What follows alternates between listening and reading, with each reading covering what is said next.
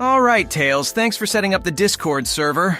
I figured we could just use this so everyone could stay in contact. Don't mention it, Sonic. But you're right, this app is really convenient, and we probably should have used this earlier instead of radios and outdated stuff. Yeah, that was really dumb. I don't know why we did that shit, but whatever. Anyways, why did you want me to join VC? Well, while we wait for the next adventure that Sega craps out of its corporate anus, I figured we could just make content together to pass the time. Oh, that's not a bad idea, actually.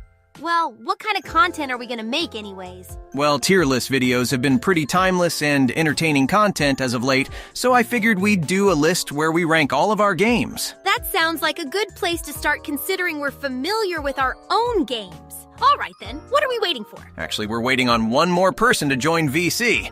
Then we can start this properly. I figured 3 people's opinions would be enough. Oh, someone else is joining? Who is it? Hey, speak of the devil. What's good, Nux? What's up, guys? Damn, this shit is way less boring than watching that dumbass Greenstone all damn day. Oh shit, it's Knuckles? I didn't think you'd be joining a VC anytime soon. How are you doing? I'm doing just fine, but wait a damn second. Isn't the age limit for Discord like 13? What the fuck are you doing here, Tails? Well, Tails was able to set up the server and bots and stuff, so just, don't snitch, Nux. Oh, that's cool. I wasn't going to tell anyways. Your secret is safe with me. Thanks, Big Red. I appreciate it. Anyways, are we gonna start this, Sonic? Yeah, let's do this. I've been entertainment starved for like a week. Alright then, let me pull up the tier list. And for the record, we aren't doing fan games or any of that. Just officially licensed Sonic games. Maybe if this video does well, then we could do a list with the most popular fan games, though. I haven't played many fan games, but that sounds like fun too. Alright, I got the tier list up. And of course, what better game to start with than the original Sonic the Hedgehog? This game kickstarted the franchise. It was one of the most influential games in the market back then. Hold on just a second. This game is deserving of respect for sure, but the package overall is kind of mid. Wait, The mid? package is mid? Dude, I know the game is old, but it's still fun. The only good zones in this game are Green Hill Zone and Starlight Zone. Everything else is either mid or worse. Oh, come on, I don't think Spring Yard Zone is that bad. Labyrinth Zone, Sonic! Fucking Labyrinth Zone! God, I'm glad I wasn't in this game. Actually, I think I'm siding more with Knuckles on this one. Most of the stages in this game don't really promote speed and aren't very fun to play. Still, I think we should give the very first game at least a B tier. Alright, fine. I guess I can live with that. Luckily, things only get better for the Genesis games. Yeah, B tier works for me. Anyways, what's next? Next up is the 8-bit Sonic one. Okay, this version of Sonic 1 was mid. I can agree with that. Yeah, the screen crunch and minimized mechanics make this an extremely inferior version of the classic title. I agree that it isn't that great, but I don't think it's bad either. The screen crunch on Master System is way better anyways.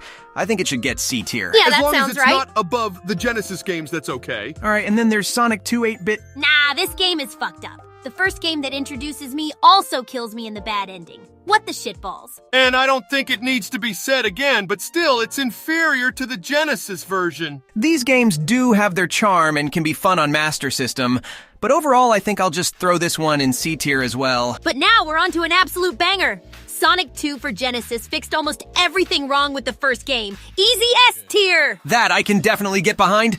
This game added so many staples to the franchise, like the Spin Dash. And most of the zones are actually fun. Emerald Hill Chemical Plant, Casino Night, most of them are bangers. Although some of the levels are a bit ass, especially Metropolis Zone. Holy fuck, that level is just cruel. But how could we forget that I was properly introduced in this game? It was so cool seeing me run around in 16-bit. This game is S tier. Not as good as Sonic 3, though. Shut up, Nux. I didn't say it was. Alright, cool it, you two. I'm dropping 2 in S tier, and we're moving on to the Sega Sonic arcade game. Hello, guys? I never played it. Yeah, same. I honestly forgot that existed. Oh, shit. I never played it either.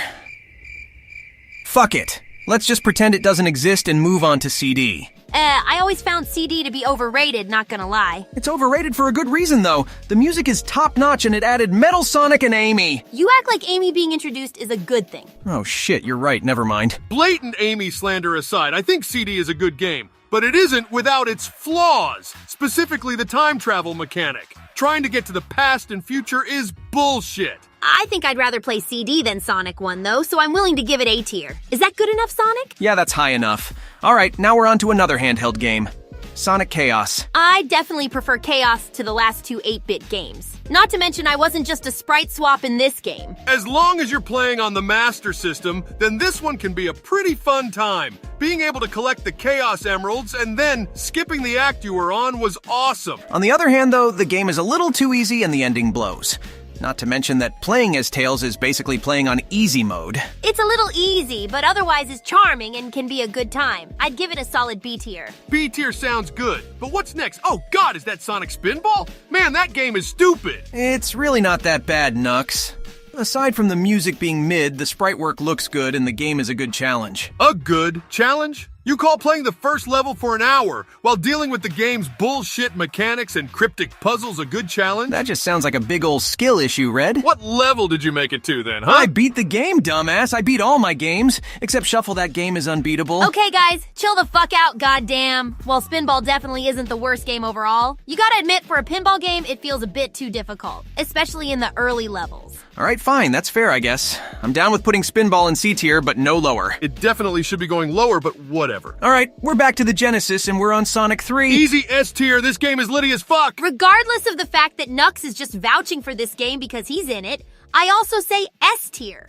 This game was super fun, and got even better when Sonic and Knuckles came out. Most of the zones are super fun, and the Blue Sphere special stages were fun to beat as well, not to mention the music. Holy shit, the Michael Jackson tracks were fire.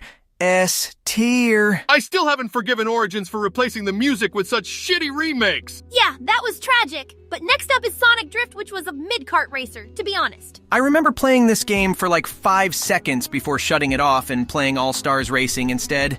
It's mid and going into D tier. And I'll just throw Drift 2 in there as well, since it's basically the same. But next up is Sonic and Knuckles, another S tier. Hold on there, Red. Sonic and Knuckles on its own isn't nearly as good as 3. Stop being biased just because your name is in the title. Shut up, little bro. This game's zones were just as fire as 3's zones. Not to mention my boss fight and Mecha Sonic. Sorry I gotta side with Tails on this one, Nux. This game is still great, and it's the only one to have Hypersonic, which was peak. But otherwise, it isn't as solid as 3 on its own. Fine then. Can we at least settle for A tier? Yeah, A tier is fine. It's still a good game. But then, Sega decided to do the best thing ever. Here we go. They decided to make it so you could merge 3 and Knuckles into 1 to form the ultimate adventure. Oh yeah, peak incoming! 3 and Knuckles is S tier without question. No arguments here. This is arguably the best Sonic game of all time, and most people would pick it as their favorite. Hell yeah! This game was such a good send-off for the Genesis games. Too bad it all went downhill from here. Shut up, Nux, don't be like that. There's obviously still lots of good content after. But anyways, now we're on to Triple Trouble, which is the best 8-bit game in my opinion. I agree that it's good, but the only problem is that it didn't get ported to Master System. So we're stuck with the screen crunch. Yeah, I think this game could maybe have gotten A tier if it got an MA port. But right now, I think it should go in B with Chaos. Fine with me. Next up is Knuckles Easy S tier, bro. Holy fuck. This game is without question the best Sonic game on the market behind Sonic and Knuckles. The mechanics, added characters, bosses, music, everything is amazing. This game is near flawless and definitely deserves to be crowned an S tier. Nux, stop capping, bro. Give it the S tier, bitch! Holy shit, take a chill pill. I'm gonna be real here, you're tweaking if you think Chaotix is S tier, man. The controls weren't that good, and it's only really fun when you play it in multiplayer. Yeah, I gotta agree with Tails. The Chaotix were cool, and the music slapped like always, but other than that, it wasn't fun, bro. Gotta say, B tier at best. Way too low, but whatever. Real ones know where Chaotix goes. And this isn't about the fact that this was the last game with your name on it, right? I don't know what you're talking about, kid. Anyways, what's up next? Next up is Labyrinth, and I just want to say that even for Game Gear standards, this game wasn't too good. I mean, this game was literally classified as the slow Sonic game. Did they forget that I literally only do the exact fucking opposite of that? Yeah, this game is fucking awful. It's literally just a shitty version of 3D Blast. Shitty controls, shitty level design, and shitty keys to find. While I personally find the challenge to be decent, I can see why this game is disliked. If you want to play a Sonic game like this, play 3D Blast. And with that, I'm throwing it into F tier. Oh look, and from one garbage game to another, we got Sonic Blast. Ew, this game is just disgusting. My sprite is so fucking ugly. Yeah, Blast aged really, really bad. It looks really muddy, and the gameplay is too slow. There's no reason to go back to this aside from sheer curiosity for when you get Sonic Origins Plus. While I don't think it's as unfun as Labyrinth, it's clear that this game is pretty shit. I'm fine with giving it D tier. No objections here. Let's move on to the actual Blast game. This game is good in terms of side games. The soundtrack slaps and the speed is a lot better than the shit show that Labyrinth was. Gotta say though, it got a little boring doing fetch quests over and over again. Not to mention, I felt a little floaty in this game. Way better than Labyrinth though, so I'd say B tier. B tier works. It was a pretty decent send-off to the Genesis games. Rest in peace, sweet Janice. You'll always be missed. Hey, you good, Nux? Sorry, I'm just grieving over the times when we actually put out good games consistently. Bitch, stop being so negative. I'm looking at the list and we still have tons of bangers left. Speaking of bangers, we got Sonic the Fighters. This should get at least an A. Fighters? You mean that jank-filled attempt at a quote-unquote fighting game? That shit goes in C tier? Nah, you don't understand, Red. Sure, it's a little janky, but nothing beats playing with your friends in multiplayer. That's when it gets real fun. I agree with Sonic. Whenever we feel like trying this game again, multiplayer is where it's at. The added characters like Bean and Bark are also staples. Bean and Bark, those guys. You think those dudes are at the top of Sega's list of staple characters? That's dumb as shit. Hey, don't talk shit about our homies like that. Look, just to get this over with, I'll compromise with B tier. Oh, god damn it. Sonic R really ticked me off back then. Even multiplayer can't save this game. I'm actually kind of surprised you don't like this one, little bro. I don't think it's perfect, but I think there's some charm with it being the only on-foot racing game we have. There's not enough content for me. Sure, the music slaps harder than that one time I beat the fuck out of Egghead, and it can be fun if you get good, but that's it. The new characters were mid too. Who the hell thought of Metal Knuckles and Tails doll? Oh god, don't even get me started with that creepy-ass doll. Nah, screw it. I'm with Knuckles on C tier. Damn, I guess I'm outvoted then. But now we're on an actual banger. Sonic Adventure is an easy S tier. Oh, for sure, S tier. Multiple characters with different playstyles. A soundtrack that unsurprisingly slaps. Tons of collectibles and replayability. There's no way it's anywhere lower than S. You know I gotta agree with you both. While some things like the cutscenes haven't aged well, I'll still boot up this game on Steam every now and then and have a good time. Even if Big's story gives me PTSD whenever I even think about it. Speaking of Big, did we invite him to the server too? Sonic! I'm not even sure that fat ass knows what Discord is! Have you seen the way he just stares off into the distance? That dude is living in another planet, I swear. Let's just not tell him about it then. Anyways, next is Pocket Adventure. And I'm gonna be honest, even I forgot this one existed. From what I remember playing, it's just a standard 2D game with decent level design and music. Don't know why this game of all our games scored a 10 on IGN, but whatever. IGN are a bunch of fakes who don't even play the games they review. And as for this game, yeah, I don't give a shit. Just put it in B or whatever. Fair enough, I guess. Next is Sonic Shuffle, and oh god, this game is straight donkey dick. I'd rather cut both tails off than play this Mario Party ripoff. The CPU's cheat in the game is too slow and boring. F tier, please, and thank you. I'd rather recreate the events of Sonic 3 than play this steaming pile of dog shit. It goes into the depths of the list. Even F tier is too good for it. Glad we all share the same opinion for this mistake. Anyways, we got a goated game again. Sonic Adventure 2. You know what? I'm gonna say it. Adventure 1 is better. Whoa, what did he say? The hell are you smoking, Red? This better be good. You two chuckle fucks need to hear me out. I'll give it that the speed stages are good. Really good, actually. Some of the best levels in the entire franchise. But mech shooting is mid, and treasure hunting is even worse than Adventure 1. That's 2/3 of the game that's mid. But the multiple sides to the story, not to mention the story in general. It's one of the most Sonic-feeling Sonic games ever. Don't forget about the based as fuck Chow Garden. You guys are focusing on the side shit. The gameplay comes first and foremost, and when 2/3 of the game is mid compared to Adventure 1, where only one gameplay style was mid, I think the first one takes it. You know what, Knucklehead? You somehow managed to convince me, but I still think the story of Adventure 2 can't be overlooked and should give it A tier. I can settle for A tier. People might hate us for it, but screw it. A tier. Next up on our list is Sonic Advance. Man, I love the Advance trilogy. They're all reminiscent of the classic 2D games while adding their own modern take on things. I gotta agree with that. While Advance 1 isn't the best one in the trilogy, it still holds up fairly well and offers a good time. Aside from all the bottomless pits in this game, it sure is my comfort Sonic game. I'd give it a solid A tier. Agreed. And now onto Advance 2, which I think we can all agree is easily the superior Advance game. I actually really like exploring for the special rings in each level, not to mention switching it up with different characters made the game more replayable. Oh yeah, destroying the bosses as cream and cheese was Metal as fuck, haha! I say if we gave Advance 1 A tier, then Advance 2 should get S. Sounds good to me. Next up is Pinball Party.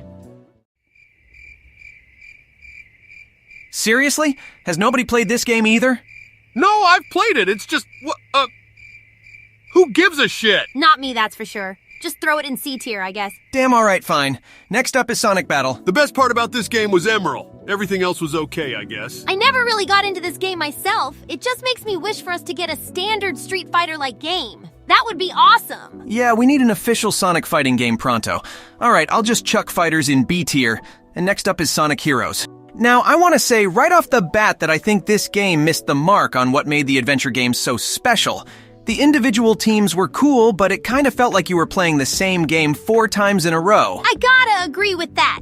Heroes isn't a bad game, but it's flawed in how the game is played. Although to sing its praises, the music is once again amazing, and the reintroduction of the Chaotix was amazing at the time. Oh, yeah. I remember when that happened. Vector went apeshit and nearly crushed Charmy. That stupid bee would have gotten what he deserved. Geez, Nux, stop being such a menace. I don't care. We aren't on set, bitch. I can say whatever the fuck I want. All right, chill out, bro. Let's just go through a couple more games and then save it for another episode. I'd say we can put Heroes in A tier. Works for me then.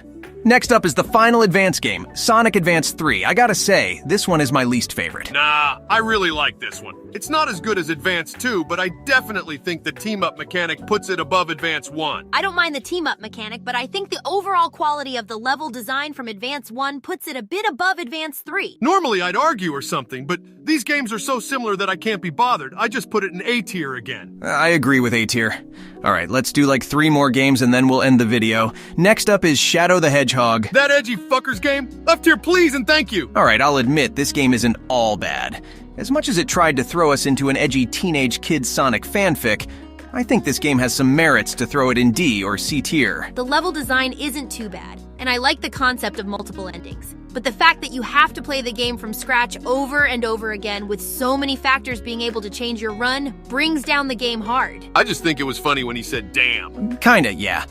But I'm just gonna give this game a D tier. Hopefully Shadow doesn't see this and come to kick my ass. Well, next up is Sonic Rush. Man, I really love this game. It started the DS era of Sonic spin-offs strong. I gotta side with Tails on that one. The boost gauge was introduced really well and the level design was tight. Not to mention Blaze was a cool character. I never finished this game, but from what I played, it was decent. I'll lend the wheel to you guys, though. I'd honestly say S tier, to be honest. For a Sonic game, it's really good. For a non-main series game, it's outstanding. It doesn't get much better than this. Looks like it's settled then. S tier for Sonic Rush.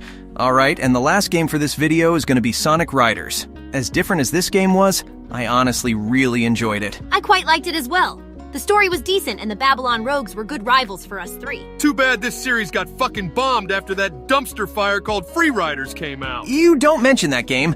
I'm thinking A tier for Riders 1 solely because Zero Gravity is kind of the superior version. A tier sounds good to Yeah, end I it. think that's right. Alright, and that does it for now. I gotta admit, this was a lot more fun than I thought. Yeah, I'm definitely down to do this more often with you guys. Maybe we can do tier lists on other things in the future, like other games and real life stuff. Yeah, I'm totally down for that, as long as nobody barges in the VC and tries to ruin the fun. Well, well, well. If it isn't the worst creature on the planet, Sonic the Hedgehog. Oh, god damn it, who invited this asshole? Tails, did you invite Eggman, really? I swear to God I didn't. I think he hacked his way in. You would be right, you two-tailed freak. Having an IQ of 300 works wonders for many things. That includes hacking into Discord servers. Well, fuck this then, I'm out of here. I gotta go work on the tornado anyways. Bye. Fuck you, fat ass! It's not over yet, you little rodents. I'll be back. Damn Sonic, the new channel is looking goated! Good work on the banner and icons and stuff! Yeah, I totally agree. Nice work, big bro. It wasn't too hard, to be honest. Just an hour or so in Photoshop and all that good jazz. Thanks anyways, guys. This channel is gonna be fire! Speaking of which, we should probably finish up our tier list, right? It's been a bit since we started it. Actually, yeah, you've got a point. We should probably finish it up.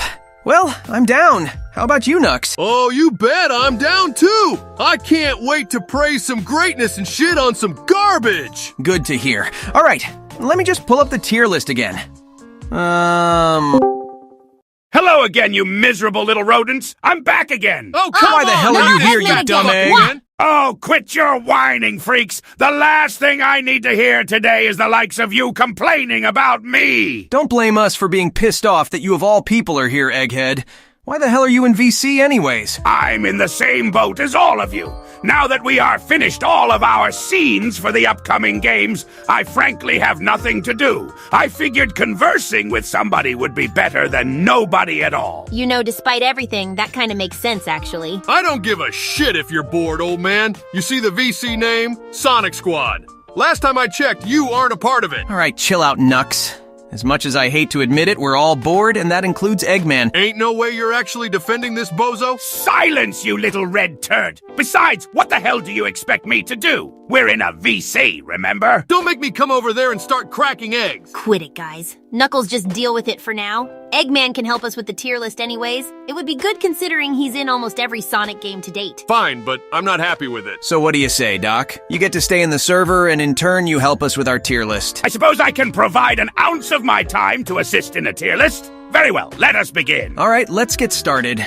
And for everyone tuning in, this is the second half of the tier list, so make sure to watch part 1 if you haven't already. A link will be in the description for you to watch part 1. Just make sure to come back after you finish it. All right, let's start already, bitches. All right, I got the list already. First up on our list is none other than... Ah! Oh god, no, the horror, the Vietnam flashbacks. Every time I see that icon, it sends me back to the Dark Ages. Sonic, you better put that garbage in the F tier right this second, or else I might do something really drastic. Okay, guys, hear me out. It isn't that bad. You must be tweaking, bitch. Okay, it's bad. Like, really bad, but I don't think it's exactly F tier bad. The game could have been good if it was just given more time. But the gameplay is awful. The story is just cringe, and I can't see any reason to revisit the game outside of morbid curiosity. Not to mention my design, I look absolutely putrid. It takes a lot to ruin an image as handsome as mine. That is extreme cap, but whatever you say, look, as long as 06 doesn't get any higher than a D, I'm happy. All right, D tier works.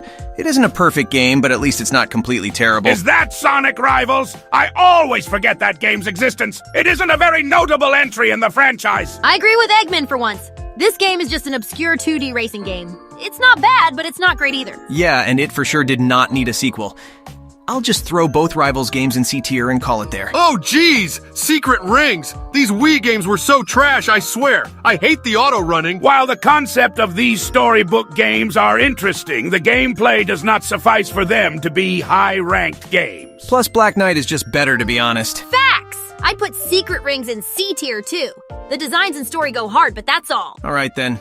What do we all think about Rush Adventure? While I personally find it inferior to the first Rush game, I still think it is a worthy successor regardless. I never really played this one, but I'm sure it's pretty good.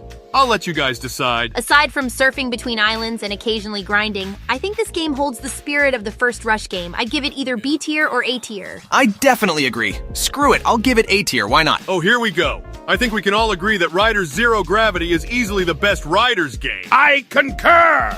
The story was improved on and the gameplay was of similar quality. Plus, anyone can agree that it is better than the game that came after. Oh god, we'll deal with that piece of shit when we get there.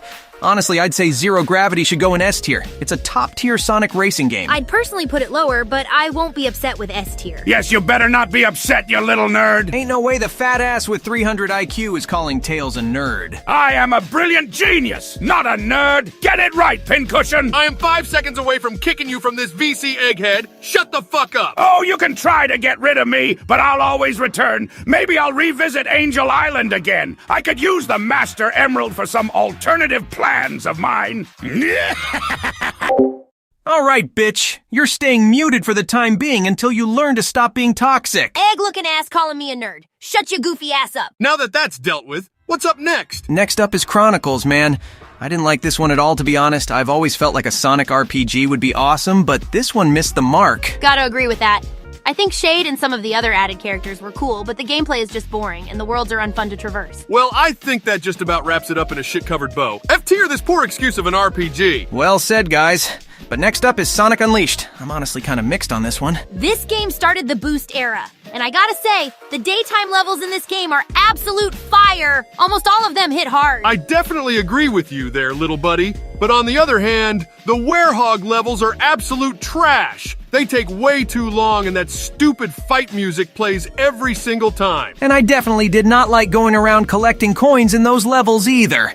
Dang, this is a tough one to rank. Personally, I'd go A tier. The boost levels carry the game hard, but the werehog levels and need to backtrack bring it down quite a bit. Yeah, that sounds right. I'll go A tier too. All right, then A tier it is. Also, should we unmute Eggman now? Yeah, we should probably give him a chance. Maybe he's cooled off now. All right, fine, but I'm gonna talk to him. Hey, you old dickface. Talk to me or anyone else in this VC like that again and you're gonna get banned. You got that? Good, Mobius. Fine, you simple-minded echidna. If it will keep me here, then I promise to stop hurting your very fragile and limp feelings. That's basically as good of an apology as we're gonna get from Eggman. Anyways, now we're on to Black Knight. This is definitely the better storybook game, but only by a little. The controls are still kind of wonky, and the game still isn't exactly fun to play. It mostly came down to swinging your sword around like a buffoon. It definitely was not engaging, to say the least. Although I gotta say, that sword was awesome. And the armor I got to wear was sweet too. Don't forget my design. My drip went hard in that game. Damn right it did. Alright, I'll drop Black Knight in B tier, and we can move on to All-Stars Racing. So why did we drive cars instead of running on foot? Because those cars were badass. Duh. Also, we gotta make it fair for everyone who can't run fast anyways. It was so awesome to get to meet all our fellow Sega friends again. It had been so long. Although this game is definitely a clone of a certain franchise that shall not be named, I believe it is a decent entry and deserved B tier. Alright then, next up is Sonic 4. This game is pretty mid, not gonna lie. Definitely mid. How dare this game try to disguise itself as a sequel to one of the best games of all time? Instant F tier. Alright, I wouldn't go that low. Episode 1 is definitely mid, although Episode 2 offers a bit more by adding things such as Metal Sonic and myself, of course. They are still fake classic games and should be ranked lower. Alright, chill out, Egghead. I'll put Episode 1 in D tier and Episode 2 in C tier. Next is...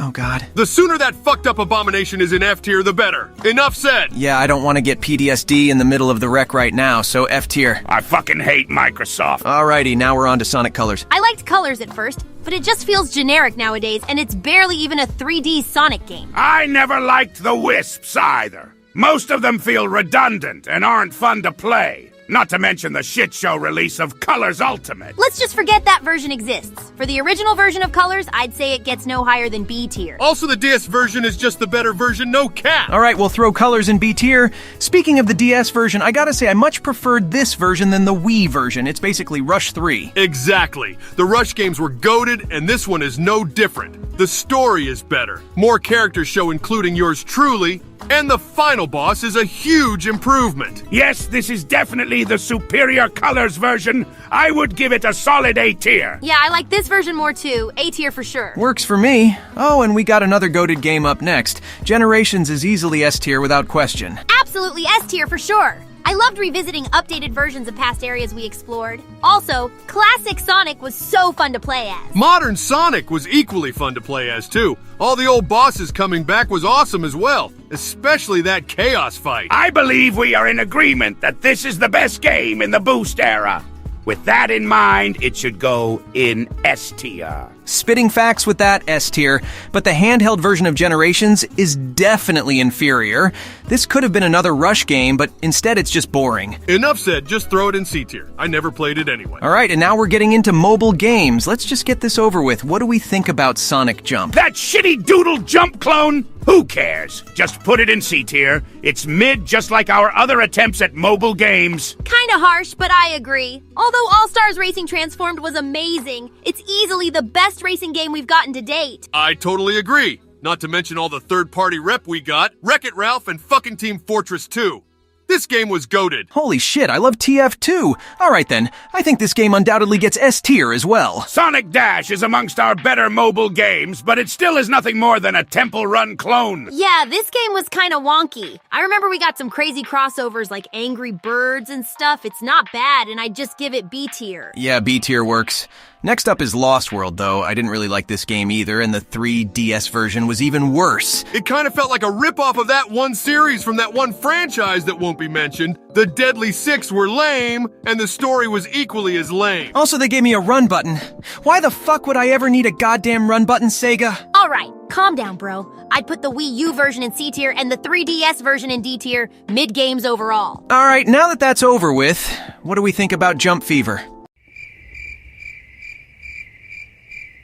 Point taken. C tier it is. Next up is Sonic Boom. Nope! There is no way in hell I'm doing this again. F tier both of these games right now. Rise of Lyric and Shattered Crystal both missed the mark and forgot what makes a Sonic game so unique. They're just shitty attempts at rebranding. F tier. Also, they made me a complete dumbass. My IQ is 11, not 10. Get it right, Sega. And our designs in general were all so shitty? Yeah, screw it, F tier for both. Next up is Sonic Runners, another mobile game. You can't even play this game anymore.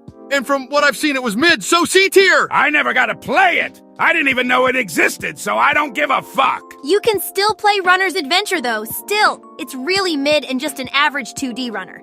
C tier for both, honestly. Yeah, that works. I just want to get these mobile games over with. Next is Dash 2, which for some fucking reason was themed after Boom. This one was just as generic as the first Dash, but it does in C tier due to being tied in with Boom. Disgusting! Alright, chill out, Egghead. We just have one more Boom game to go, and that's Fire and Ice. You know, somehow this one wasn't as shitty as the other console Boom games. The pacing was a bit better and some parts were fun to play. I'd bump this to D tier. Yeah, I agree with Knuckles. For the last Boom game, it at least was a bit of an improvement. Although I despise Boom, I can agree with that. D tier it is then. Thankfully, an absolute banger came out after all this Boom shit, none other than Sonic Mania. Oh, hell yeah! You S tier that shit right now. An absolutely glorious return for the classic era with amazing graphics and music. A top-tier game. Not to mention, if we put this game any lower, we'll probably get absolutely demolished in the comments. So, yeah, S tier. Well, that was quick and easy. Thank you so much, Headcanon. But on the complete opposite side is Sonic Forces. Damn, this game was such a letdown. I never enjoyed it.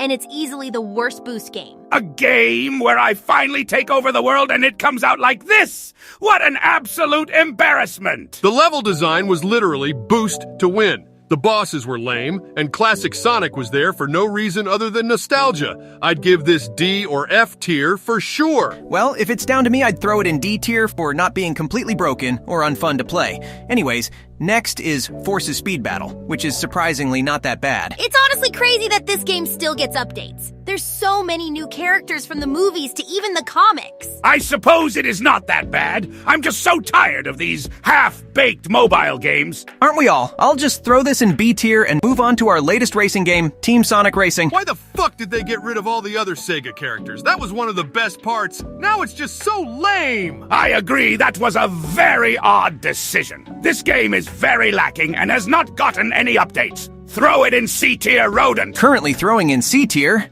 And now we're on to the final game on the list and our latest adventure as of this video, Sonic Frontiers. God, I really like this game. It was a new idea pulled off, right? And it makes me really hopeful for the future of our franchise. I very much appreciated the more serious tone of this game. I also found the open world very satisfying to roam around in and complete objectives. And those supersonic boss fights, man. Those were so damn badass. The music went way too fucking hard for those segments. And to top it all off, we're getting more DLC and story later this year, including more playable characters. Oh, hell yeah. I'm so excited to be playable again. Well, with all that said, I honestly think we should end this off with an S tier, guys. That is fine with me. A nice end to this whole tier list. Alrighty then, Frontiers gets the S tier. And that's all she wrote, folks. Wow, this was honestly a lot of fun. Looking at the list, we still have a ton of bangers on our catalog. I guess sometimes we let the negative aspects of our franchise overshadow the genuinely fun games we have. I really had a lot of fun with this list. Thanks for inviting me, guys. Eggman, are you gonna say something? Where in the actual fuck is Mean Bean Machine? Did you rodents remove it from this list? Wait, what? No, we didn't even make the list, dude. Quiet, fool! I'm going to take over the world in retaliation for this disrespect once and for all! Should we do something about that? Nah, don't worry, you two. I'll be able to take care of him by myself. Thanks for joining the vid, though. No problem, big bro. We'll see you around. Yeah, see you later, homie. Peace, y'all. Up, over, and gone. Well, what do you want to do now, Tails? Want to play some Minecraft, Nux? Oh, hell yeah! Minecraft is goated! I heard that you two were gonna play some Minecraft. How the hell did you find that out? We just said that. That's not important. Do you have room for one more? Yeah, I guess you can join if you want to, Shadow. Sonic's gone right now, so we could use one more. It's settled then. Let's get that damn Ender Dragon. I'm gonna be real here. I think Eggman is lacking nowadays. When I was out chasing him a few days ago, he straight up fell out of his mech. Dude needs to eat a salad. The disrespect is actually insane. Yeah, you didn't need to do him like that. Whatever, he brought it on himself. Anyways, what did you guys end up doing while I was out? Oh, we started up a Minecraft world and totally destroyed it. That Ender Dragon stood no chance. Damn right it didn't. And you already know I got stacks upon stacks of diamonds. I'm a goated miner. Oh man, you guys played MC without me? Now I wish I didn't bother with Egghead. You really should have been there, Sonic. I built us an awesome house and Knuckles got us stacked with loot. Not to mention the crazy iron farm that Shadow made. Wait, the crazy iron farm that who made? The crazy iron farm that I, Shadow the Hedgehog, the ultimate life form, made. As I am the most knowledgeable Minecraft player in this server, it only makes sense that I would make it faker. You know, maybe we should have stuck to radios for communication because right now I regret having ears. Yo, what the hell, Shadow? Do you just detect whenever someone says the word Minecraft? Because this has happened twice now. Call it a sixth sense. I just can't resist talking about my favorite game whenever it is mentioned. Wait, your favorite game isn't the game with your name on the cover? I can admit when a game is mid. That includes my game. Don't think I didn't see where you put it in the tier list, though. Oh, cry about it, Shad. You're lucky we just gave it D. Even if it sucks the D. For your sake, I'm gonna pretend I didn't hear that, faker. Keep coping, you hot sauce head. Annoying blue moron. Dumb ripoff that gets no bitches. You're lucky I don't chaos control your ass. Ladies, save the making out for later. Hey, yo, shut the fuck up, Nux. Damn, the hell did I do? All right, all of you just calm down. We're all here, so why don't we pass the time by making another tier list? I guess you're right. Sorry for getting a little heated there. Well, what list should we do this time? I think we should branch out from our franchise this time around. All this Minecraft talks got me in a Minecraft mood, so why don't we make a tier list around that? That sounds entertaining, but what should we base it on? Blocks? Food? Mobs? There's a lot to do. Hear me out, guys. I just got a great idea for this. All right, let's hear it, Nux. Yeah, what you got for us? We should absolutely rank Minecraft minigames. I've barely seen anybody do that. Knuckles has a good idea for once. I would not mind ranking minigames. Yeah, that sounds fun, to be honest. We can get some classics and new games in here, too. Obviously, we cannot do every single minigame out there, though. That would take literal days. Agreed. We'll do a couple of the most popular ones for this video, although if people want to see more, then we can definitely make a part 2. So, make sure to absolutely crush that like button to tiny pieces, and we'll make that part 2 for y'all. Oh, and before we forget, thanks a bunch, everyone, for 1,000 subscribers. That's absolutely crazy. Totally crazy. But with that said, I've got the tier list ready and raring to go. Everyone ready? Yeah, let's start this shit right now before I die or something edgy like that. All right then, first up on our list is one of the most popular minigames ever, Sky Wars. We're starting with an all-time banger, I see. Sky Wars is a very good minigame that involves lots of skill and strategy. Taking the concept of Skyblock and making it a PvT minigame was genius. I'm definitely siding with Shadow on this one. You can't forget the amount of custom modes for Sky Wars like Insane and Mega modes. Also, the tons of different maps make every game unique. I hate Sky Wars. There's so many cheaters and sweats. It makes the game so frustrating. Skill issue. I know your blue ass ain't talking. I always have to carry you every game of Sky Wars and Bed Wars, faker. That's cap, and you know it. Anyways, I think Sky Wars should get an instant S tier. If you're a tryhard, then I guess it's an S. Don't pay him attention, just throw it in S tier, Sonic. Starting off with a strong S tier then. All right, next up is Build Battle. Dang, Build Battle is really fun too. It basically tests your creativity as a builder and challenges you to make the best standout builds you can. That or somebody makes a build so incredibly stupid and low effort that a bunch of 9-year-olds think it's funny and vote for it. Disgusting. Sounds like you have some PTSD or something. You have no idea, man. Regardless, I think BB can be pretty fun, but a lot of stuff feels out of your control with the game. Mainly voting, I don't really like that. I'm just really shit at building. I usually just put a dick or something, haha. How you of all people managed to become the guardian of one of the most powerful stones in existence is beyond me. Don't talk shit about me and the Master Emerald Edge Boy. All right, chill out, guys. We'll just put Build Battle in B tier for now, since we seem pretty mixed on it overall. Yeah, that works. Next up is an absolute classic, Spleef. I gotta say, even though Spleef is really simple, it still holds up even today. I think Spleef is boring. All you do is play with a little shovel and dig up snow. I want to beat the shit out of noobs. Minecraft isn't all about PvP, Knuckles. I think Spleef is a solid legacy game that I'll play from time to time. It isn't a favorite of mine, but I can enjoy it and respect its legacy. I believe Spleef gets a solid A tier. Yeah, that's a good take. I'll throw it in A tier. Here's another PvP minigame, The walls! Thank God a certain orange Oompa Loompa isn't here right now. Wait, who? Don't worry about it, Faker. Anyways, The Walls is a fairly decent minigame that revolves around getting resources and tools before the walls drop. Pretty basic stuff. I like this one. It lets you do a little bit of vanilla Minecraft before duking it out to the death with the boys. It's pretty okay. I usually prefer other games, but I don't mind it. I think it's pretty okay too.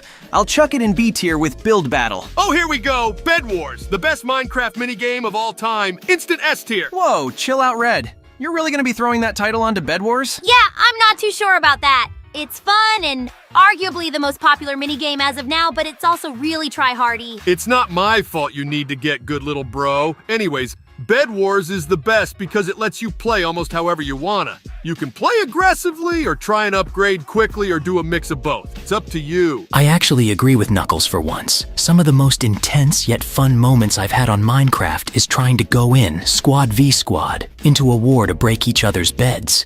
It's basically Sky Wars, but somehow even better. It also has tons of different maps to play on, as well as custom rules. It's everything a unique PvP experience in Minecraft should be. You know what? I think I can go with S tier. Maybe it's not the greatest of all time, but Bed Wars definitely made its mark as one of the best minigames out there. All right, I can live with that statement. But next is one of my personal favorites. Murder Mystery. See, it makes sense, because Tails is the smart one. I'm gonna ignore that, Nux. But Murder Mystery is amazing because you really have to think as the bystanders, while also needing to strategize well if you're the killer. Yeah, I get that for sure. It's actually kind of stressful sometimes whenever I get Murderer. There's an Among Us joke in all of this to be made here, but I'm not gonna do the obvious joke. Regardless, I think Murder Mystery should either get B or A tier. Let's go for A tier. All right, since you really want this, I'll throw it in A tier for you, buddy. Let's go, epic win. Oh, Block Hunt, that's the hide-and-seek game where you disguise as a block, right? Yeah, that's right. Sometimes you can even disguise as mobs and stuff too. I think it's a solid game. I agree with Faker as to this being a good minigame. However, I definitely prefer hiding. Playing as a seeker can be pretty damn tedious. Yeah, I second that. There's a lot less tension when you're seeking, but when you pull off clutch moments as a hider, boy, is that satisfying. I think this is another A tier. Sure thing, another A tier game. Now it's on to another absolute classic, being survival games. I freaking love this game, it's so fun. Oh, hell yeah! The pioneer of PvP Minecraft minigames. I always got absolutely insane dubs back in 2014. This is another S tier for sure. You realize that not every PvP game is an instant S tier, right, Nux? Yeah, but it sure does help the game's case, bitch. As much as I respect SG's legacy and impact on the Minecraft scene, I don't find it very interesting anymore.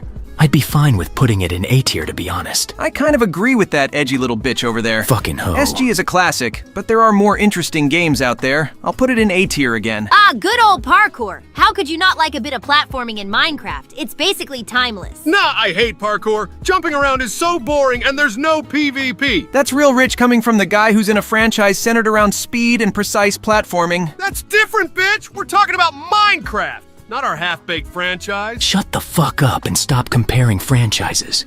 I, for one, like parkour because of how much it has influenced the MC scene as a whole. There's so many parkour maps and challenges. Way too many, to be honest. Yeah, I agree. So much unique and fun stuff has come from parkour. I can't see it being anywhere other than S tier. Way, way too high. Speaking of which, literally everything is above B tier. Are there even any bad minigames? I see a mid one right there. Trouble in Minville. That game is just murder, but bad. I've never played that one. What do you do in it? You run around a map and get weapons while trying not to die to the traitors. The problem is that anyone can kill anybody, so there's just so much random killing. Yeah, that always annoyed me too. I'd usually just play this game once or twice out of boredom, and then never play it again for like 6 months. I'd be okay with giving it D tier. Yes, D tier works well. We can't go a tier list without at least one mid. All right, second to last on our list is UHC. This was such a good idea for a minigame, but the only problem is that it can take literal hours. Yeah, that's true. But it can be fun to just run around and play a harder version of hardcore for a bit. Not to mention the custom crafting recipes that a lot of servers add. It's pretty damn hard to keep your health up, but that's just part of the challenge. It isn't my favorite PvP game, but it isn't bad for sure. I'd go A tier again for the millionth time. I agree with Knuckles for A tier. Now what's last on our list, Faker? Last up is one that not a lot of people talk about nowadays.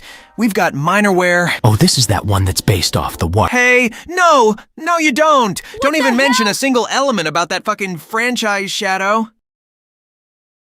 Where the heck did the music go? Holy shit, Sonic. You still have a sore spot for that damn plumber and his franchise, huh? I don't want to talk about it, dude. Let's just finish this last ranking. Minorware is pretty solid overall, in my opinion. Yeah, I agree with you, bro. The randomness offers a lot of replayability. And since the game is so quick, it's easy to play lots of rounds in one sitting. I haven't played it too much, but it was okay from what I did play. I'd give it B tier. All right, that settles it. This was a pretty good list, all things considered, even though most of the games are in B or higher. I enjoyed this thoroughly. Even though you are insufferable sometimes, I'm glad to have participated. We all should definitely play Minecraft again sometimes too. I second that. We should actually record some games also. Don't worry, I definitely have some ideas for what to record. And if anybody has any suggestions for games to play, let us know in the comments. I'm definitely gonna kick your ass, you blue bitch. Don't forget about me, I'm totally in it to win it. Oh, it's totally on you two. I ain't gonna go easy on either of you. What the hell, you guys? Oh, God damn it. Why was I invited later than so many of us? Oh Lord, the pink I was one is talking here. to Cream and Sticks, and they said they got an invite to a Discord server like a month ago. What's up with that? I gotta wash my emerald. Bye. And, I'm having an inconsistent character arc again. Damn. Look, Ames, it's nothing personal. We weren't sure if you would want to join since it gets real hectic in here, you feel? You should have at least told me. You know what? Fine. I'll accept this if I get to pick the next tier list we do. Sound fair? Fine, whatever that works, I guess. I gotta run. See ya. Make sure to subscribe, everyone. Have a wonderful day. Welp, it's time, little bro. It's time to do another tier list for this craptastic channel we've created. How are you feeling, buddy? Honestly, after that dope game of life win I got a few weeks ago, I'm feeling good. I'm mainly just curious as to what Amy picked for her tier list topic. Aren't we all, buddy? Welp, hopefully it isn't some boring stuff like a best shopping malls tier list or whatever the heck. Actually, I DM'd Amy a few days ago. She said it was something to do with video games. I wanted to ask her more, but she just said no spoilers. I don't know what she has up her non-existent sleeves. Huh, alright then. Maybe it's just more Sega games or whatever. Speaking of Sega, where the heck is Nux? I don't know. Last time I heard him was when he mumbled some satanic stuff or whatever and then dipped. I wonder if he's gonna show. Oh, speak of the red echidna devil. Oh, howdy there, Mr. King of Life. What you doing around these parts? Being a king at everything, hmm? No, I'm not, to be frank. Look, you guys, I'm sorry for being a little obnoxious and annoying during our Game of Life recording. I was really excited to finally record a Let's Play and got over my head. Can we be cool again, please? Don't sweat it, Nux. It's fine to be competitive in games with your buds. We're totally still cool. Yeah, same goes for me. It ain't the Sonic Squad without our resident knucklehead. Thanks, guys. That means more than you know. So, are we just waiting on little Rosie at this point? Yeah, pretty much. We'll know what she's cooking up soon. The anticipation is killing me. Well, I'm sure she'll conveniently show up any second now. I said any second now. I said any second now! Fine then, I give up. Maybe she isn't coming after all. Are you fucking kidding me right now? Well, that sure was funny, not gonna lie. Anyways, Ames, you ready to finally reveal your very long-awaited tier list? Yeah, seriously, the mystery has been kinda killing me, bro. Well, I'm glad y'all are hyped for today's topic, but I still gotta keep it a surprise. I'm still waiting for our extra special guest to arrive. Wait a sec, another special guest? Nani? Who's Nani? You aren't cultured, Amy. Why did bro sound like Omni-Man for a second there? Is he gonna be our extra special guest? If so, count me out. Hell no. I'm not inviting some genocidal maniac to this VC. The guest in question is actually quite the hero from a well-respected video game franchise. Ooh, quite the hero, huh? Is it Link? Nope. Is it Sora? Nada. Is it Glover from the hit video game Glover for the Nintendo 64? No, and also what the fuck, Nux? Well, I give up. Come on, guys. You all know this guy. He's practically the face of gaming himself. A true icon that needs no introduction.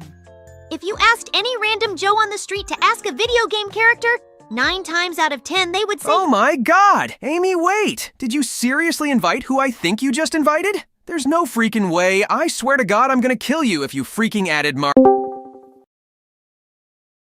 It's me, Mario!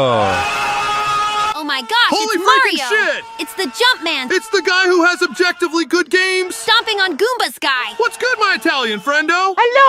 Ames, I can't believe you. How on earth could you betray us like this? Oh, stop being so damn dramatic, Sonic. Besides, I thought you buried the hatchet with Mario years ago. Oh, please. Those Olympic Games were just used for extra profit by crossing over our series. You know they wouldn't sell otherwise. Actually, he kinda has a point. Nobody would buy that shit. Well, I for one am fine with Mario joining us. I'm assuming this means we'll be ranking his games today? You got that right, little buddy. I love those games so much, even if they used to be our competition. I'm still very much uncomfortable and not okay with this. Something tells me that you're just jealous Nintendo actually gives their mascot good games. I'm not frickin' jealous, Knucklehead. Whatever, I don't care. Let's just do this. Let's get this started, finally! Yippee! I'm so excited. Let's go. Okay, hold the phone. Mario, you know you don't have to use that accent you use in your games here, right? You know you can use your regular damn voice? Okie dokie. Sorry, I think I had a big meatball stuck in my throat. I'm all set, paisanos. Pause. Also, why the hell do you sound like a certain celebrity that I just can't put my knuckle on? Must be a coincidence. Anyways, are you ready to rank my games, you smelly blue a hedgehog? Oh, please, if anyone here is smelly, it's you, you greasy fat plumber. Actually, Mario isn't canonically a plumber in the games anymore, Sonic. Seems that your little fox friend knows more about my history than you. That's embarrassing, Sega boy. All right, gentlemen, that's enough non-ranking talk. Pull up the tier list, Sonic. All right, fine. We're definitely only doing main series games, though, since Nintendo likes to churn out Mario games like it's crack cocaine to them. So without any further ado, let's-a go. Obligatory catchphrase aside, first up is the original Super Mario Brother blah blah blah. Insert text about how Super Mario was revolutionary for the time. Blah blah blah. How could you not adore this game? Its simple gameplay and good controls make it an absolute timeless masterpiece. You know, I hate to start this on a negative note, but I just gotta do it. This game is mid! There ain't no way you just said that about the game that practically invented gaming, you spicy meatball. I honestly kind of have to agree, unfortunately. I definitely respect the first Mario Bros, and it's not the worst game out there, but it's short, confusing at times, and its gameplay is so inferior to other later entries. I think you guys are being a bit harsh, don't you think? Amy, would you rather play this game over something like Galaxy or Odyssey or World? Oh, well, I guess not. Still, though, for legacy reasons, it should get at least C tier. I'll respect all of your opinions for now, but you're all already on thin ice with me. Well, if you're so proud of your franchise fat ass, then why don't you lead on this next one? Why don't you talk about how amazing Lost Levels is? Okay, you know, that's a low blow. Of course, that entry isn't very good. Its level design is generally too challenging and unfair. Yeah, for real. Some of the levels deadass feel like those stupid hard as fuck Mario Maker levels. And I can definitely understand why the West got a different Mario 2 due to that. I literally can't freaking beat this game whatsoever. Oh, whenever I feel like having a Mario marathon, I always skip this game and just play the US Mario 2. I can't see it being anywhere than D tier. I think you scrubs just need to get God. Amy, have you beaten the game? Nope. D tier it is. Next up is the not shitty Mario 2. This game is just plain weird. I'll admit that everybody in the West got a better deal. It takes a bit to get used to, but I like throwing shit at those damn Shy Guys instead of jumping on their heads like usual. Yeah, this game wasn't even supposed to be a Mario game, and was just reskinned. I know everybody knows that at this point, but yeah, I think it's pretty solid. Even though I like most of the later 2D entries more, I won't lie that Mario 2 is pretty good. I especially like that you can change characters. Yeah, I like that too. But Birdo, man, that thing always scared the shit out of me when I was a little knucklehead. Don't get me started on Birdo. It's a mess over at the Mushroom Kingdom some days. On that note, I think a solid B tier is in order. But now we're on to an actually good Mario game, being Super Mario 3. Easily one of the best games on NES, period. It added so many new things like the world map, an inventory, and a bunch of new power-ups. I love My the Tanuki ears. Leaf. It's so fun to fly over the whole level at times. Knuckles, you don't have any ears. Oh, yeah. But aside from that, yeah, this is the first Mario game I think is really good. Even if the Bowser fight is kinda mid. I kinda just like getting some warp whistles and then beating the game in like 20 minutes. Gotta go fast and all that shiz. Well, I'm glad that this game is getting the praise it deserves, like most of my games. But anyway, I think it should go in A or S tier. I'll be throwing it in A tier for the fact that Mario World is better. That's cap, but okay. Hold your horses, guys. First, we gotta talk about Super Mario Land for Game Boy. I thought this one was pretty good, if a bit short. Yeah, the Game Boy didn't have too much space on it, so a lot of corners had to be cut. Still, though, I think it's pretty fun, and of course it introduced Sarasa Land and Princess Daisy. I also kinda like that the flower projectile bounces all around in this one. The submarine and airship battles were also neat. That's all fun and stuff, but the game is too short. I beat it in like 40 minutes and I wasn't even going fast as usual. Anyone ever tell you to slow the fuck down, Hedgie? You know the Mushroom Kingdom is just a quick run away from me. You want me to pay you a visit, you ape-catching greaseball? Oh, come on, Sonic. I was just plumbing your pipe. Chill out. Let's throw land in B tier, why don't we? Yeah, let's. Anyways, now we're on to Super Mario World. This game is pretty goated, not gonna lie. Way better than 3. World is so amazing. How could you not love Yoshi? Or the Koopalings, or the beautiful 16-bit graphics. They're all so good. The game's way too easy this time around, though. All the challenge from 3 is gone, and the Star Road was mid in the first place. I get that Yoshi is swag, but the actual power-ups in this were mid. The Cape Feather didn't hit the same as the Tanuki Leaf, I'll give you that. Also, fighting Reznor over and over again got really old, but at least the Bowser fight was good. The music was also fantastic here, like the overworld theme is way too catchy. I don't know, I personally think World gets the S tier. Nah, shut up, bitch. 3 is definitely better. It should go in A tier at most. The hell did you call me, Knucklebrain? I ought to beat the fuck out of you like a whack-a-mole. Somebody's on their period. That's it, fucker. You're done for. Damn, I was just kidding about the period thing. I don't think that's why Amy left, Nux. You might want to watch out. Whatever. I still think World should go in a tier at most. Well, I actually agree with Sonic for once in that it should go in S tier. It's one of my favorite games of mine personally. S tier for World it is. Now, what do we think about Land 2? I think this one is a lot better and an overall upgrade compared to Land 1. Oh, it's for sure an upgrade. The level design and graphics are way better. The level themes and power-ups are more interesting and fun to play as well. Can't forget about Wario, that nasty yellow fuck nugget. It was so satisfying to kick that imposter's ass. Aside from Pokemon and stuff, this is easily one of the best Game Boy games. Period. With that being said, I don't think it holds up as well as the later entries, so it should get at most A tier. Sounds fair to me. But now it's time. We're finally moving on to the very first 3D Mario game. Oh my god, I've been waiting for this moment. Yeah, even I can't deny that this next game is an absolute masterpiece. It's really like no other. Mario 64, baby, yes, one of my all-time crowning achievements. It's perfect on almost every front. Aside from the camera controls. Oh yeah, I guess that. The fact you can go basically wherever and do almost whatever you want in this game leads to so much replayability. Each star is challenging but fair to collect. The worlds are also fantastic. I love Bomb on Battlefield. It's such a classic. The controls are great for platforming in a 3D environment. And the new moves Mario gets, like the triple jump, add so much more depth to the gameplay. And who could forget about the speedrunning community, man? That shit is hardcore, and I don't use that word lightly. It's no wonder this game had such a dedicated fan base. And I think that's enough said. S tier for Mario 64, please. Also, we gotta put it there or else we'd get crucified for real. That is definitely an accurate statement.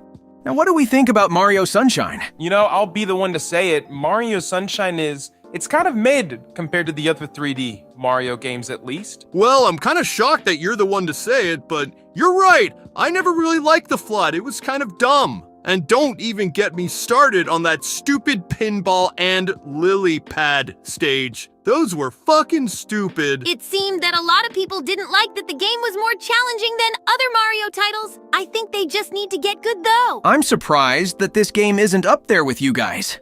I thought it was decent, but now that I look at it, compared to other 3D games, it's not too great, huh? Also, why did this one entry randomly add voice acting? It was an experimental phase. Don't think about it too hard. Honestly, I can't see Sunshine getting any more than a B tier.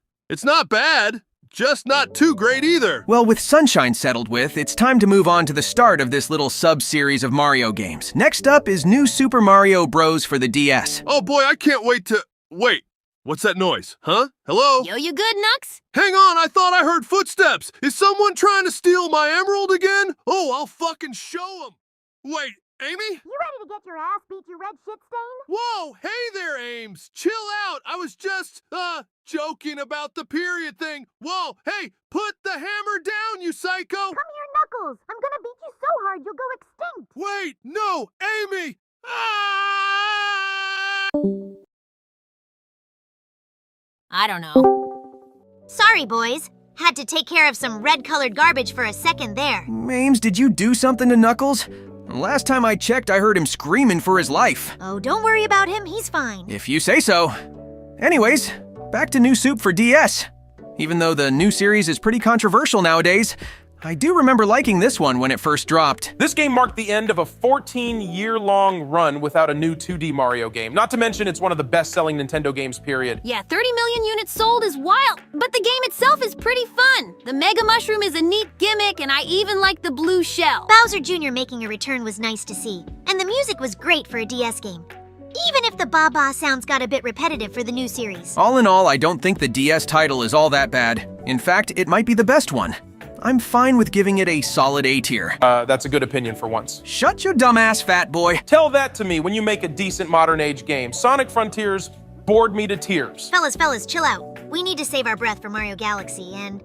I mean, come on. S tier! No question whatsoever. This game right here is an absolute masterpiece. The level design takes the linear style of the 2D games and combines it with the exploration of the 3D games perfectly. Not to mention the controls, and even the motion controls feel really smooth and make platforming fun and precise. The graphics hold up great, even to today's standards. The levels are beautiful and give space a sense of wonder and amazement. Also, the boss fights are really solid, especially Bowser. The dude feels like a genuine threat in this game. And how could we forget about the music? One of the best video game soundtracks of all time. That's facts, and you know what? When I first heard Stardust wrote a bit before the game launched, I cried a little. No cappy. Why the hell did you stutter so much there? I'm getting emotional again. Leave me alone, you blue bitch. Damn all right then. Well, Mario Galaxy is a clear S tier, and skipping ahead a tad bit, I'll just throw Galaxy 2 in S tier as well. It's essentially the same game, but a bunch of cool new stuff is added, plus a new story. Yeah, I love Galaxy 2 as well. Yoshi made another grand return. I will admit that I did prefer the less linear level selecting of Galaxy 1 compared to 2, which is why I think the first is slightly better. Also, Galaxy 1 had more Rosalina. Damn, that bitch is fine. Ignoring that awful sentence that came out of your Italian mouth, next up is New Super Mario Bros. Wii. Gotta say, this one was kinda meh for me. I gotta admit that the new series of games got a little boring as time went on, and this was the start. Yeah, and it's a really weird kind of boring. The new games are good, but they're so generic at the same time, so they kind of fall flat. Not to mention Wii's levels are so barren in single player, since Nintendo was pushing co-op pretty hard. Being able to play in multiplayer was neat and all, but other than the return of the Koopalings, there ain't much to be said. Yeah, I'm only feeling a B tier at best for this one, fellas. The New Bros series was kind of just a few games we could crap out to hold people over. B tier works fine. Here's an interesting one though. What's your guys' thoughts on Super Mario 3D Land? This one actually holds a special place in my heart.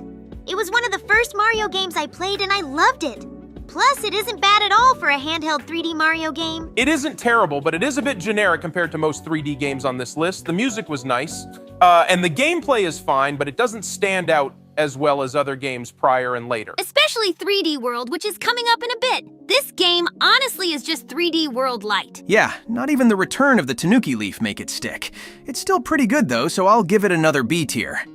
Next is, well, New Super Mario Bros. 2. Why the fuck did you say my name like that, you dumbass? I just know it gets you tilted is all. Anyways, this game is so freaking boring, it's unbearable. I don't know why Nintendo thought a crap ton of coins as a gimmick for a Mario game would be interesting, but it isn't. You get so many lives in this game to the point where there's no challenge at all. And on top of all that, the quote-unquote new power-ups in this game just give you more and more coins. Other than that, it's a generic Mario adventure. Damn, I didn't expect this one to fall below mid, but you guys make some good points. It's a very dry Mario game with barely any substance. All that being said, it can go in C tier. Finally, a game below B, thank God.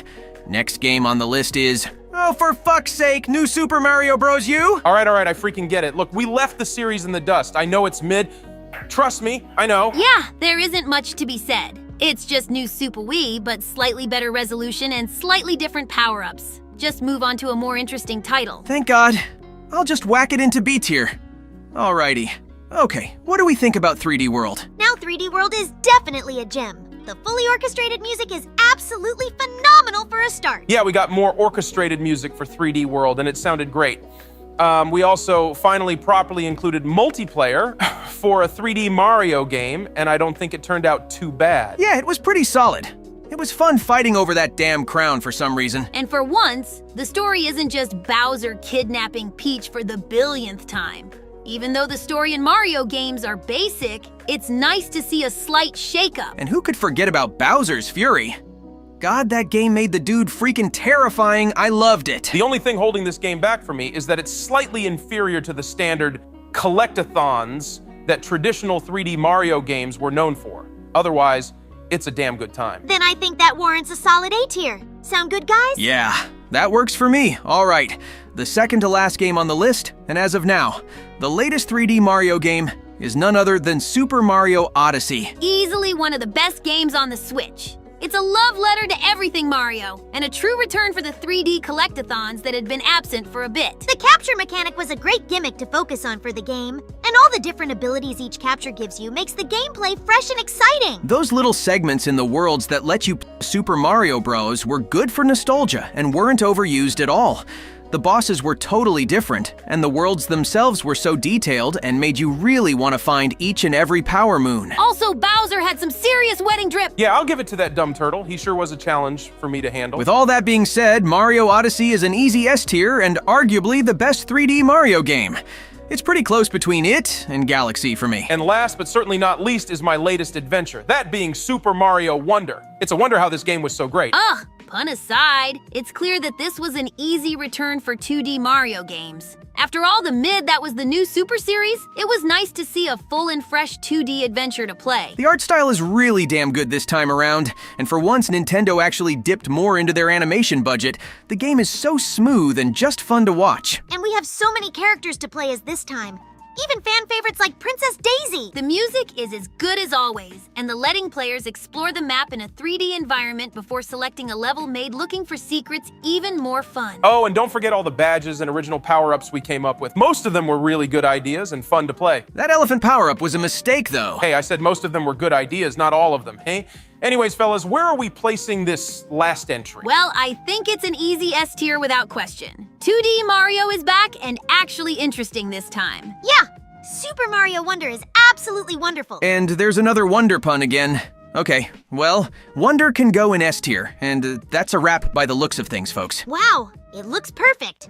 Seems that good old Mario has a pretty solid lineup of good games under his belt. Yeah, this was a lot of fun. We should totally rank other franchises more often. You know, I thought this wasn't going to be much, but I actually enjoyed myself a lot more than I thought. We may have been rivals in the past, and maybe some of that bad blood hasn't washed off quite yet, but at the end of the day, some good fun and discussion can bring anybody together.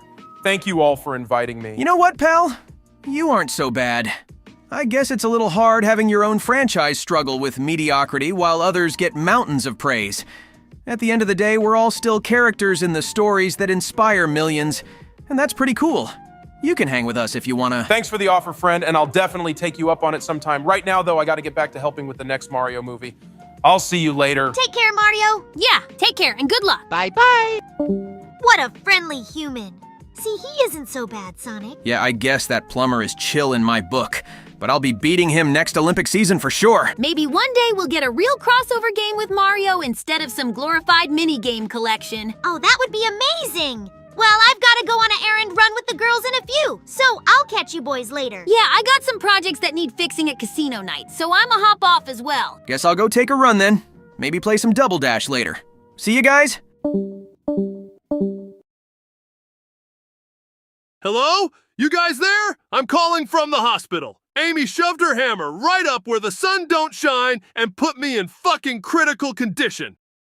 Guys? Hello? Son of a bitch! Yo, if I'm being honest, the Generations remake looks pretty cool, all things considered. What do you guys think? It looks fine and all, but I for real hate that name. Like they could have picked anything else. But they decided to go with a name that's making the internet run wild. Gens is a peak game, and the shadow shit looks dope too. I'm grabbing it when it comes out for sure. Man, all this talk about new games just has me itching to talk about more Sonic games. It's just fun to talk about our franchise, whether it's cool stuff or ugly stuff. I know, right? Too bad we went over practically everything in the first tier list we did. Yeah, we covered our whole catalog. We don't really got anything else, aside from superstars, I guess. Oh yeah, that wasn't out when we made the tier list. What were your thoughts on the game, boys? Oh, you know, it was fine. It sure was a 2D Sonic game with co-op. Yeah, it sure was that. The skins were neat, I guess. Also, Fang coming back was cool, too. All right, cool.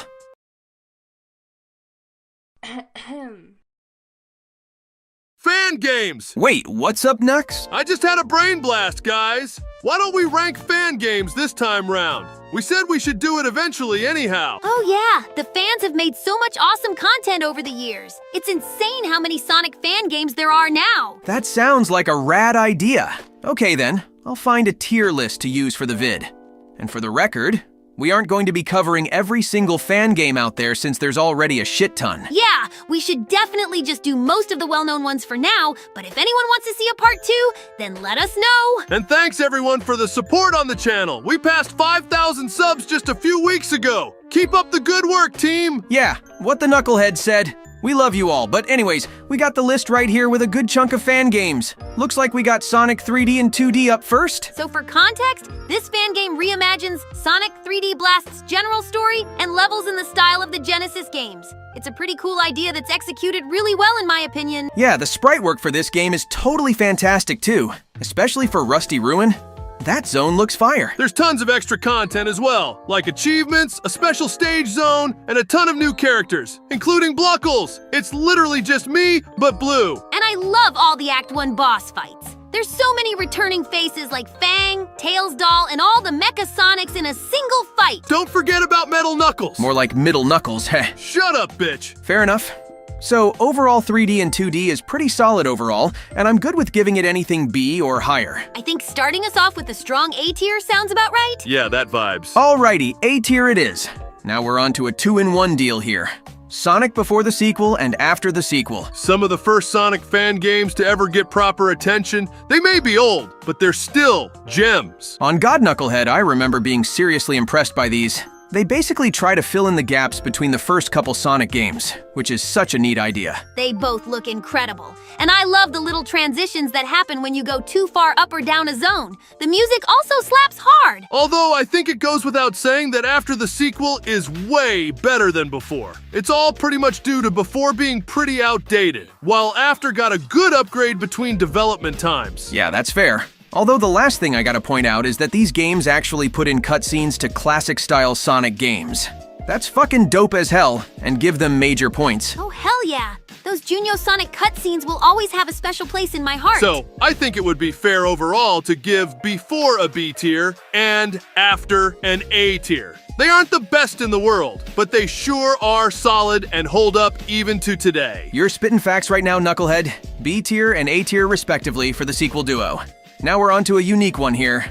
What do we think about Battle R? Battle R is definitely interesting since it takes a pretty obscure Sonic game, that being Sonic R, and turns it into an upgraded version complete with Dreamcast-styled graphics. Not to mention there's tons of zones to race on from all different Sonic games like Adventure 2, Colors, and Heroes. But what makes this game really fresh is the multiplayer and the unique power-ups each character gets. Also, the cool, unique chows you can collect and customize. That's such a neat add-on. My chow was badass. And despite that, you never beat me in a race, ever. Oh, hush it, Furball. You know that my character is slow as shit in this game. Skill issue. I'm gonna make your faces a skill issue in a second. All right, chill out, Red.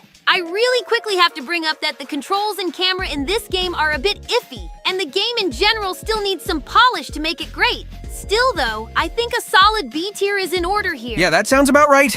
B tier it is. Next up on our list is Classic and Classic 2. Just some good old-fashioned classic Sonic fan games. The sprite work is great, and the music is tight. Both the first and second game are very high quality, and honestly could probably be mistaken for actual Sonic games released back then.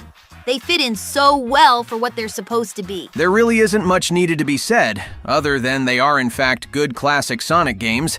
I'll throw them both in A tier. Yeah, some of these are pretty self-explanatory and don't really need much time to discuss if you guys couldn't tell. Hey, less words for some means we can get to more words for the cool shit. So true, Red. Speaking of cool shit, next up on our list is Sonic Fan Remix. So when I first saw this game, I immediately got Sonic 4 vibes, since it kind of just has that general look and feel. The good thing about this game, though, is that it's actually fun to play and looks damn awesome, unlike that piece of shit 4. Yeah, the level design is good. The physics are pretty solid, and I love all the sound effects used in the 3 levels like the water sounds. That's the one issue, though. This is the first game on the list that was straight up abandoned and left unfinished. So there's only 3 levels. So lame. But yeah, the website for the game isn't even up anymore, which puts it down by quite a few points in my opinion. Yeah, it's tough, and I feel like it probably could have gotten an A tier if it was finished. For now, though, I'll be sticking it in C tier. Still worth checking out, though. Oh man, next is Sonic Nexus. This one came out way back in the late 2000s, if I remember right. Yeah, you'd be right, Nux. This is another oldie. It was actually being worked on using Christian Whitehead's retro engine. Although I think it lost production when he was hired by Sega. Yeah, something like that. Now there isn't much to be said about it. It's a solid 2-act fan game that's largely inspired by Sonic CD. The music is nice, my sprite is good, but other than that, nothing to write home about. Yeah, I'd just give it another C tier. It's fine. Alright then. Alright, next is... Oh dear lord. Oh, what's that? Sonic Omens? You mean the game with stolen music from Cars 2? You mean the game with shitty voice acting? You mean the game that for some reason brought back fucking Chris Thorndike? You mean the game that had a tedious, boring as fuck, annoying tower level with a tree? You mean the game that had an owner that set up a Patreon where you had to pay to play early versions of the game, despite the fact that you're literally not supposed to make profit off a fan game, but instead, they did it anyway, and even put random-ass QR codes around the game to make it nothing more than a soulless failure that everyone loathes now. Yeah, fuck that shit. Alright, coming off that mistake of a game. Next up is Sonic Overture. And my god, this game is crazy cool! It's totally cool! My It's a fucking prequel to ears! the first Sonic game, and it adds so many elements from the concepts we saw for the creation of the franchise! Yeah, they put in Eggman's old pajama design, and even the rabbit that Sonic was going to be before he turned into a spiky shit stain. Those were the days where he didn't take me too seriously. If only that egghead knew what hell was coming. Even though this game only has 2 zones, it seems to still be getting worked on, so we could see a full version sometime in the future. With that being said, I think we should give it A tier for now. Yeah, that works. Maybe it can be bumped up to S tier if it's finished. Alright, now we're on to Retro Sonic. This is another pretty old one. It came out in 2007, I'm pretty sure. Yeah, and I'm pretty sure the creators were also asked to work on the mobile ports for the classic games, so it's kinda like Nexus in that regard. Yeah, this one has a lot of CD-inspired stuff, and the level design is pretty solid as well. Although I do remember crashing when I found a special stage ring, so that was weird. Yeah, this game was abandoned kind of like Nexus, so there isn't much to say other than it's fine. I'd go B tier tops. Same here, since we need to get to this next entry pronto. Damn right we do. Alright, B tier for Retro Sonic, and next up, of course, is the one and only, Sonic Robo Blast 2. If this doesn't go anywhere other than S, I'm offing myself. That's a pretty extreme knocks, but yeah, Robo Blast 2 is peak as fuck. So, for those who for some reason don't know, Robo Blast 2 is a Doom mod which takes 2D Sonic sprites and puts it into a 3D environment. But the best part about this game is that it's completely modable. There's literally hundreds of character mods, level mods, so much cool shit that's been made. And even then, the base game is great. The levels are interesting and fun to go through. They brought back Fang, and you can even play in multiplayer. This game has it all. Yeah, Robo Blast 2 is an easy S tier. If y'all haven't played it, then do it right this instant. Kinda sad that that game is better than like 80% of our official games. Shut up, bro. We have mods too. For some games at least. Speaking of mods, one of the RB2 mods got its own spot on the list. That, of course, being Robo Blast 2 Kart. Oh my god, one of the best racing games I've ever played. Facts, little buddy. Not to mention this mod has its own mods, and this mod is a mod of a Doom mod. Modception! Okay, don't break your brain, knucklehead.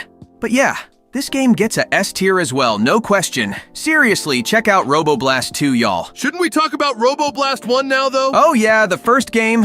I gotta say, it looks fantastic. guys? It clearly took inspiration from Mania with all the smooth animation going on. Yeah, for real. Again, it's just a 2-act Guys, demo, so hello? there isn't too much to play, but it's so smooth, and the music is great. Yeah, it definitely isn't as impressive as Robo Blast 1, but I'm fine with giving it a strong A tier for now. Guys! What the fuck do you want, Tails, you little bitch? That isn't the original Robo Blast 1, it's a remake. Wait, really? Well, what does the original look like then? Alright, here, I'll show you. Oh, ew. That's, Yeah, I can't defend that D tier. All right, we got a few more to go. Next up is Time Attacked. Time Attack? Man, this shit came out in 2003. It's basically ancient. Damn, that's freaking centuries in fan game time. Yeah, I can't say this game has aged well. At all, really. The controls aren't too great, the screen is small, and the music is really crunchy. It's just what happens when something is left in the dust to time. Although I will admit my sprite actually doesn't look too bad. Gotta say. Other than the sprite, the game is mid nowadays. I say C tier at best. Yeah, C tier is fair. Alright, now we're on to Time Twisted. This one's neato. Yeah, I remember that this was one of the first fan games that really stood out with all the custom sprite work, new music, and even some cutscenes. This game definitely takes a lot of notes from CD again, mainly due to the past and future post returning. That's cool in my book since CD is fire. The cutscenes do show their age, but the level design, cool sprites, and returning mechanics make Time Twisted a certified classic fan game in my opinion. I feel like this one could have totally benefited from a sequel though. Yeah, Time Twisted 2, Triple T, make it happen. I'd say this is another solid A tier, big bro. Sounds about right to me. Alright, we got 4 games left. Next up is an absolute banger in Triple Trouble 16-bit. This game does exactly what it wants to do. Put Triple Trouble on the Genesis. It does that in a spot-on way. Triple Trouble has always felt like the best 8-bit game for me. If the fan game was actually how the game went officially, then I feel it could have a chance to honestly be the best classic Sonic game. Definitely without question one of the best fan games out there. The music is great, and the level design and enemies, while consistent to the 8-bit original, still feel fresh. Hats off to everyone who made this insane remake. Is it really an S tier though? It has the drop dash too. Well, guess it's an S tier then. Now we're on to Sonic Utopia. Damn, this game is tragic. It's so good but just never got completed or improved on outside of one level. This game ran with, pun intended, the idea of an open-world Sonic game much earlier than Frontiers did.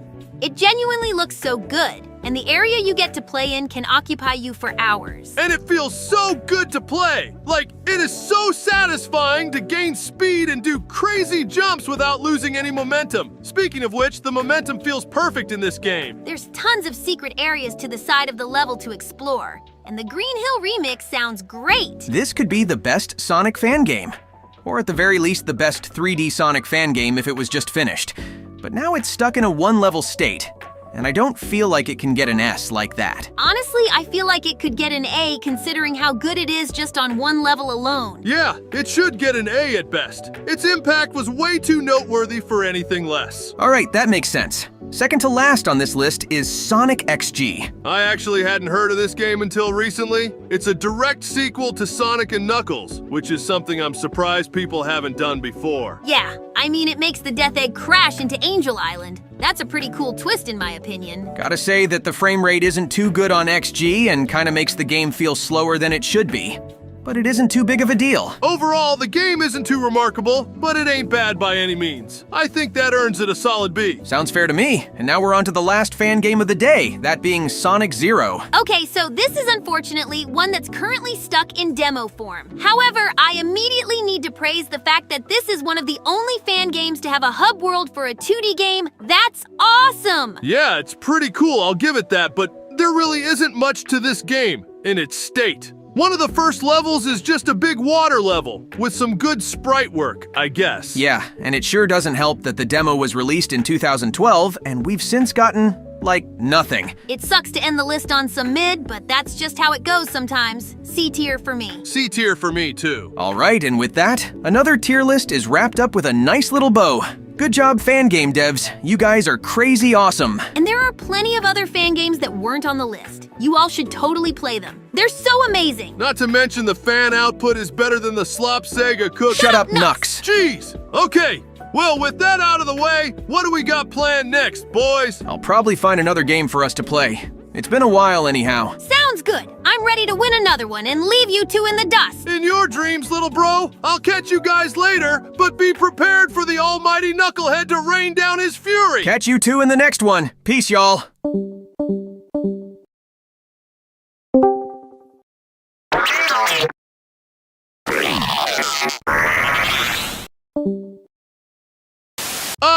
Another chill call in the VC. I can't see anything going wrong this fine day of ours, gentlemen. It's truly a spectacular feeling indeed. Truly a fine day, Sir Knuckles.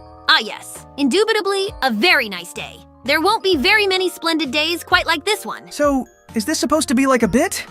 Or do you two have a motive for acting all posh all of a sudden? Nah, I just like saying posh words. Like indubitably. That's such a freaking good word. Indubitably. It's very indubitable that indubitably is a fun word to say indeed. Anyways, what are we gonna do for today, big bro? I was thinking a tier list, but maybe one with not too many entries? I don't feel like sitting here for a full 30 minutes talking about whatever, considering we've been on a roll with moderating the server. True. We're getting invites from most of the gang now. Well, considering that this fine, glorious day couldn't get worse, I'm up for anything right now. Actually, I think I got a good idea. Why don't we try ranking the Sega consoles?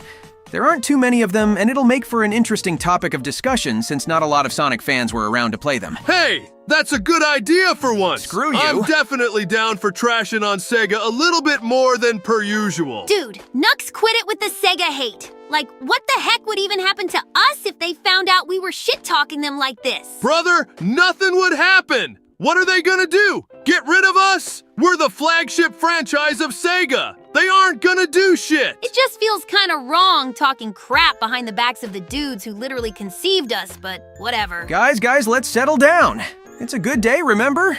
Indubitably and all that. Yeah, you got a point. Nothing's gonna go wrong anyways. We'll be A-okay. You know, now that you said that, something's definitely gonna go wrong.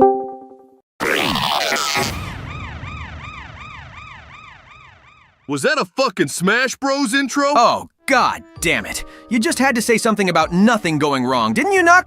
Now we got this freaking tin can in our VC. Hey, I was just saying how it is, bro. You gotta be positive with this All right, enough with the indubitably bit. Okay, Metal, what do you want? What did he say? We don't speak in beep boop language, dummy. Speak English. I think he's typing something out in chat. Wait, how the hell did Metal even get in here in the first place? Probably had something to do with Eggman again. I mean, if he could hack his way in, then I don't see why he couldn't get Metal in here too. Bro, seriously? I am the real Sonic. We've gone over this like 50 different times, you tin can. I'm not gonna bother, bro. He can't do anything anyways, so I don't really care if he stays or not. Okay, I got this. Metal, do you know what Sega is? Okay, and you know, they made consoles, right? Okay, do you think you can just sit there, be chill, and help us with a tier list? The suspense is killing. Shush, Nux! All right, that works for me. Looks like Mr. CD is gonna be joining us, fellas. Yeah, I don't really care if it's just for a video. No bad blood here, right? I just want to do a damn tier list, man. I'm bored. All right, give me a second. I'll go ahead and find a good one real quick. Actually, while we're waiting, I think we should bring something up regarding the channel. Ain't that right, Nux? Wait, what? Oh yeah! I almost forgot! We got channel memberships, folks! Give us your money now! No, Nux, that's not how you... Ugh, okay. Knuckles is right about that, everyone. We recently activated channel memberships. If you didn't know, that allows you guys to gain special content for this channel, for a small price. Members can choose what games we play and what tier lists we do every once in a while. You can even choose which guests from our squad get to join. It all depends on the most liked suggestions. Although keep in mind that not every video will be member voted. We still have plenty of our own ideas. You'll also get these sick-ass badges that get displayed next to your username to show you're a part of the squad. We'll be hearting and replying to your comments too. If you have any questions, then they will for sure be answered. You'll get to watch our videos a little earlier than everyone else. So that's an immediate bragging rights point right there. And last but not least, every member's username will be proudly presented at the end of every video. Ain't that something? You guys are kind of sort of sharing the video with me. And to keep the ad stuff short, we'll wrap it up there. But just keep in mind that you, by all means, do not need to get a membership. It's just something to help support us and get some extra perks while doing it. Thanks, y'all. All right, you got that tier list, Sonic? Sure do. Get ready, everyone, because first up is the SG-1000, Sega's first console that was unfortunately Japan exclusive. It only lasted for about 2 years as well. Wait, really? Wow, I always thought the Master System was Sega's first. I had no idea this existed, to be honest. Yeah, the SG is a pretty obscure piece of hardware, but it honestly isn't too bad for Sega's first. It ain't anything special either nowadays, though. Can you guys name a few games that were particular highlights on the system? Maybe so newcomers can play them through totally real and legal methods. Wink wink. Sure thing, buddy. There ain't any Sonic games on this since we didn't even exist back then yet. But one of my favorites is Flicky. It's technically the first Sonic game if you really think about it. You just run around and collect baby birds while avoiding cats and stuff.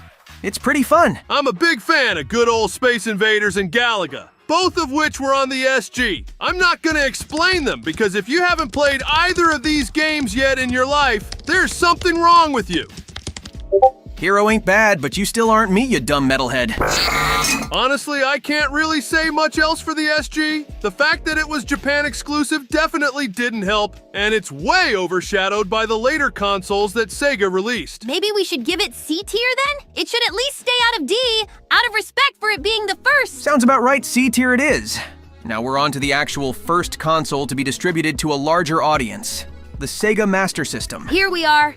The Master System was released right around when Nintendo released the NES. It was Sega's first true attempt at breaking into the home console scene. Yeah, and it had a pretty decent lifespan too. I like that it got revision models and even some accessories like a light gun. And the lineup of games was much better, and included a lot of Sega staples like Phantasy Star, Prince of Persia, the Disney Illusion games, and of course, the 8-bit Sonic games. Said Sonic games were much better on Master System compared to Game Gear thanks to the screen size, by the way. They didn't port over Triple Trouble for some reason, though. Yeah, but at least Sonic Chaos is pretty alright. I think that the Master System overall was much better than the IG-1000. What's your thoughts on this, Metal? That egghead really needs to give him his voice back, dear lord. Facts. Yeah, I agree with that. It's a respectable console, but later entries did it better. B tier for the Master System. Sounds good to me. But now we're on to the most prominent and well-known Sega console of them all. That, of course, being the Sega Genesis. Oh, hell yeah! One of the first 16-bit consoles to really hit it off. Not to mention how damn good that controller felt in your hands. It's also when Sega truly entered the console wars and came out on top for a bit until Nintendo released the Super Nintendo. The 16-bit on the Genesis was crisp, Facts. and the sound effects that came out of each prominent title were golden. Also facts. The game lineup was crazy, too. I don't think it needs to be said that the classic Sonic games were absolutely fire. Especially 3 and Knuckles. So true, Blue Buddy. Also, the introduction of lock-on technology was sick. I remember my mind being fucking blown when I stuck those 2 cartridges together. And you can't forget about the other bangers that came out on Gens. Some of my personal favorites were the later Phantasy Star sequels and Rocket Knight Adventures. Oh, hell yeah. Absolute classics. Those are indeed fire, but I personally enjoyed some good old Streets of Rage. And how could I forget Ultimate Mortal Kombat 3? That port was freaking sweet back then. All of those favorites are valid as fuck. I'll just throw in Contra Hard Corps and Gunstar Hero for good measure. Point being, the Gens did not only have the power to back up its games, but the standout games themselves were all gems. I guess you could say it was a gems collection. Fuck you, dumb robot. That horrific pun aside, yeah, the Genesis is an easy S tier without question, and while we're at it, I'll just throw the Sega Nomad in A tier too. It's basically a handheld that played Genesis games for those who didn't know. But now we're on a bit of a controversial one here. The Sega CD. I personally didn't think this had much to offer, honestly. Seriously, like it's barely even a console. It's more of an extension to the regular Genesis. S tier? You're seriously tweaking now, Tin Can. Maybe Egghead needs to rewire your doodads or whatever. I like Sonic CD just as much as the next guy, but that's one of the only good games that I can name off the top of my head. The rest was just FMV garbage. I actually think Heart of the Alien and Snatcher are pretty hidden gems for the CD. But other than that, yeah, the lineup of games it had was kind of mediocre. Couldn't have said it better myself. It was a mid add-on for an already near-perfect console back then. But I'd still give it a B tier. Partly not to piss off Metal too badly, but also because some of the consoles we're getting to next are way worse. Sounds about fair. B tier for the CD. Sorry, Metal. That's just how it goes. Wait, what the fuck? Oh, he's gone. Strange. Anyways, what do we think about the Sega Pico? You gross baby console! Yeah, this thing was meant to be a shitty kid's console and nothing more. Like, Did it have any decent games? Nope, I don't think so. Actually, it had one extremely fantastic game. Oh, God. One that I just love coming to over and over. Don't you say it, Sonic! It's Tails and the Music Maker, baby. The Pico's going in D tier, and that's final. Move on right now! I don't know what's happening, but you might not want to get so passionate over a shitty kid's toy, Tails. It doesn't matter, but you're right. I'm calm now, thanks. All right then. So now with that out of the way, we're gonna move over to the Sega 32X. Easiest tier of my life, bro. Such a god-tier system, the birth of the great Knuckles Chaotix, an absolute masterpiece of a game. Without this, we wouldn't have the best game to be ever made. Extra Ghost Guns Live Night, show you whoa, oh, and keep a good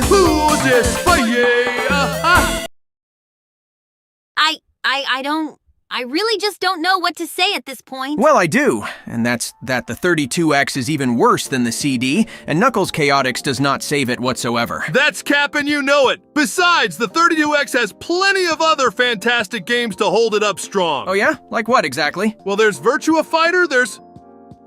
Yeah, I'm taking that silence as there not being that many games to make the 32X even worth it. Still, though, this has to go above that trash-ass baby toy, right? Yeah, I'll give you that. The 32X can go in C tier then. All right.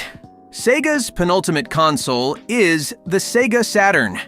And I actually kind of have a soft spot for it, not gonna lie. It's not a terrible console by any means. It has tons of good games, especially all of Sega's arcade ports. But the PlayStation came out around this time and completely overshadowed the Saturn. Exactly! Like, we can't forget that this console gave our homie Knights their first ever game. Speaking of which, Knights into Dreams is mad underrated. Yeah, spit those facts, Knucklehead. I also enjoyed myself a bit of Radiant Silvergun and X-Men vs. Street Fighter. Damn, it sucks that this console flopped. It just kind of came down to circumstances at the end of the day. Still though, I think the Saturn still holds up strong today, and it's easily one of Sega's better consoles. Yeah, I'd give that little gem a solid A tier if that sounds good. I was thinking the same thing, A tier for the Saturn. Now on to the last original Sega console that came out all the way back in 1998. That, of course, being the Sega Dreamcast. Man, this thing had so many fire titles on it. Again, though, Sega was getting completely beat out by its competitors. I mean, the Nintendo 64 had just dropped. The GameCube, PS2, and even the Xbox were on the way. Not to mention that the Saturn's underperformance really didn't help things either. Yeah! Sega at this point wasn't really seen as mainstream anymore. Oh, the fall of the mighty. Mighty? Where? Oh my god. Knuckles' negative IQ aside, the Dreamcast totally stands tall alongside the Genesis. I mean, it has Sonic Adventure 1 and 2 for crying out loud. Can't forget about the other new IPs that were introduced, especially Jet Set Radio. That game is so freaking good even to today's standards. Soul Calibur, Resident Evil, and Shenmue were some of my personal favorites. Like, I just can't wrap my head around this. The Dreamcast was just as good as the other consoles. It just came down to poor performance in terms of sales. Fuck capitalism! Well, that and the fact that Sega didn't have many notable IPs. But I'm glad we can all agree the Dreamcast was and still is pretty damn good, you guys. For real, and I think that gives the Dreamcast a very respectable S tier. Not bad, gentlemen. That's another tier list for the books. Who knows? Maybe Sega will one day somehow spew out a console again, and it'll end up being a big success! We can only hope, Nux. We can only hope. Still, though, this was a lot of fun as per usual. Thanks, Sonic. No worries, guys. Thanks for helping out on this. Now, what game should we get to next? Actually, I was thinking about a little bit of...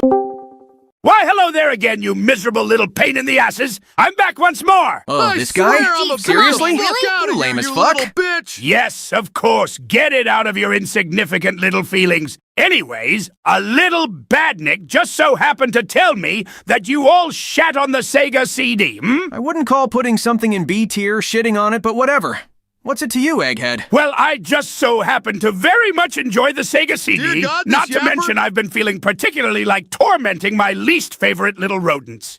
Do you all know what that means? That you'll leave our lives and never, ever, ever, ever, ever return? That'd be cool. Wrong, you red shit stain! Come on out! My fabulous creations of many eras!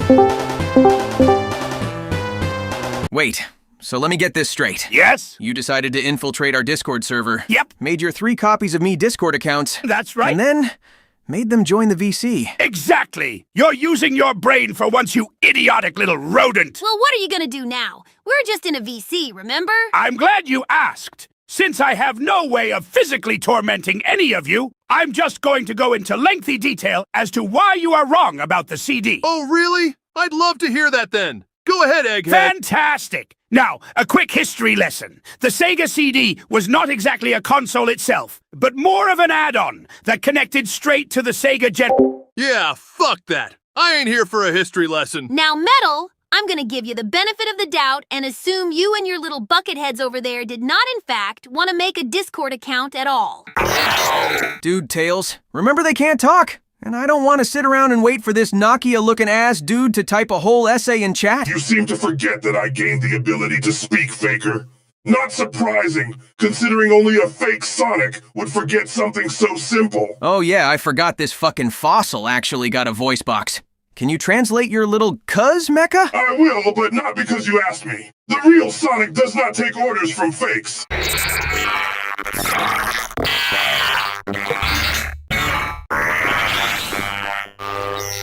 I see! Very interesting, my brothers.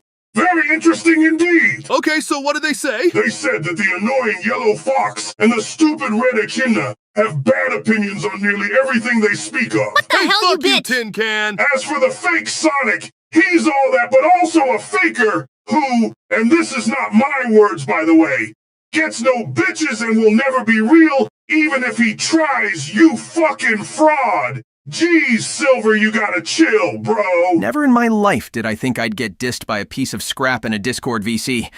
Well, at least things can't get any worse. Wait, is it time to diss on that damn faker?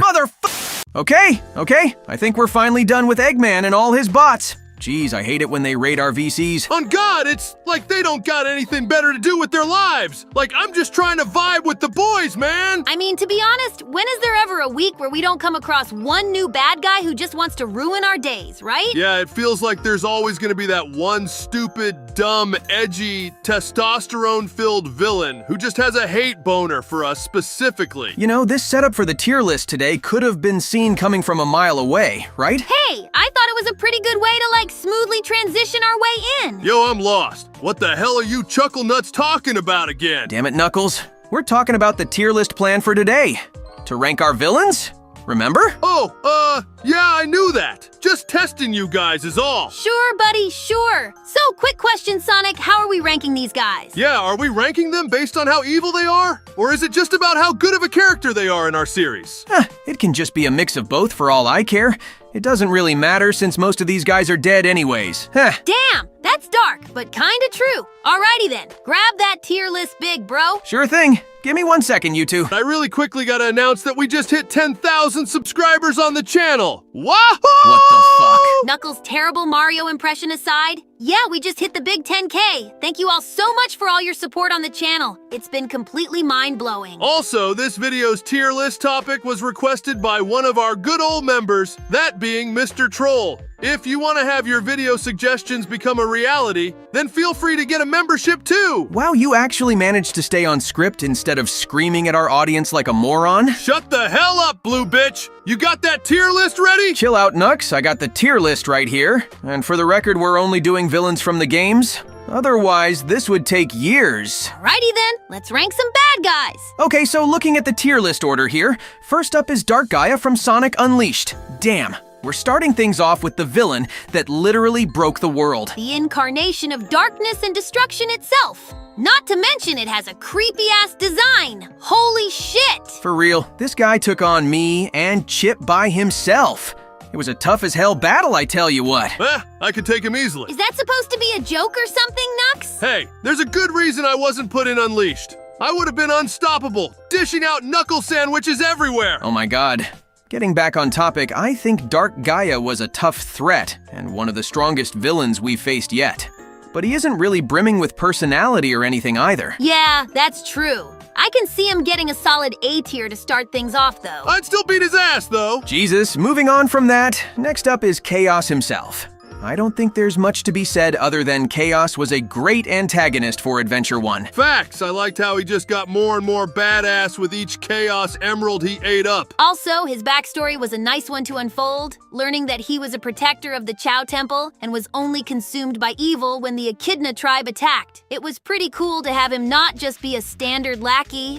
Yeah, my bad, bro. And with the release of Frontiers and the Ancients definitely having a connection with Chaos, it just makes him all the more interesting and unique. Although I gotta wonder if his shitty outing in Forces bumps him down a little. On God, bro didn't even get to have his own boss fight. Just there for crappy nostalgia. That's fair, but I don't think it's too damaging in hindsight. Plus, his generation's boss battle was pretty sick too. Yeah, that was a sick fight, I'll give it that. Okay, then I'm definitely giving Chaos the S tier without question.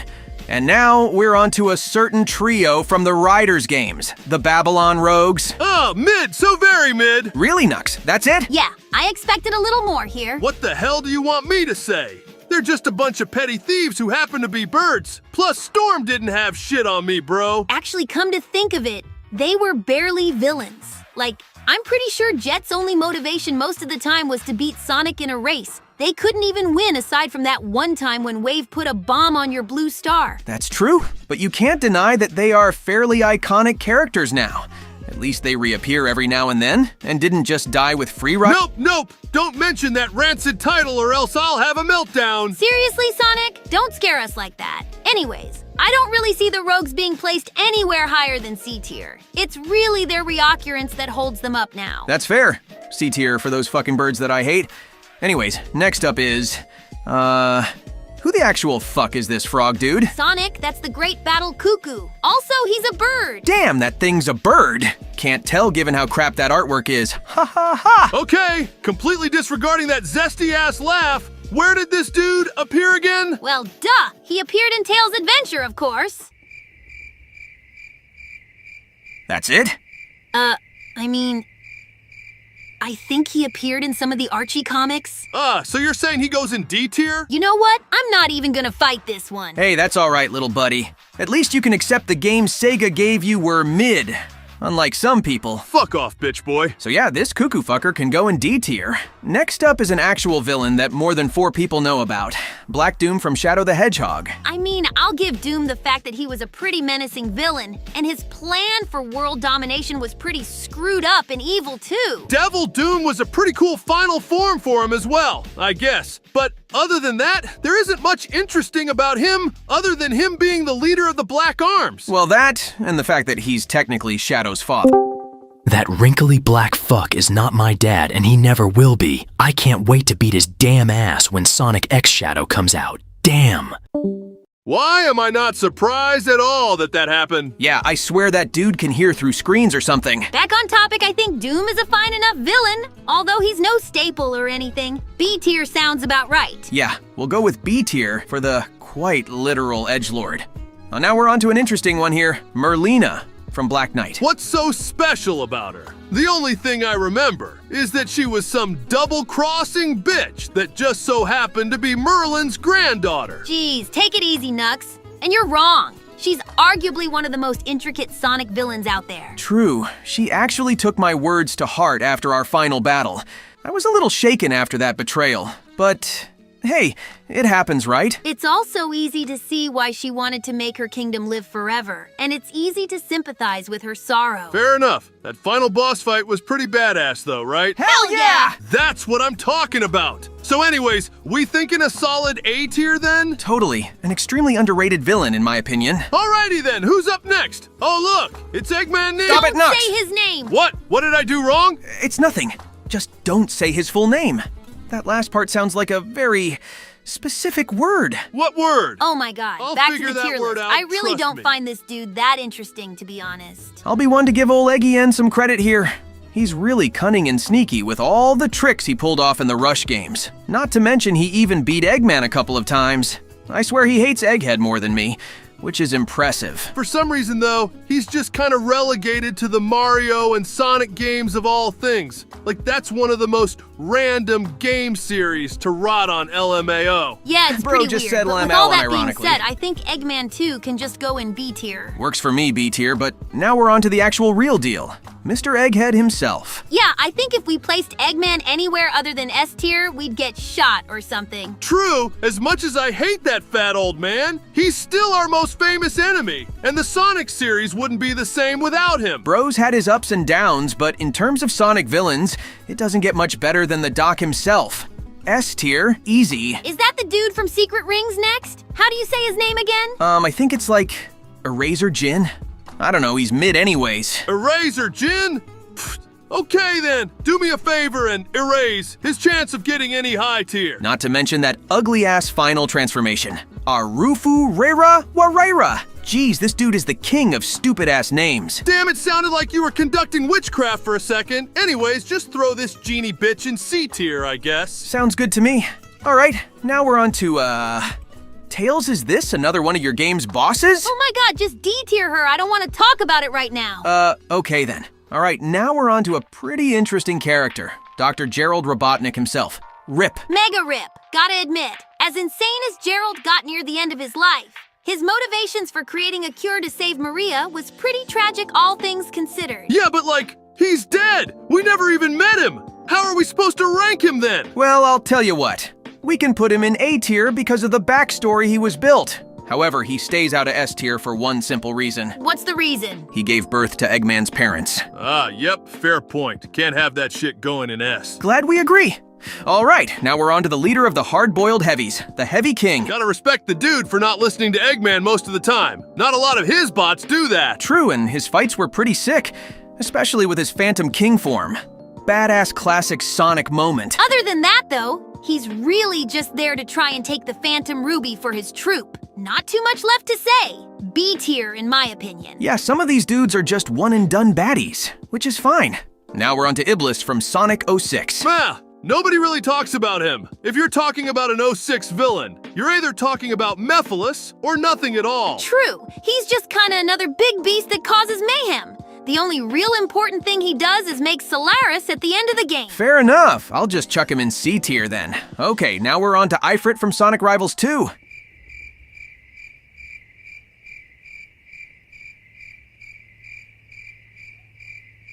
Son of a bitch, fine, he can go in C tier too. What in the actual fuck is an Ifrit? He's just some beast who...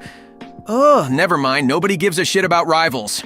Okay, now we're on to Infinite. More like infinitely mid, cause damn, talk about wasted potential. Facts, little buddy! Seriously, this dude got called weak by Shadow one time, and then proceeded to turn into an edgy, mask-wearing embarrassment for the rest of the game. There was a little bit of a cool idea going on with Infinite, and how his connection to the Phantom Ruby kinda tied him in with Mania in the tiniest way. Yeah, but Forces was kinda doomed from the start, and the fact that its new villain was so mid definitely didn't help. I'm thinking C tier again. Well, hey, at least Forces led to IDW. Am I right, boys? Facts! Goated comic series on God. Okay, Infamid can go in C tier, and now we're on to the... Oh my god, we're really getting to the bottom of the barrel. I don't even know this dude. That's the guy from Sonic Chronicles. Imperator Ix, if I recall correctly. Oh yeah, that's the asshole who took over the ancient world when the Knuckles tribe died out. Instant D tier! Okay, Knuckles' obvious familiarity bias aside, yeah, this guy had no redeeming shit.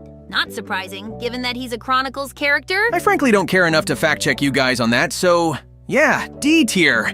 Next up is freaking King Boom Boo. What do you guys think about the great and mighty King Boom Boo? King Boom Boo was awesome! My favorite part is when he said, "It's King Boom Booing time," and then proceeded to King Boom everywhere. King Boom Boo is a god among men. Everyone should accept King Boom Boo as their new god. Alrighty, so King Boom Boo is going into D tier, and now we're on to Mephiles himself. And not gonna lie, I don't think he's too bad now. Yeah, I think it's just the stink of 06 rubbing off onto him.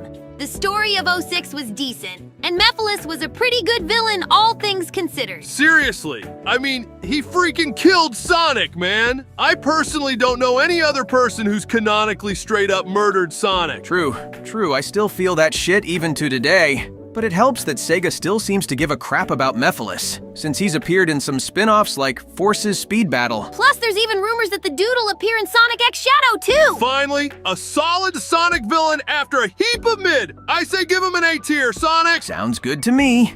Alrighty, we're nearing the end of the list. Next up is another iconic villain, Metal Sonic.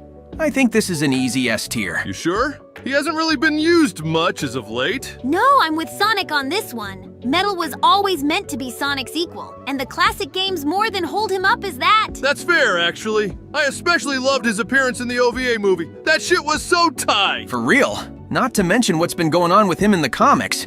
Y'all remember that one page with him, right? Oh my god, that part was deep. Oh god, that was crazy. Okay, no need to get sappy though. Anyways, S tier good for you guys? Yeah, I've been convinced. Throw him up there. Bet. S tier for Metal. Next is that one robot from Rider Zero Gravity. SCRHD, I think? Jesus, who cares? Like, is there anything interesting about this guy? At all? His English voice actor played Johnson from Yu-Gi-Oh!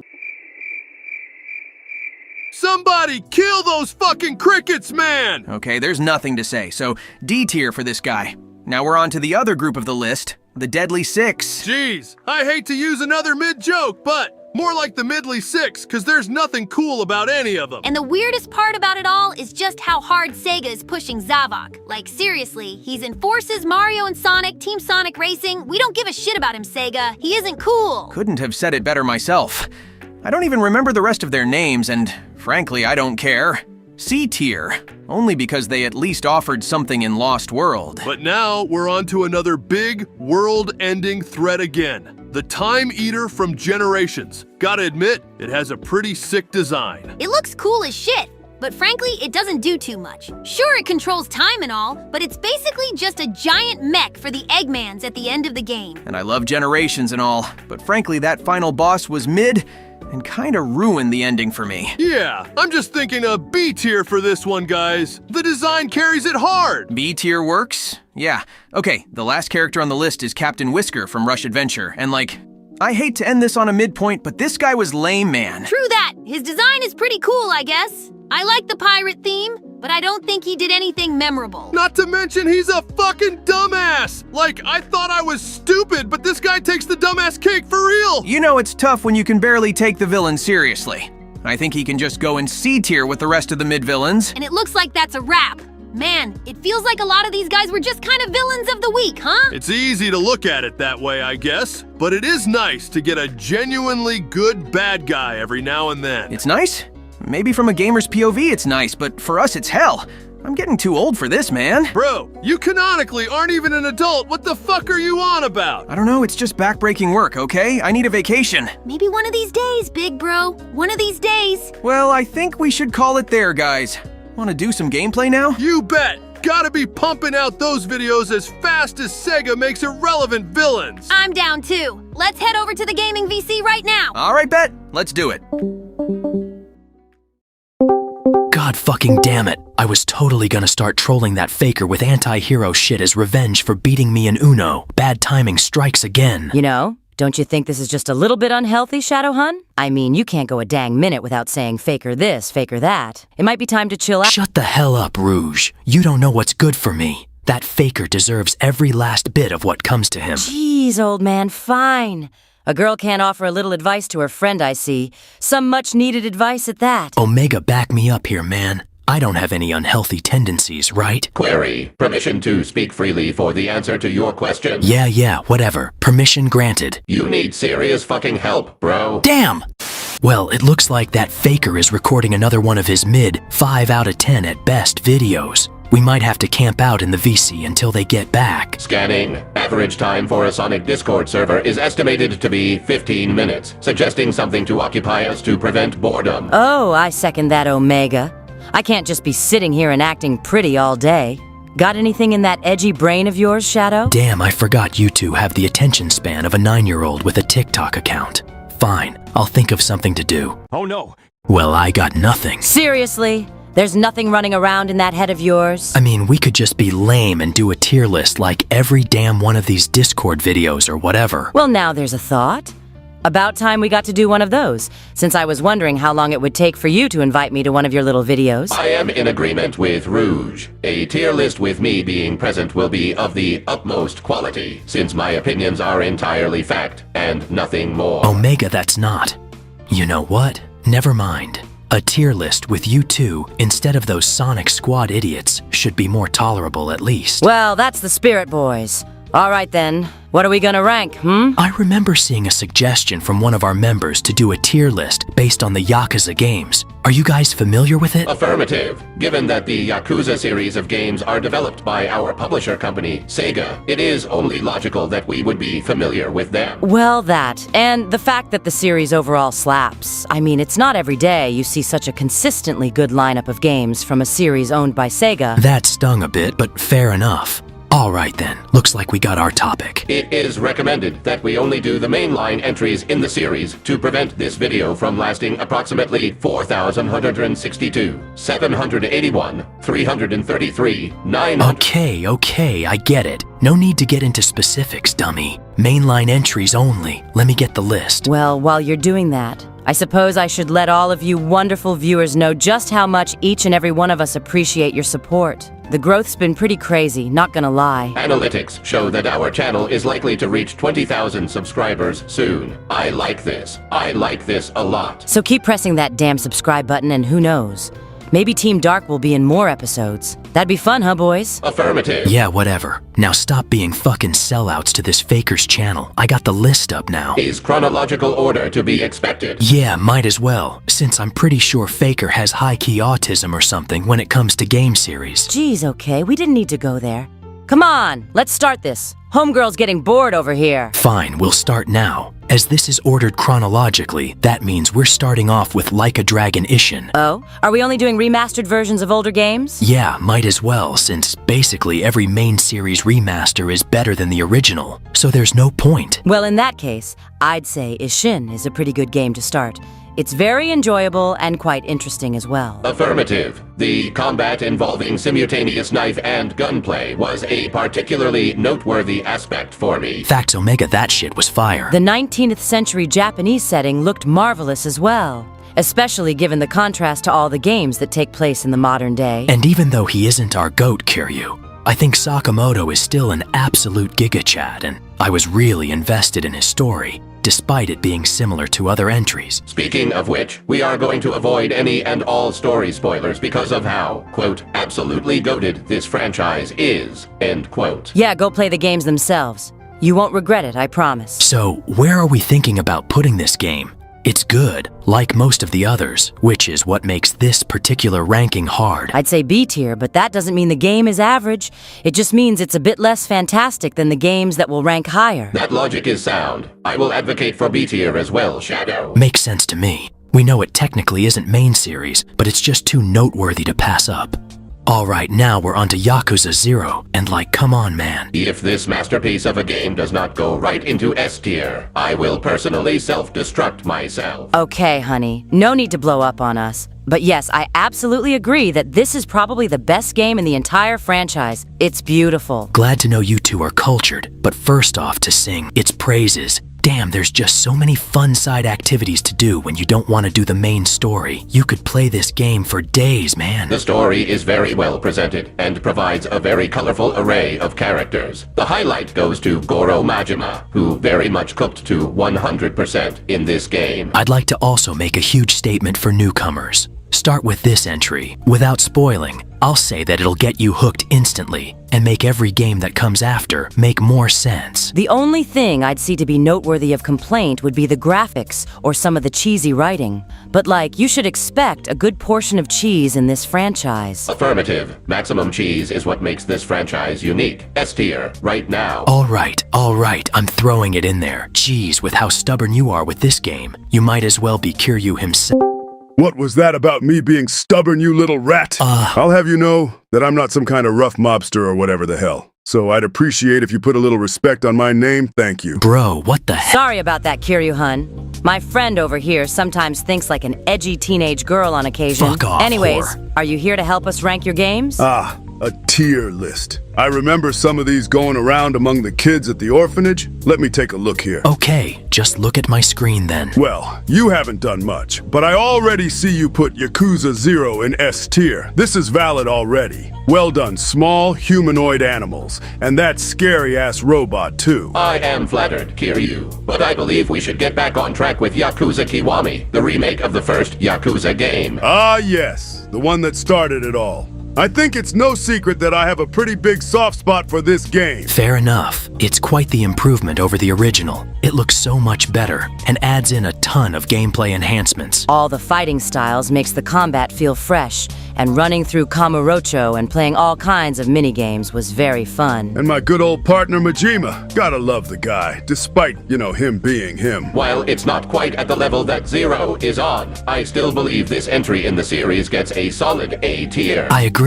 A tier for Kiwami 1. Now we're on to Kiwami 2. I feel this is on very similar ground with the first one. This was where I fully went on my path to redemption. Not to mention having to face one of my toughest enemies, Ryuji Goda. That's a good point. Ryuji, Daigo, and Karu all really helped your character growth in this game, and they were very important additions to the series as a whole. I found most of the minigames to be quite enjoyable as well, especially the Gravure photo shoot. Oh my god, Omega, stop talking! Haha! I like this robot already! He has good taste! Good God, don't encourage him. Let's just put Kiwami 2 in A tier and move on to Yakuza 3. Damn, yeah, I'm sorry, this one ain't it, Chief. Really? I didn't think it was too bad. I mean, I finally got to look over the orphanage, free of my prior clan. I am in agreement that this entry is among the weaker Yakuza games. The combat especially brings it down quite a bit. Seriously, so many of your attacks are blocked. It doesn't help that the game hasn't gotten a remake either, at least not yet. And I didn't really like Mene. Like seriously, was that guy supposed to get redeemed after how he treated those poor orphans? I won't go into spoilers, but damn, he was a mid-villain. I see what you mean. The combat especially can be quite frustrating on harder difficulties. I tell you though, I'm gonna go apeshit when this game gets remade. True. But for now, I'm putting this damn game in damn D tier. Now we're on to Yakuza 4. This one is a bit better, I feel. This game revolves around switching between Kiryu and 3 other characters. While I enjoyed Akiyama's character, I did not much care for the other 2 newcomers. Exactly! Why the hell are you guys taking the spotlight from me? Fuck you, Sega! Hey, you learn to hate-love Sega over time. It happens to all of us, bro. Gotta spread that good old hate-love every now and then. Just like how basically the entire Yakuza community can't decide on whether they hate or love this game. The combat is a definite upgrade from 3, that's for sure. And I believe the story, at least on Kiryu's part, is a lot better. No spoilers, of course? Agreed. And for that, I'll put 4 in C tier. Now we're on to Yakuza 5. And thank God this series has straightforward sequel titles, man. Okay. Even I can admit that this game was way too long, man. It didn't help that the stories spread out among 5 characters this time. I also found that the minigames, while still entertaining, weren't as greatly fleshed out or fun as other entries, especially the hunting game. I disliked that one immensely. Yeah, that one sucked balls. But again, I think Kiryu's story was really well done, and that goofy little dancing minigame in the middle of the game was pretty charming, not gonna lie. Glad you guys like my story so much. It's been one hell of a ride, to say the least. We'll always appreciate a well-written character. They're quite rare to come across in our franchise nowadays, right, Shadow? You clearly have a death wish, bitch. But that's besides the point. Yakuza 5 can go into C tier with 4, and now we're onto Yakuza 6. Well, I think this was a big upgrade after 3, 4, and 5's release. However, I don't think it quite reaches the top of the list due to a few flaws, like the simplified combat. Didn't help that Yakuza 0 came out right before it, and that game's combat was amazing. The minigames are definitely much better, though. Like, way better. Hell, you can even play other Sega games like Puyo Puyo and Virtua Fighter. And of course, they made me the one and only playable character. Ah, the balance has been restored. As a result, the game's length feels much more reasonable. The game also looks fantastic and set the bar for the graphics of future entries. For these reasons, I believe Yakuza 6 deserves a critically placed A tier. Sounds good to me. A tier for 6. Now we're on to the second to last entry, that being Yakuza, Like a Dragon. I genuinely love this game. It's fantastic. But unfortunately, this is where your boy rode off into the sunset. I only got a cameo this time round. Hey, I really enjoyed Ichiban, though. He's such a lovable goofball. That hair is crazy, too. He will never be the GOAT, but he is not a bad replacement by any means. One of the more interesting elements in this entry, however, is the JRPG-style combat, introduced thanks to Ichiban himself. At first it was a little weird to look at, but I came around to it, and now I think it's pretty damn fun. And seeing all those thugs turn into weird creatures was fucking hilarious. And finally, Isazaki Ijincho is a fantastic place to roam around in and makes the game feel truly open world. It's a stunning location with so many fun side quests and characters to find. It is with all this that I, Kazuma Kiryu, despite not being in this game for the most part, advocate for this game being in S tier. I completely agree. Even if I generally think Yakuza 0 is the better game overall, Like a Dragon no less deserves its praise. With that, I'll put it in S tier, and now we're on to the final main series game in the franchise. As of now, Like a Dragon, Infinite Wealth. Yes, your boy is back. And, oh wait, I got cancer, fuck. I do not feel sadness often, but even I thought I might shed a hypothetical tear when I found out about this information. Nah, it's okay, your boy went to treatment, so I might be okay. Anyways, I think this game slapped, although not quite as much as the previous game. The combat retains the JRPG formula, but you gotta love the fact that Kiryu can go into real-time combat too. That's a nice touch. The Hawaiian setting was very visually pleasing for my sensors, and seeing Ichiban Kasuga and Kazuma Kiryu come together to team up in the story felt like a cool crossover. And the story felt easy to digest and less convoluted than some of the previous games. No spoilers, of course, but this is a good game to just jump into as well. Speaking of which, it was nice to revisit both the Yokohama and Kamurocho maps that I traveled back in my prior games. It kind of felt like a trip down memory lane. Hear that, boys? A Sega franchise that used nostalgia without relying on— Shut the fuck up, Rouge! Ain't nobody wanna hear that shit, bitch. Stop dogging on your own franchise, homegirl. Oh, shut up, Omega, you Roomba-looking ass. You aren't good with using common slang, hun. So are we gonna put this in A tier before you chuckle nuts get out of hand again? Sure, whatever. Infinite Wealth goes in A tier, and that's the list. Banger series, as I said so myself. I'm pretty grateful that my series gets so much attention from Sega, especially considering how fucking awful they are with keeping their non-Sonic franchises alive, huh? Yeah, we're not sure what's up with that, but it looks like things are gonna get a bit better soon. Agreed. We need more than like 3 franchises that are consistently getting new entries. I suppose, as some of us say, we can only hope. We can only hope for a marginally better list of consistently updated gaming franchises. Facts, my brother. Facts. You know, I gotta admit, this was around the time that I thought one of Sonic's annoying comrades would come in here to annoy us or whatever. My scanners are picking up an approaching case of bad timing. Bad time, wait. Oh no, oh fuck. Oh god damn it. What the hell are you Team Dark Scrubs doing in Sonic's VC? Get out of here! Well, hello to you too, Amy. Long time no see. Oh, don't hello Amy me. You all better explain.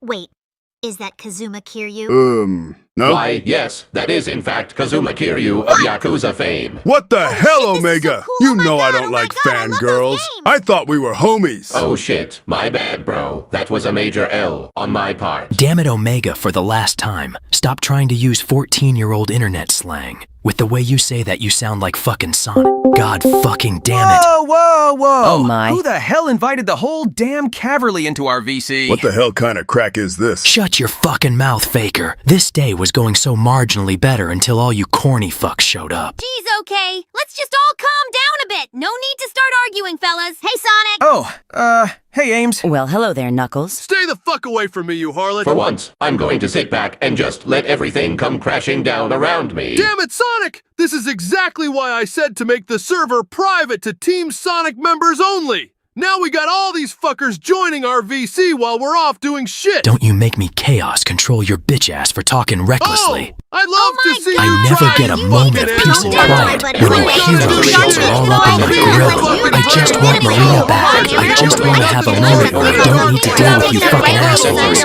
God, Shut the actual fuck up, you dumb fucking furries! Yo, hold the phone. Is that Kazuma Kiryu? I hate it here. Wow, you made him leave Big Blue.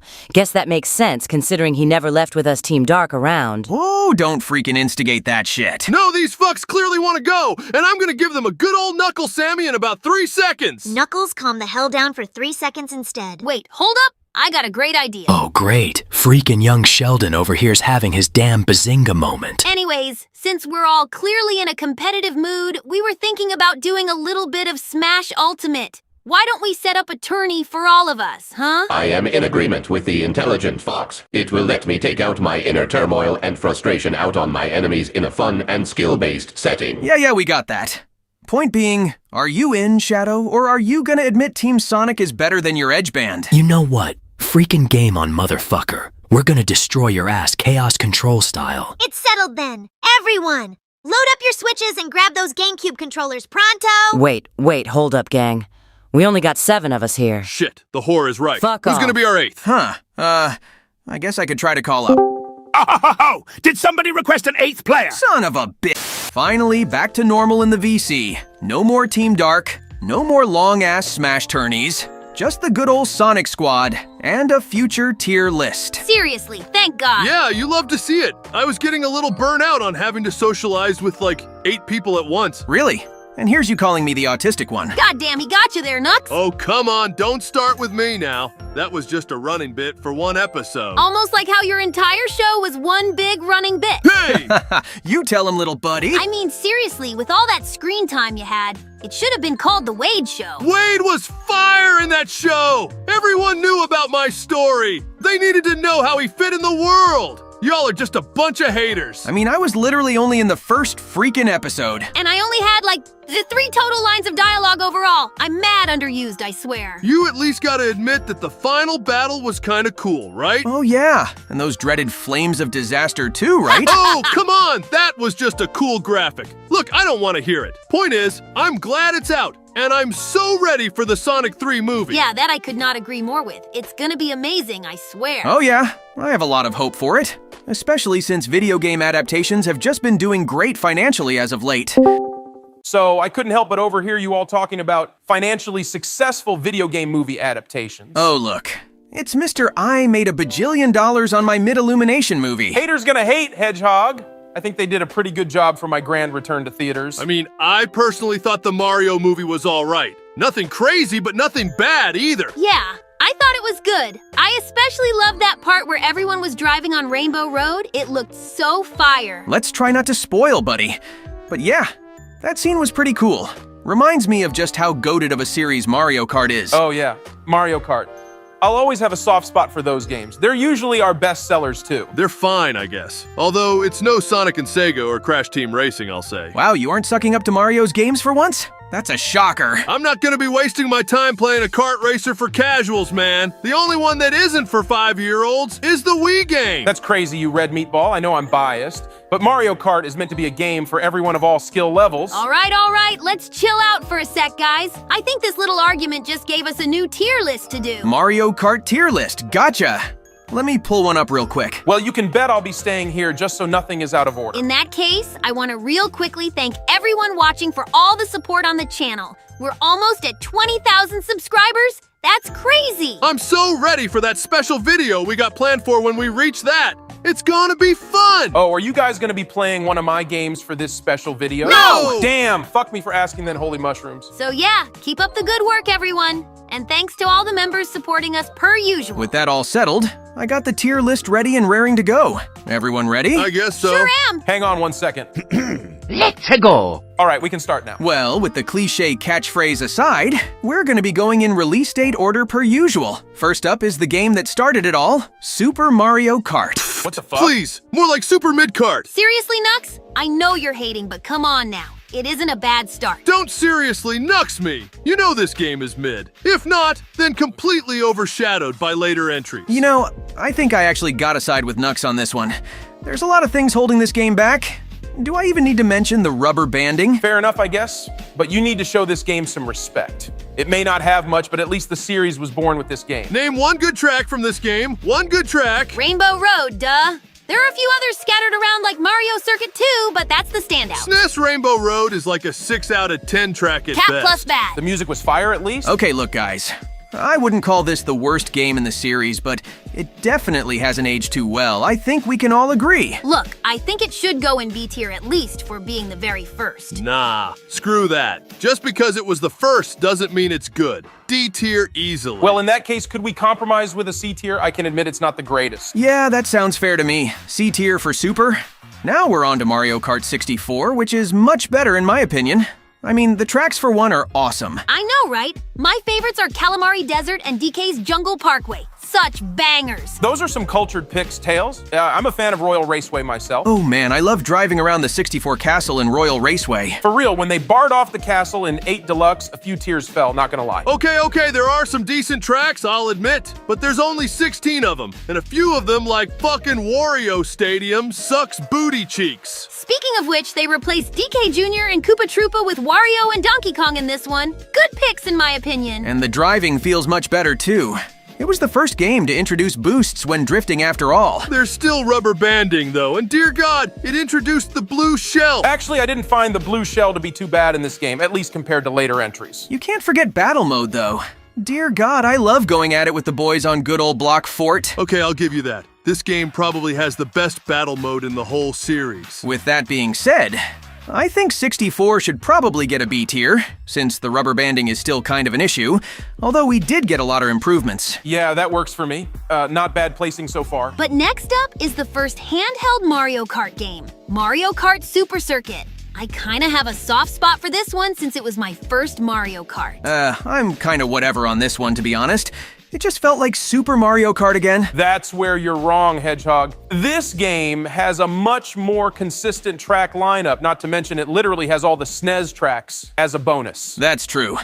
A few standouts for me are Sky Garden, Cheeseland, and I kinda like Riverside Park too. The rubber banding isn't too bad this time, but do I even have to mention how slippery this game feels? Yeah, it can be hard to drift, and the controls aren't nearly as tight as other entries. Putting biases aside, I do feel like this is mainly a result of the GBA's technical limitations. If you want a handheld Mario Kart, play the DS version. Yeah, that I can get behind. I'm thinking C tier above Super though. I'd personally go low B tier, but that might just be nostalgia talking. We'll just go with high C tier for now. This next entry though, this is where it starts to get real good for me. We got Double Dash up next. Oh, mama freaking Mia, ladies and gentlemen, I love Double Dash so much. The tracks are peak, the roster's better than ever. Oh, hell no! What the hell is this double cart goofy-ass Oh gimmick? my God, you bitch. It ruins the consistency of the series! Okay, now you've made me mad, you Goomba-ass ballsack. Ballsack? It's clear that you need some double-up Mario Bros action going on. Wait, is he calling up someone? Oh my God, bro actually needs backup to defend his mid-game. It isn't mid, you dumb freaking knucklehead. Yeah, it is. That gimmick ruins it completely. Yo, what up? It's Mr. Player 2 speaking. Who am I talking to? Yo, Lou! I got this rotten meatball in the Discord Hey! VC here. He's calling Double Dash mid. What? What kind of... Oh, I'm heading over right now. Wait. Mario, did you just call up Lu? All right, you slimy Stromboli. Who the hell's calling one of the greatest kart racers ever made, mid? Yo, what up, fellow player 2? Also, that was Knuckles over there. I mean, the double cart thingy adds way too much stuff. And in multiplayer, it makes everything too chaotic. You clearly don't know nothing about Double Dash. The chaos is the beauty of the game. I can't tell you how much fun me and Mario have had chucking Bowser shells and giant bananas while driving on Baby Park. Amen to that, my brother. That shit's tight. Not to mention that they finally eased up on the rubber banding fully. It feels so much more fair when you win or lose now. Also, I don't know what you're yapping about, Nux, but I actually really like the double-up gimmick. So true, fellow player 2. Yeah, they should bring that shit back on God. And need I mention the tracks? I mean, I already talked about Baby Park, but you also got DK Jungle, Mushroom City, and Daisy Cruiser. You would pick that last one as a favorite, you fucking simp. Lay off my brother, you red bitch boy. Look, can we just ignore this Stromboli and put this game in S tier already? Yeah, I completely agree on that for once. But now we're going on from one goat to the next. Mario Kart DS, folks. Oh yeah, this is my personal favorite handheld exclusive Mario Kart. It's freaking great. You said it, bro. Those custom carts were gas. My poltergust looked sick as a cart. And this is where Mario Kart tracks started peaking, dude! Tick-tock clock, airship fortress, motherfucking Waluigi pinball. Need I say more? Also, this was the first game to introduce retro tracks, which doubled the track list to a whopping 32 whole courses. Even though the retros weren't really up to par with the Nitro courses, it was a neat add-on that improved the game overall. Why the hell was Rob added into the game, though? Like, that was so freaking random, dude. I don't know why we added Rob, not gonna lie. I guess Nintendo kind of felt like being out of pocket and chaotic that day. You also can't forget that this game was literally the very first Nintendo game to support online play. That alone gives it major dubs. Also, it was kind of hilarious to see people who didn't own the game be forced to play Shy Guy on local. Yeah, that was pretty good. So, I'm thinking a solid A tier for DS. It's easily the best handheld exclusive. Yeah, I'll give it to this game. It's not bad, especially for the time. All right then, A tier for DS. Next up is yet another heavy hitter, Mario Kart Wii. Oh my gosh, I love Wii! So many timeless memories on this legendary game. You said it. This is where they finally gave us the option either karts or bikes, each of which behave differently. Let's get this out of the way though. Who here shamelessly went Funky Kong and Flame Runner every time? Me! Yeah, I thought so. I much appreciated the skill that a lot of the tricky shortcuts required. Not to mention, it was chaotic, without any double-up gimmick. The double dash hate is still crazy, but I can see where you're coming from. Also, how could we forget about the mods? Oh, hell yeah! Who here hacked their Wii to put on CTGP? Me! Oh, and Coconut Park. Enough said. The only real downside I can point out is that the game is fucking ugly. Like, geez, that's a lot of bloom! That's fair, but given the overwhelming positives, I think it gets the S tier. Super S tier. Yeah, now we're cooking with gas. S tier for Wii. Alright, now we're on to Mario Kart 7. This one was kinda just okay for me. I did like the added gliding and underwater mechanics, but I don't feel like this Mario Kart really had its own identity. Not to mention that the roster is kind of weird. Like they got rid of Waluigi and brought in the damn Honey Queen. Like who the hell asked? I sure didn't. But I'm not gonna lie, they kinda cooked with the retro tracks this time. We got a ton of bangers back, like Coconut Mall and Waluigi Pinball. 7 also easily has the best Rainbow Road, like it's not even a question. That's true. Rainbow Road is fire. But like, a lot of the other Nitro tracks are mid. Like, who the hell cares about Cheap Cheap Lagoon? Well, it certainly isn't fantastic, but it ain't bad either. At least it controls good compared to Super and Super Circuit. Yeah, that makes sense. I'll just chuck 7 in B tier then. And now we're moving on to the big kahuna, everyone. Mario Kart 8 Deluxe. Whoa, hold up. Aren't you forgetting something, Sonic? Oh my god, we're not ranking regular 8 separately. It's literally the same game, but worse. Mama motherfucking me, this is rigged. Well, I think this one is kind of a no-brainer, right? Yeah, there's no way this game is getting anything other than S tier. For starters, this game has 96 freaking tracks, including the booster pass. That, on top of the best character roster of any main series Mario Kart game, it even has non-Mario characters like Link and the Inklings. It also has a great battle mode with plenty of game modes. One of my favorites is Renegade's Roundup, which is basically cops and robbers. Yeah, the battle mode in 8 Deluxe is way better than whatever the fuck Nintendo cooked up on the Wii U. The online is still pretty solid overall, and of course, the game looks goddamn gorgeous. I've never seen a Mario Kart game in such high def before. Yeah, I think that's all she wrote for the most part. S tier, no question. Alright then, S tier for 8 Deluxe. Second to last on this list is Mario Kart Tour.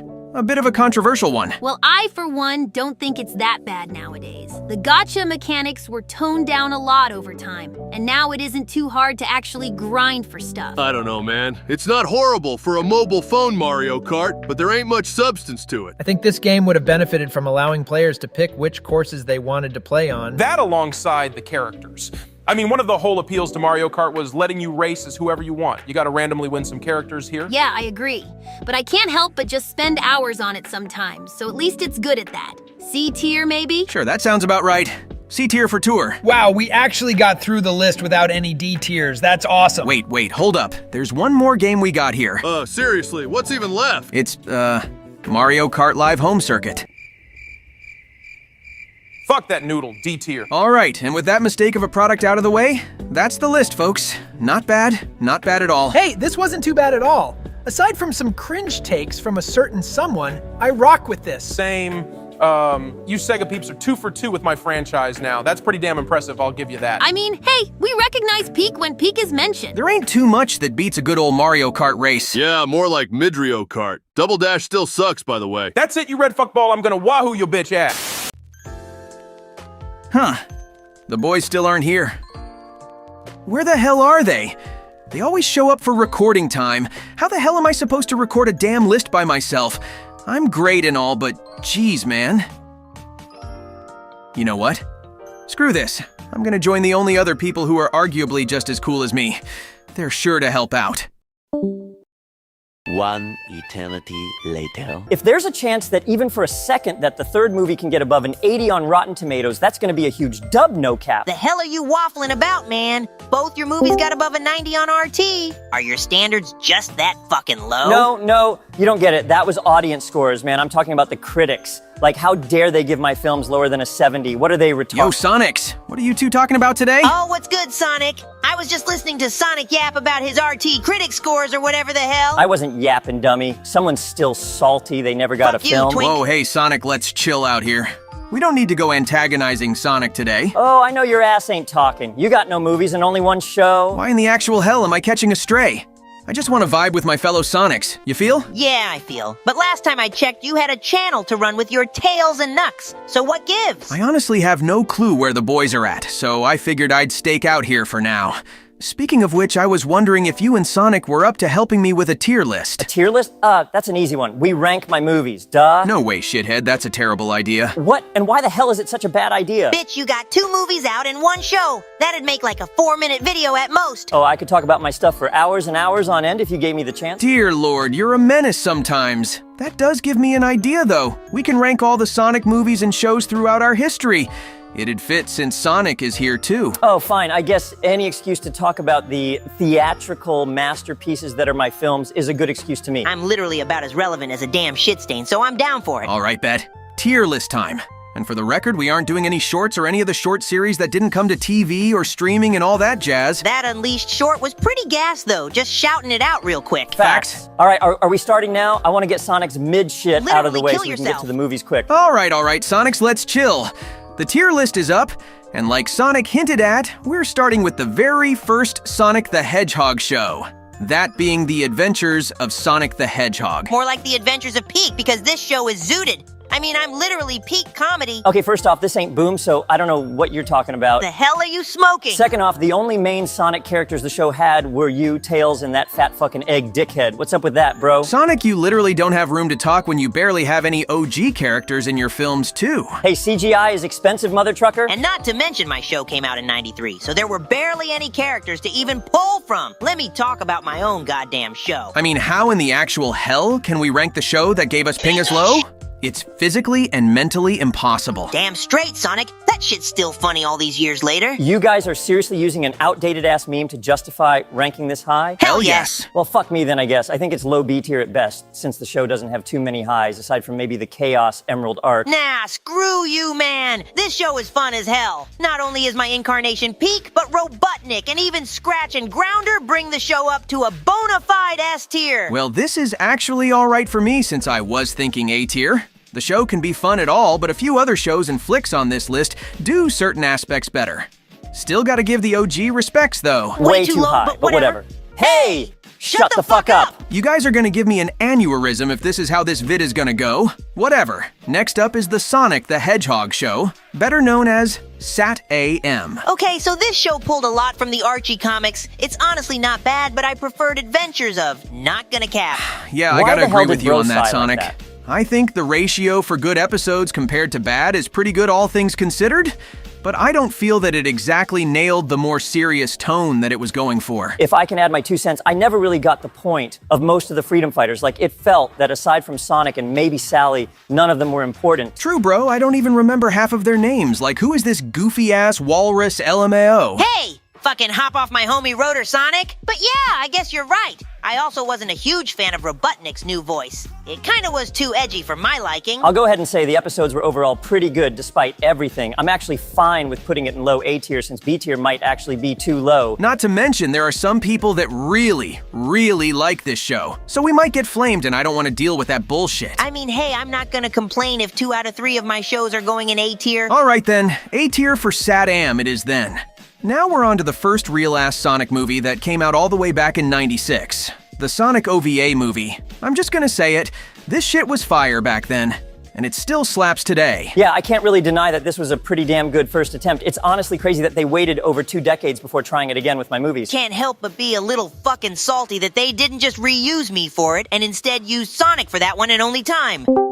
I'll have you know that when they used my voice on that faithful day, it was absolutely fire! Holy crap, Lois, it's Sonic! Dude, what's up, Sonic? Nothing much, Sonic. I just so happened to notice you making a tier list alongside Sonic and Sonic, so I waited until just the right moment to do an amazing cut-in. God, your voice is so unsonic, yet I somehow can't help but love it. Seriously, bro has a way with words on God? Well, Sonic, and Sonic were just talking about your film. You got anything to say? Ah, yes, the Sonic OVA movie. Where do I even begin with this glorious masterpiece of an animated film? Do I talk about the jaw-dropping animation? Do I talk about the amazing music? Do I talk about how every character design slapped harder than a goddamn father on report card day? Do I talk about Knuckles and his badass fucking hat?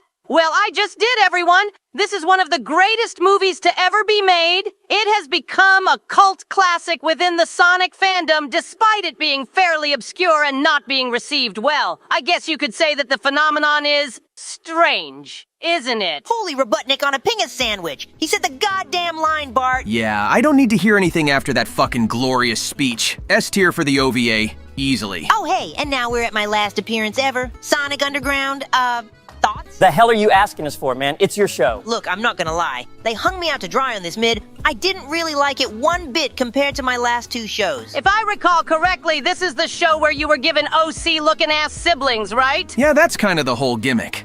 Well, aside from Sonic having to be a part of an underground rock and roll band, but that's besides the point. I'm not sugarcoating it. Sonia and Manic were fucking annoying little shitheads who just leeched off my success and complained every single episode. I couldn't stand Manic's punk ass. Yeah, I gotta agree with you. He sounded like a bitch. Seriously, if I had a nickel for every cocky, arrogant green shithead that we've come across, then I'd have 4 nickels.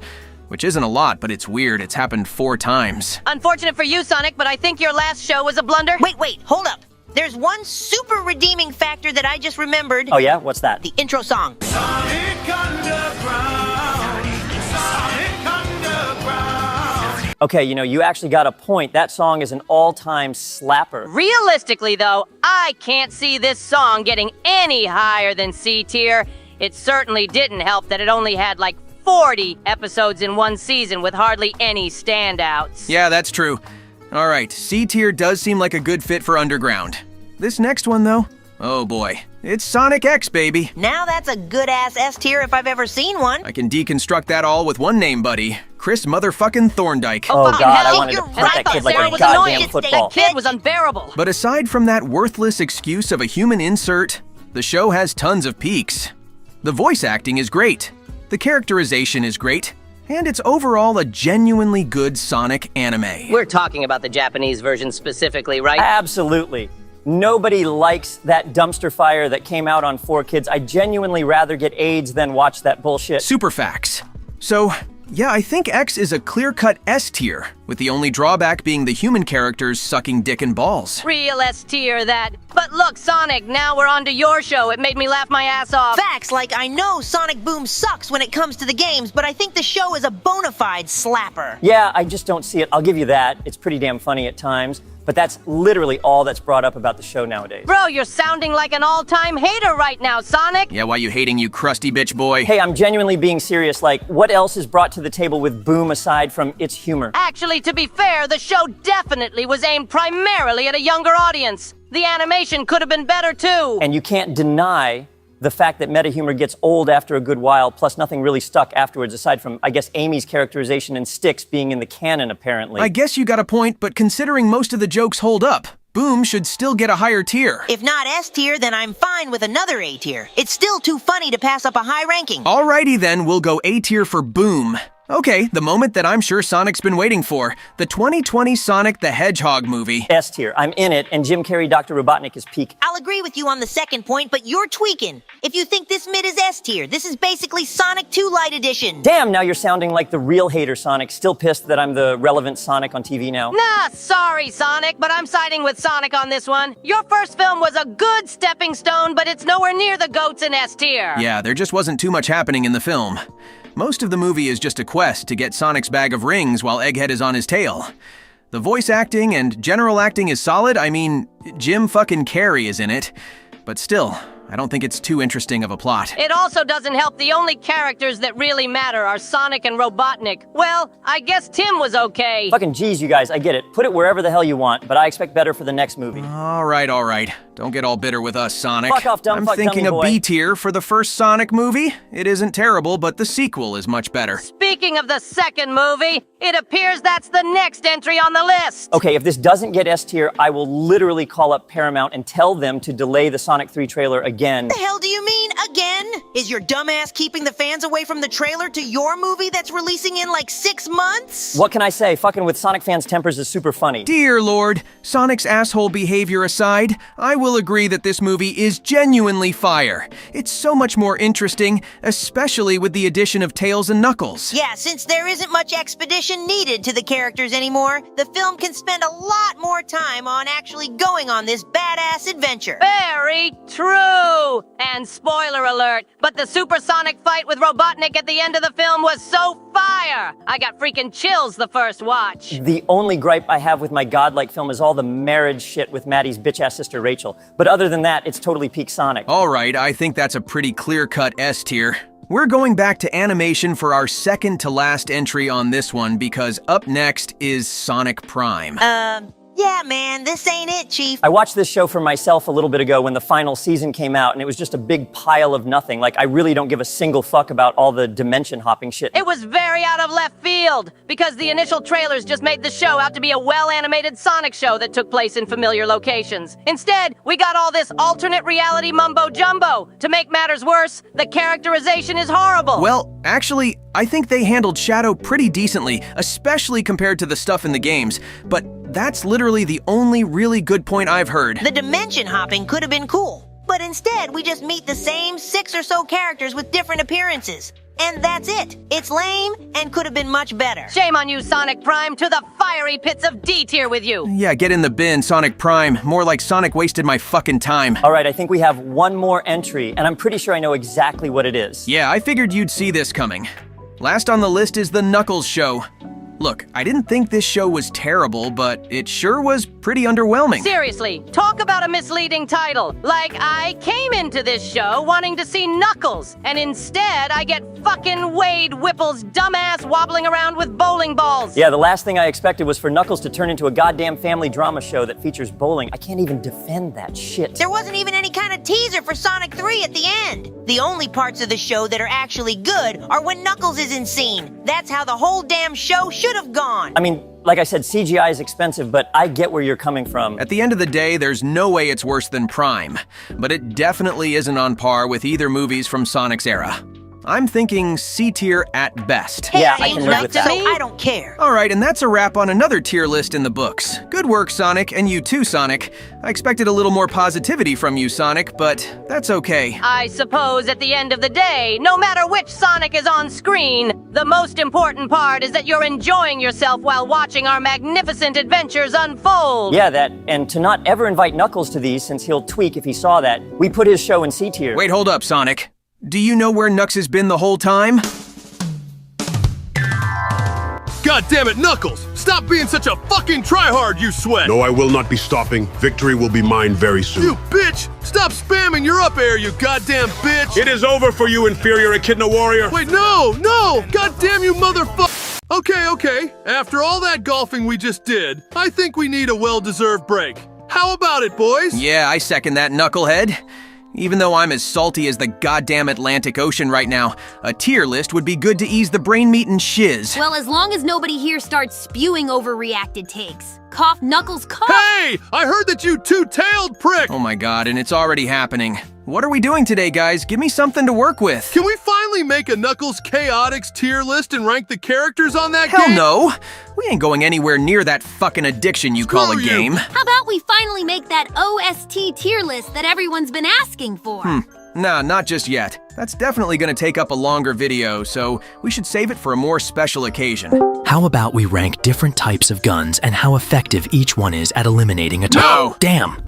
Oh, brain blast. I got an idea that probably will be relevant or something. Oh yeah? Let's hear it then, Nux. Considering that banger Nintendo Direct just ended a few days ago, we should totally tackle the Zelda games, especially since we already did Mario's games a while back. That's a good idea for once. I'll gladly rank a Nintendo franchise that doesn't revolve around a fat-ass Italian plumber that definitely isn't a better platformer than me. Saltiness aside, I'm down for some Zelda too. I love those games. They basically pioneered the action-adventure genre. Almost every game doesn't miss. It's decided then. I'll grab a tier list with all the main series games. No Warriors games or fucking Link's crossbow training or whatever. And while you're doing that, I want to give a real quick shout out to our members who suggested this list, as well as the other suggestions we were given. You guys mean a ton to us, and more of your ideas will be used in the future. And if you want your video ideas to be done as well, make sure to sign up to get a membership yourself. You'll get a cool badge and videos a little early to go along with it. Good shit on the shameless plug, y'all. But anyways, I got the tier list up, and like always, we're gonna go in release date order. Alrighty, I'm gonna try and be a bit more civil this time around, especially since I love this franchise to death. Good shit, Knuckles. All right, I'm ready too. Let's do this, Sonic. Same here. All right, of course we're going back to the good old NES with this first entry, the original Legend of Zelda. Here we freaking go. Mitty, this game is shitty. Knuckles, I'm gonna have to ask you to respectfully shut the hell up and put some respect on this game's name. Bro folded after 3 seconds. Where'd the love that you said you had for this franchise go? I do respect this game for making a bunch of other better games in the future. But come on, guys! How the hell is anybody new to this supposed to progress without some kind of guide? So many of the dungeons and secret upgrades are hidden behind cryptic bullshit. I don't know, Nux. I kinda like the fact that the game doesn't hold your hand, unlike some later entries. It makes the ever-mysterious land of Hyrule even more interesting and satisfying to explore. Not to mention those dungeons. Some of them were fucking bullshit, don't get me wrong, but they laid the groundwork for almost every single Zelda game to follow. Hell, every single action-adventure game, to be honest. Look, I hear you, but all I'm saying is that despite its groundwork, it's pretty dated. I'm thinking C tier at best. I'm gonna bump it up to a low B tier then. It can be frustrating to need a guide, but we gotta respect this game changer nonetheless. But if we want to talk about an actual bad game, look no further than Zelda 2, The Adventure of Link. Nux, I give you full permission to rip into this one. Oh hell, where do I even start? There's a damn reason why Zelda games never should be some generic side-scroller, and this is it! The game is way too hard at some points, and those random encounters get real fucking annoying after a bit. I genuinely don't know how Nintendo thought this was the way to go with the sequel, but I hope it never happens again. Spit those facts, knucklehead. That Ganon laugh after every game over still haunts me to this day. The only real memorable part is the Shadow Link final battle. But other than that, I see no reason to ever go back to this game over literally any other game in the franchise. Link's adventure goes straight into the bin, Sonic! Don't need to tell me twice. D tier for Zelda 2. Luckily, we pick up steam right away with our next game. A Link to the Past. Yeah, this is an absolute easy S tier. Despite the age of this game, it honestly still might be the best 2D Zelda in my opinion. This game's aged really well, and the gimmick of time traveling is so fun. Plus, it went back to being a traditional Zelda game over the dumpster fire that was Zelda 2. All those secrets and items to discover were even more exciting and satisfying to find. The bosses were also pretty engaging, and learning tricks to beat them were fun too. I swear to God, this game needs a remake soon. There are other good 2D Zelda games out there, but this one's gotta be the best of the bunch. Easy S tier. Next up is A Link to the Past. I'm assuming we're only talking about the Game Boy version? Yeah, probably. Although the Switch remake is fire and would probably go in S tier if it was on this list. I still like the original, though. It's pretty gas. It's a weird-ass game at the same time, though. Like, you aren't even in Hyrule, and Zelda isn't anywhere in the game. So much for the title. Koholint Island is still a really fun area to explore. And I don't mind the fact that it's a little weirder than other games. You gotta love the references to other Nintendo IPs, like the enemies from Mario. Can't forget about the DX version on GBC, which even included the Four Swords bonus. And despite it being on the Game Boy, Link's Awakening takes full advantage of the handheld and makes a sizable game that doesn't feel short or bloated. It ain't as good as Link to the Past, but I feel a strong A tier is still warranted. Sounds right to me! I'm cool with that. All right then, we're going into the first 3D Zelda game with the ever-famous Ocarina of Time. I think we all know where this is going. Yeah, this is an easy S tier. Wait, what the hell did you just say, Tails? What? The game is fine, but certainly not some masterpiece. B tier works fine for it. Yeah, I gotta admit, that's kinda an L take from you, little buddy. I mean, a lot of the game is kinda empty, especially Hyrule Field. I also found the dungeons pretty easy, to be honest. Oh, hell nah! I know I've had some shitty opinions, but this is too far! Let me tell you in detail why OOT is absolutely go- Actually, I'll be the one taking over here. As a being of time myself, I am here to tell you that The Legend of Zelda, Ocarina of Time is a timeless masterpiece. Pun entirely intended. The fantastic storytelling, the added mechanics for combat, the detailed interactions between NPCs, and the entire aesthetic of the game combine wonderfully to create one of the best video games in all of existence. You can't deny these facts from the one and only Silver the Hedgehog. It's no use. Fucking finally, I wasn't late. That's a huge dub for the Silver Nation. Why the hell is this white boy here again? Silver? When the hell did you even join this server? I don't think I've ever seen you online. Like, ever. Wait, what? I'm always online! I never got anything to do ever since Sega relegated me to a background character. You guys just always leave whenever I'm about to join. Elbows Shut up, Nux. But, I guess it's good to have you on, Silver. You're an OOT fan, huh? You're damn right I am. And the only rightful place it belongs in is the S tier. There's a damn reason why it's the most critically acclaimed game of all time. Despite you sounding like the biggest geek on the planet, you, bitch. I agree wholeheartedly. Well, guess the majority votes for S tier, so that's where OOT is going. And of course we got the other N64 Zelda game, Majora's Mask.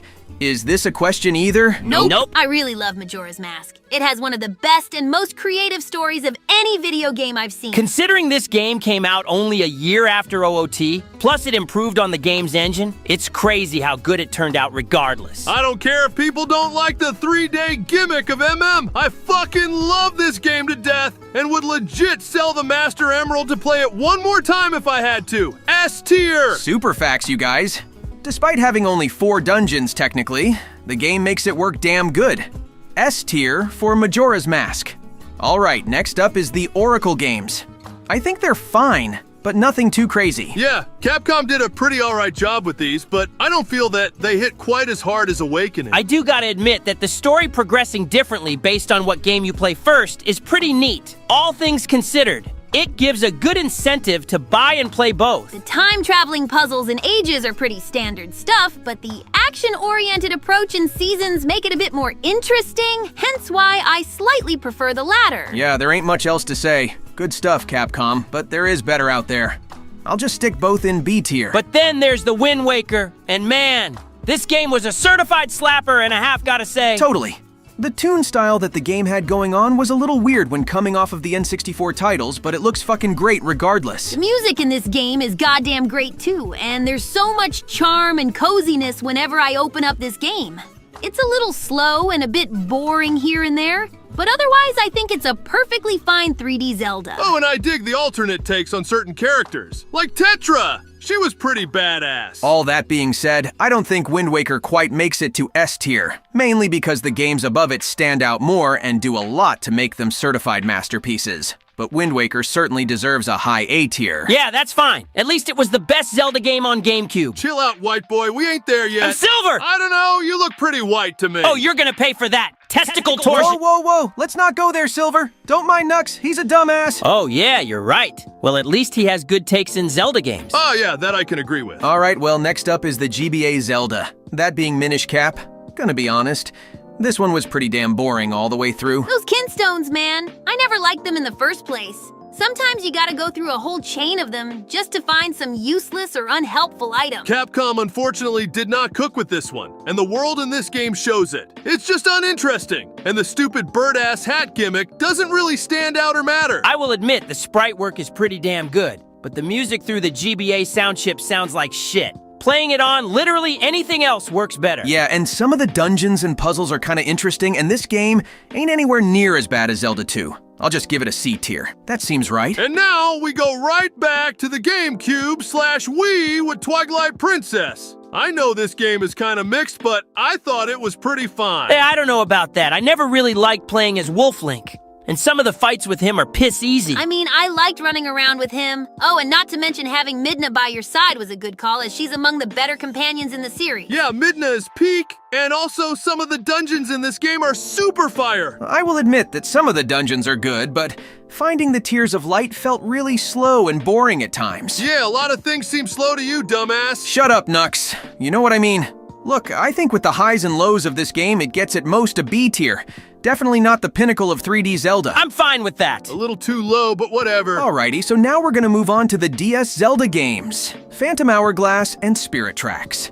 Not gonna really beat it around the bush since it's been said thousands of times.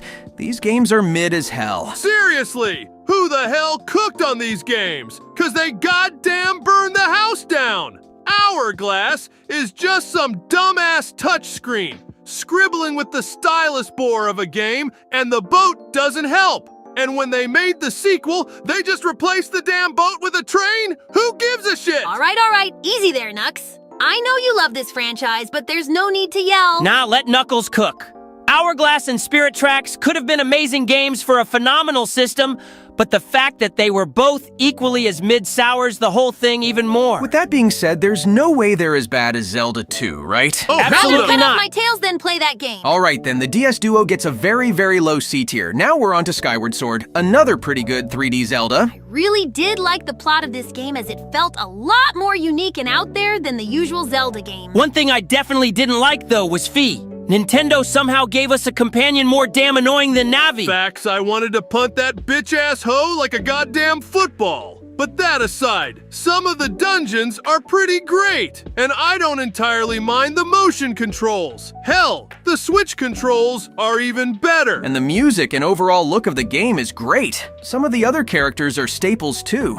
Groose is a goddamn legend. I'd dap up my guy any day. I just don't like that some things you just gotta do over and over and over again. Also, I really didn't like fighting the imprisoned multiple times. It got old despite the changes. So in that case, I'm feeling another B tier. I don't think it quite reaches up there with Wind Waker, but it ain't bad either. Sure, we can go with B tier for Skyward. Alright, now we're on to the latest original 2D Zelda game, as of this video. That, of course, being A Link Between Worlds on the 3DS. Right off the bat, this was a huge comeback for 2D Zelda after the dumpster fire slop that came out on the DS. I honestly much prefer the Land of Lorule compared to the Dark World. Same here.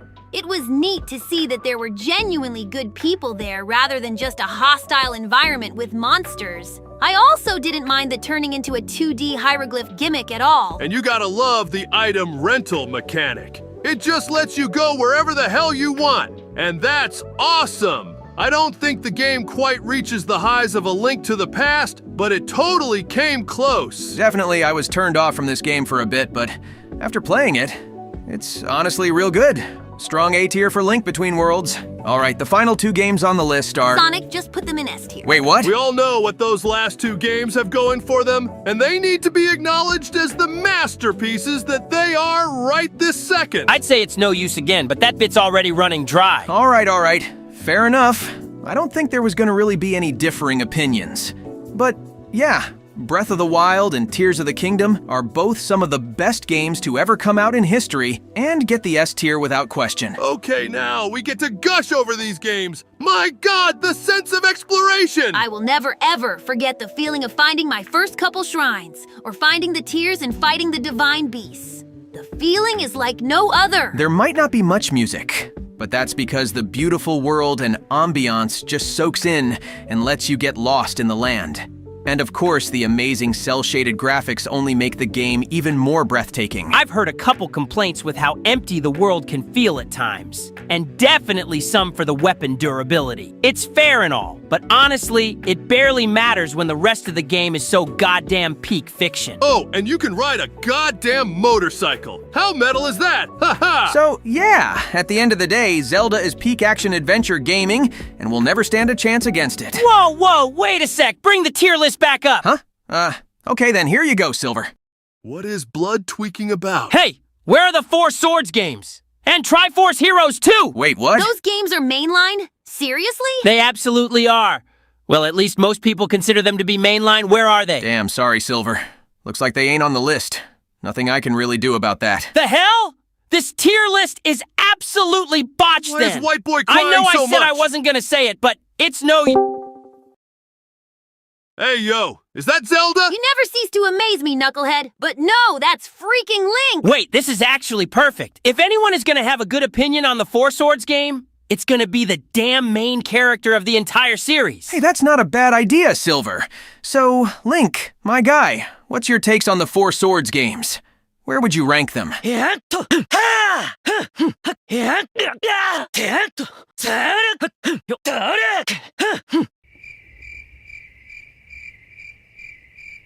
I agree with that take wholeheartedly. And then I said, that's not a camel, that's my emerald. Then they all looked at me funny and I ran off into the sunset. That never gets Good old. one, Nux. Love that story. Cracks me up every time. You got some mighty fine good tales up your sleeve, Knucklehead. Appreciate it, partner. It's always a pleasure to tell my damn good stories to my fellow Team Sonic members. Speaking of stories, are you guys sure that what you guys said about Shadow was true? I mean, I know I wasn't there for the rest of the Mario Kart game, but you really beat his ass and humbled him? Oh, you know it, little bro. His edgy ass got beat, and I wouldn't be surprised if he came in here with an apology and a short bit for all those stupid-ass names he was calling you. Yeah, Sonic kicked his butt, no problem. I saw it with my own 2 eyes. Ah, that's good to hear. Thanks, guys, for sticking up for me on my behalf. No problem, buddy. But what are we planning on doing in the meantime? Oh, you know, the usual. Was thinking another tier list is on the menu for today.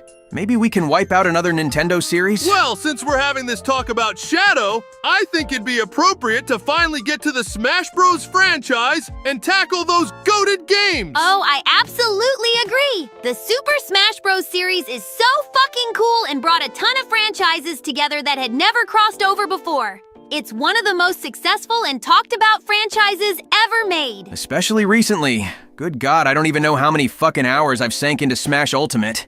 It's just such a high-quality fighting game that's accessible for people of all skill levels. Only thing that sucks is that I'm not playable in any of them. That's the only thing keeping this franchise back from being perfect. Good God. It's also why Project M is goated. All right, quit feeling yourself already, Nux. Smash is peak even without you in the roster. Well, that shit's easy for you to say, Mr. I'm the only Sonic character on the roster. Oh my God, girls, you're both beautiful. Bruh. Can we get the tier list started now, please? Yeah, you're right. Tier list searching is beginning right now. Sit tight, boys. Well, I'm really quickly gonna mention that we're less than 1,000 subs away from 30,000 subscribers. That's like a lot of subs. That's right, Nux. We're gonna be revealing something really cool really soon when we hit that milestone, and we're also gonna start up our playthrough on Sonic the Hedgehog 2. So make sure to stay tuned and subscribe, everyone. All I'm gonna say as a hint for that special thing is one word: real. That's all you're gonna get. All right, and with that shameless plug marathon out of the way, I got the tier list up. You boys ready for another one of these knee-jerking, fist-clenching, tongue-twisting shit shows? You bet I am. No, I'm not. Okay, now I'm ready. What the hell was that, Nux? What was what? That random-ass pause that came out of nowhere. Sonic, please, for the love of fuck, just start this. I can't stand much random bullshit after that last episode. All right, sorry, little buddy.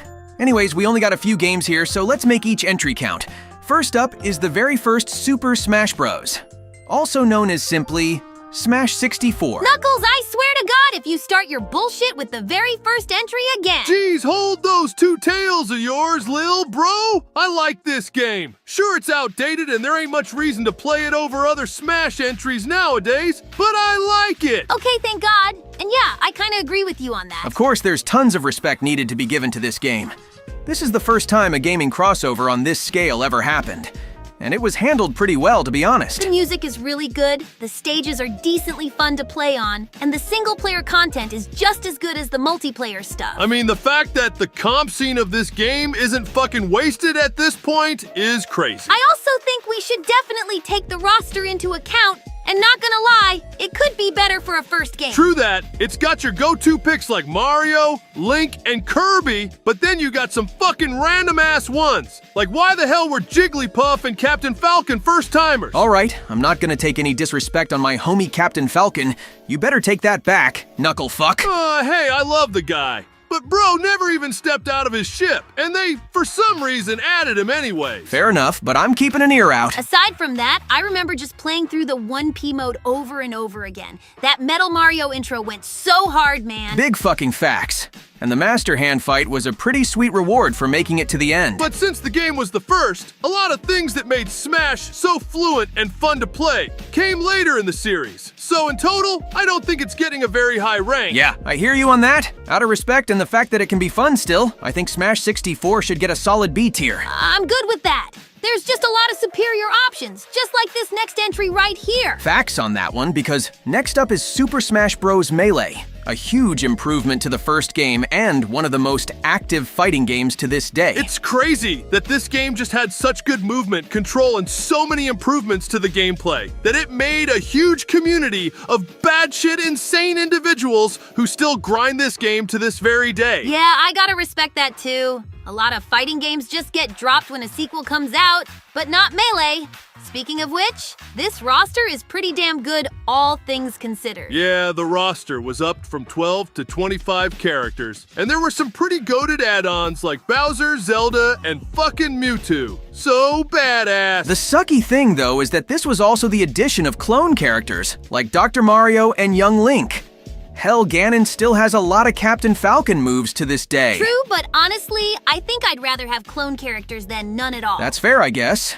But on to the game modes, dude. So much shit was added. That adventure mode was so fucking fun, even if it kind of feels like beta subspace nowadays. Not to mention all the other side modes that are Smash staples. Target Test, Home Run Contest, and All-Star Mode, which you could unlock. Also, I know this isn't revolving the game specifically, but all the rumors surrounding this game were fucking crazy! You remember that one involving us, right, Sonic? Boy, do I ever. I actually had to hit up Sega to make sure I wasn't tweaking or something. Damn Nintendo trolls. Yeah, I totally knew that shit was fake. Nux, please don't tell me you're still trying to unlock that Anyways, I'm thinking a solid A tier for Melee, right fellas? Yeah, sure. Melee was a huge improvement to 64 and is one of the best fighting games in general, but I don't think it's quite the peak of Smash. So next up is Smash Bros. Brawl, right? Man, this was the first Smash game I ever got to play. I don't care what the haters say, I really like it. I mean, I think Project M is still better, to be honest. Well, we aren't counting mods, and Project M ain't on this list. Damn, really? That game might as well be fucking official at this point. Well, that doesn't matter, because we're talking about Brawl. So shut up, Knucklehead. Damn, kill yourself. Anyways, the Subspace Emissary. Need I say more? Nah, not really. That is still the best damn story mode in this franchise. All those cutscenes alone make it amazing. I mean, that's what a crossover is all about, right? Watching your favorite characters come together and interact. It's pretty peak, but goddamn, the gameplay is gimped pretty bad by tripping and feeling way more sluggish in general. Also, I'm not a huge fan of how desaturated everything looks. I'll agree with you on the desaturation, but I really don't have that much of an issue with the gameplay. Especially with yet another banging roster of fighters to play. Yeah, the roster was bumped up to 35, and look at that! I'm in the game now! This makes Smash like 20% more peak just off of that. Sonic touching himself aside, we also got freaking Olimar, Wolf, King Dedede, and motherfucking Solid Snake. I lost my goddamn mind when I heard that Nintendo put a freaking Metal Gear character in Smash. Oh, and also Meta Knight. Whoa, the hell? The horrors. This was also the introduction of more cool stages and items, including assist trophies. Man, I thought that was the coolest shit ever. It was basically an extension of the Pokeball. And all that extra content, man. They introduced the vault in this game, and I spent hours looking through my trophies, unlocking challenges, and messing around with those shitty 30-second masterpieces. On God, imagine only having 30 seconds to play Donkey Kong. Also, I can't believe we haven't mentioned this, but this was the first Smash game that had full online multiplayer, which was huge at the time. Too bad that shit's down now cause the Wii is dead. But yeah, it was huge. So all in all, Brawl is a good game. And the people who say otherwise are sweaty tryhards that live in their mom's basement with a neckbeard that's damn near 10 inches thick. Couldn't have said it better myself, big bro. I'm thinking another A tier for Brawl. Yeah, I like Brawl, and it led to Project M, so I respect that. A tier it is then. All right, now we got a double whammy here because they're kind of sort of the same game. Smash for 3DS and Smash for Wii U. Also known as Smash 4. I'm honestly not a huge fan of these. It kind of felt like they only got the rosters right. I don't know what you mean, Nux. Smash 4 looked pretty great, and it still had a bunch of content like Classic Mode and all those challenges. Okay, first off, Classic Mode for both is garbage. Especially the Wii U one. Secondly, not only is there no fucking story mode, but Smash Tour? Seriously? Okay, Smash Tour is pretty ass, but I honestly love Smash Run on 3DS. It's a really cool take on the Great Cave offensive sorta style it's going for. Look, at the end of the day, I'm not saying they're bad games, I'm just saying they're lackluster. Also, while the online multiplayer was good, it still doesn't hold a candle to how Ultimate plays. Not to mention playing Smash on a 3DS kinda sucks. Okay, I see where you're coming from, but can we at least talk about that roster before we rank it? Look at how peak it is. A grand total of 55 characters. 58 if you count all 3 Miis too. So much third-party support too. We got so many staples like Pac-Man, Mega Man, Ryu, and goddamn Cloud Strife. Fucking incredible. Also Bayonetta. Nightmares. All right, don't go tweaking on us, little bro. So yeah, Smash 4 are overall good Smash games, but the lack of some content and replayability drags them down a bit. I'm honestly thinking a B tier for Wii U Smash, and probably a C tier for 3DS Smash. Yeah, I agree with that. Let's get to the main event though. All right, with Smash 4 over and done with, it's time for the most recent Smash game. That, of course, being the one and only Super Smash Bros. Ultimate! I hate this game. It's so fucking trash! Trash Bros more like! Anytime I see this game's content, it makes me want to puke! I'd rather play Sonic Forces 3,000 times before this game. It's so dog shit, dog water! Instant D tier! Yeah, D tier.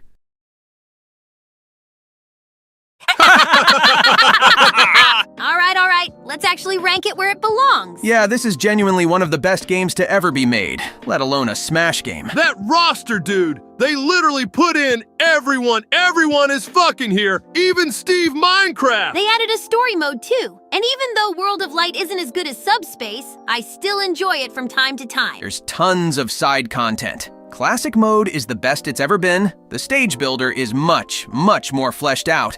And online multiplayer actually gives you an incentive to play with Elite Smash being added. And the game looks so good. It's so colorful. Hey, the colors and music the character started playing when models you all said that. look fantastic. And I'm a goddamn assist trophy. Knuckle Gang keeps getting W's, baby. I'll be a fighter in no time. With all that copage being spewed out, it's already been said. Smash Ultimate is an easy S tier, and easily the best Smash Bros. Game. We've come a long way, and I really don't know how you could possibly improve on a masterpiece like this shit right here. I guess we'll just have to see what Sakurai the Goat is gonna cook up next. That fucking legendary man will cook the most gourmet meal of all time. He always does. Facts, and more facts, Knuckles. Well, I'm gonna crash out today, folks. Nice job on another goated tier list, even if it was a shorter one. Yeah, I'm a head out too. Master Emerald, Angel Island, yada yada. You guys know the gist. I don't really have much to do actually, so I'm just gonna chill out here, I guess. Have fun, you two! See you around, Catch you later, buddy. Tails. Huh, well, I guess I can just fire up more good old Sonic 2, the ultimate comfort game.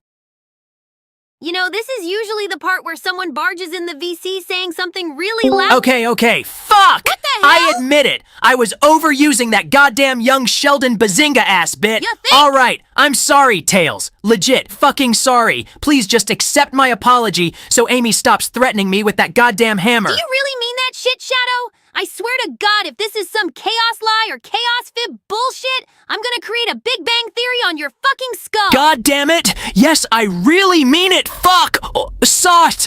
Please, just accept my fucking apology, Afe, and percent we. I'll never say it again. I don't want a hammer going up my ass. has plotted boss Arantons. I brain. Oh, damn. All right, quit tweaking, yo. Jeez. I'm going fucking insane, I swear on Maria, please. Okay. All right.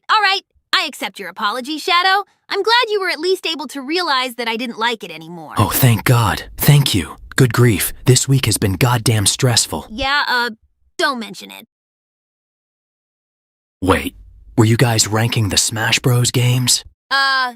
Hey! Oh no, Why no, wasn't not I again. included? Damn, that Discord server's been going crazy. I thought we'd get new peeps fast, but I didn't think it'd be that fast, bro. Dudes are faster than me. Seriously, I don't even know how many times I've been asked why I like mints so much and why mints are my favorite candy and stuff. I just like mints. There ain't no lore about my mints, bro. And I'm just happy that my Knucklehead Nation can finally thrive in a suitable place. Shout out to all my boys in there. Y'all are bona fide. Speaking of which, if you guys haven't joined the server yet, get to it really quick. We aren't gonna keep the server open all the time, although it will be back every once in a while, so don't worry if you're watching this at a later time. So don't be late. And if you are, then don't be tweaking like Sonic was when he first went super a few episodes ago. Ha ha! Brother, I know you like making me catch early strays, but this is straight bullshit. I put it all behind me. Sorry, man, but you know how it is. We gotta mention one single pass bit over and over again until it becomes unfunny. This is regular stuff, bro. Yeah, trust me, I would fucking know. Oh, come on, at least I did it for a good reason, unlike the other bits. You gotta admit, those super forms are gas, even to today. I guess you do got a point there. Unfortunately, the luster has gone dry for me since Sega doesn't want me to have a super form, unless it's a classic game specifically. Same with me, dude. I know I barely changed color, but it still felt like I was a Super Saiyan badass, bro. I'm kinda wishing that there was just more forms with staying power. I mean, the very least we get nowadays is some alternate form of supersonic that shows up once and then proceeds to jump off the face of the goddamn Earth. I miss those old forms. Well, we should shed some light on forms of the past, both old and new. Super and not so super. I think it's tier list time, boys. Bet, but if Super Knuckles goes anywhere lower than S tier, I'm leaving. We know you ain't, but other than that, yeah, I'm totally down for a forms tier list. Let me find a good-ass template, and then we'll get this shit started. I think we should probably go over some non-game related forms as well, since there are some noteworthy ones, to be honest. Oh yeah, I can recall a few of those off of the top of my head too. I'm down for it. All right then. No bullshit ads or promos this time, boys and girls and everyone else. Let's delve straight into this with the classic, the stylish, the badass, Goddammit, the stop super yapping. freaking awesome, the bestest guy Anytime around. now? Supersonic. Excusing all the unnecessary buildup, yeah, we gotta give respects to the classic. Despite Supersonic being the most common form that's in every Sonic game under the sun. Gonna be real here. I'm judging a lot of these based off of raw aura, and this basic bitch ain't doing much for me. I'm gonna kick you in the shins, knucklehead. Also, like, come on! Putting Supersonic in S tier is the most white bread ass answer ever. I'm thinking B for basic. I kinda agree, but kinda don't agree, Nux. You also gotta think about the context of Supersonic and his moments. I mean, there's a lot of peak final boss fights with the super form. Just look at all of Frontier. Facts, thank you. That's a fair point, but this piss guy Bitch-ass definitely hoe. shouldn't be S tier because of how overused he is. I'd go no higher than an A. To be fair, Sonic, this is the most Dragon Ball-ass ripoff of the bunch. Wow, that's rich coming from you ass munchers, but whatever. I can work with an A tier, I guess. Now we're moving on to Super Shadow. Can't believe Edgehog took my style. Shadow is a bitch boy, but not gonna lie. I like that he kept the red so he didn't look exactly like your spiky ass, Sonic. I was kinda shocked to learn that Super Shadow only shows up in like 3 mainline Sonic titles. I swore he was used more outside of spin-offs. Seriously, I can't believe the gull of these dumbass Sega devs. They need to bring back my Golden Glory and Shadow gens, or I'm gonna chaos shit my bed. How the hell did I know that was gonna happen? Are you gonna stay here, Shad? Yeah, I might as well, since your viewers absolutely love me because I'm the coolest faker fuck. Damn, whatever you say, bitch. I still think this super is an A tier. It's just underused now instead of overused. Who the hell let bro cook? I'm so gassed whenever I go super, and my chaos control is the best in the series. Sorry, Shadow, but I think the fact that there ain't much to go off of for your super outside of a few games can only make it right on Legacy.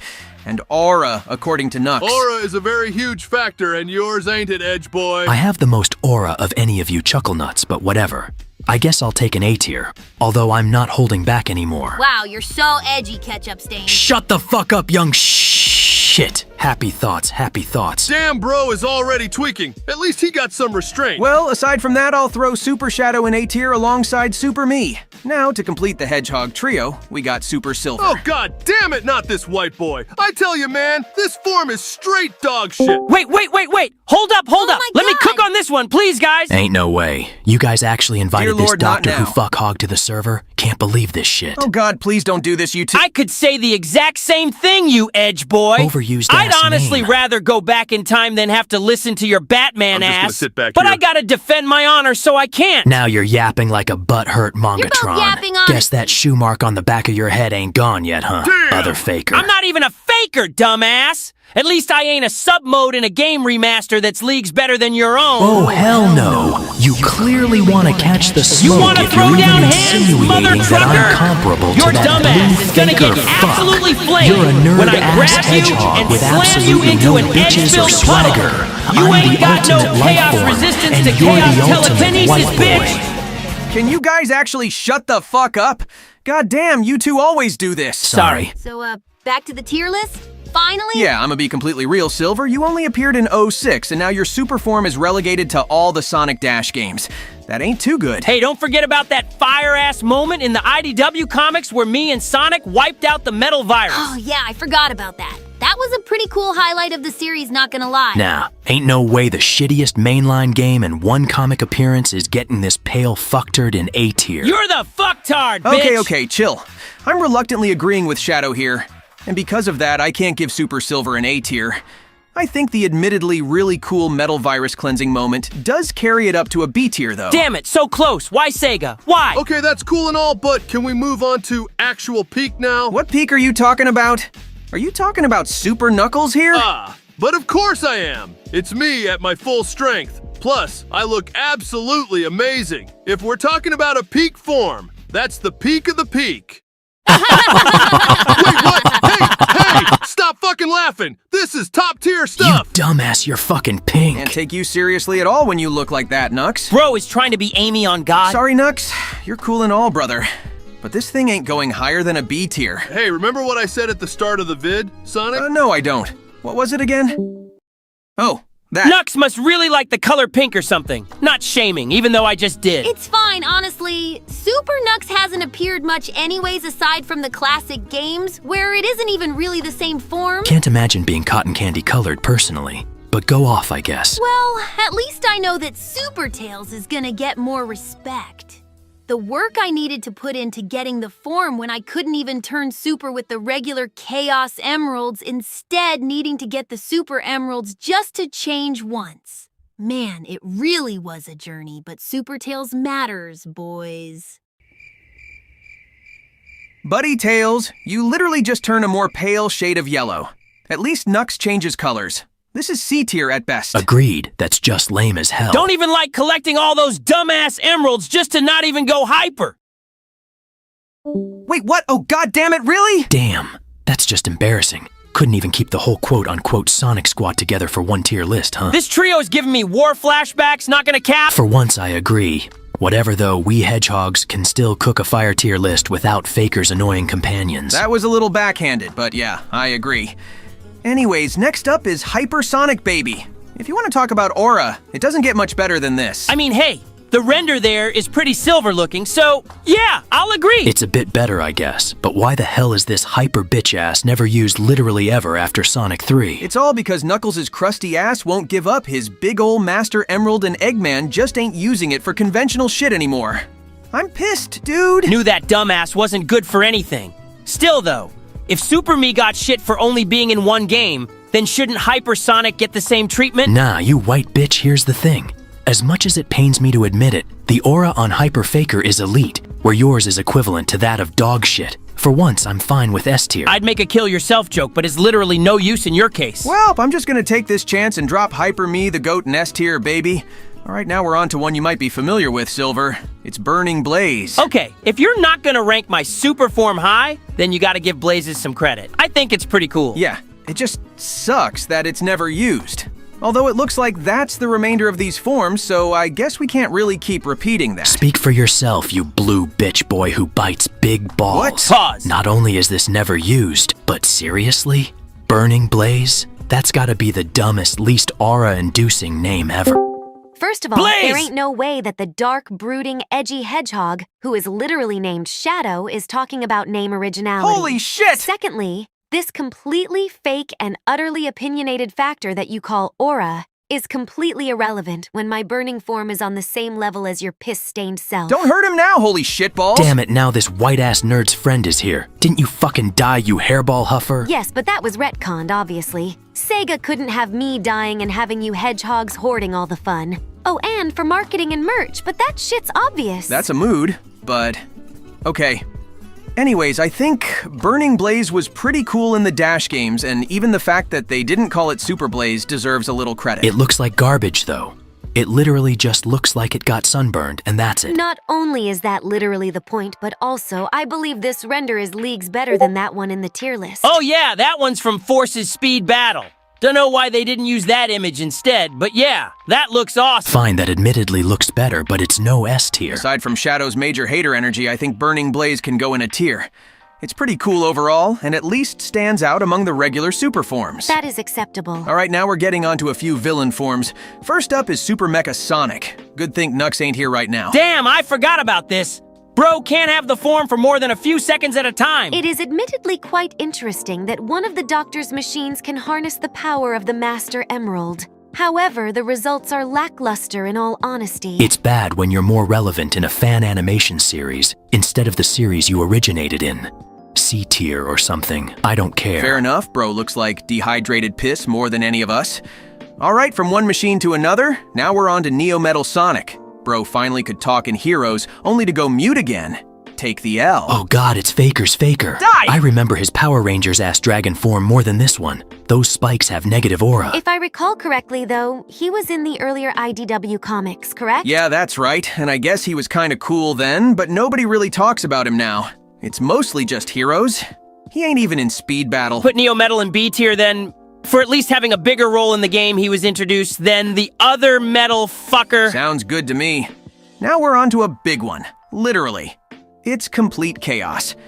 Even though he doesn't take this form much, whenever he does, it's always a pretty cool boss fight. I've never fought this creature myself, but he did look quite intimidating in both Adventure and Generations. Perfect Chaos is a goddamn abomination. I'd chaos control Chaos until his chaotic mass of chaos energy is chaotically destroyed. I think I just had a fucking stroke. Yeah, there ain't too much to say other than the fact that he looks pretty cool and has cool fights. I'll give him a solid A tier. W Chaos. Oh, hell no. It's this Memphis, Tennessee guy's Crystal Gem OC Instant D tier. For once, I agree, this bro was an asshole, and his design makes him look high. I mean, I think it's better than his base design, which is literally just a faker shadow of Shadow. Don't steal my line or else I'm getting that shit copyrighted, faker. If you fake hedgehog fakers are done, I agree that this Mephiles person is a bitch and gets C tier solely because the design itself isn't too special in the grand scheme of things. Yeah, bro is a decent villain, but his design kinda sucks when you think about it. Bro has no mouth. C tier. Damn, what the hell is that, Sonic?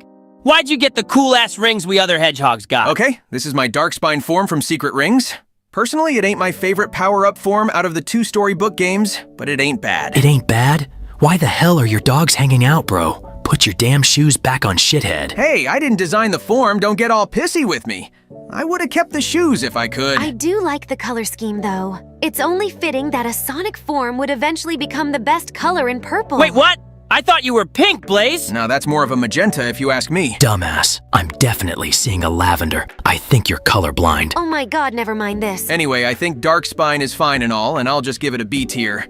But now we're on to a real one, and one of my favorites. Excalibur Sonic from the Black Knight.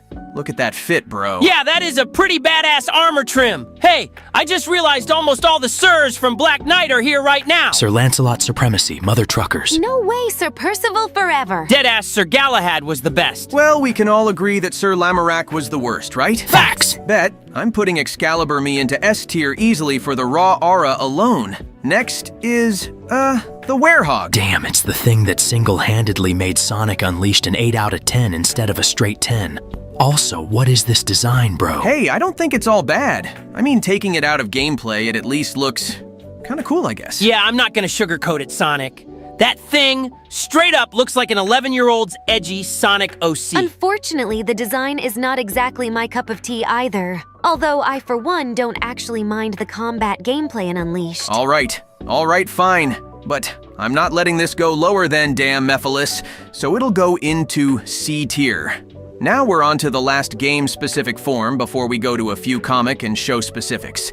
We got Cyber Supersonic. This was pretty damn cool, not gonna lie. It made me feel the adrenaline of going hypersonic for like a second. The design is decent, but you mostly stayed in the Supersonic 2 form, correct? We didn't get to see much of this form at all. Bro couldn't take all the strain and straight up passed out. Now if that were me fighting that giant moon bitch, it'd be a different story. Yeah, you keep telling yourself that.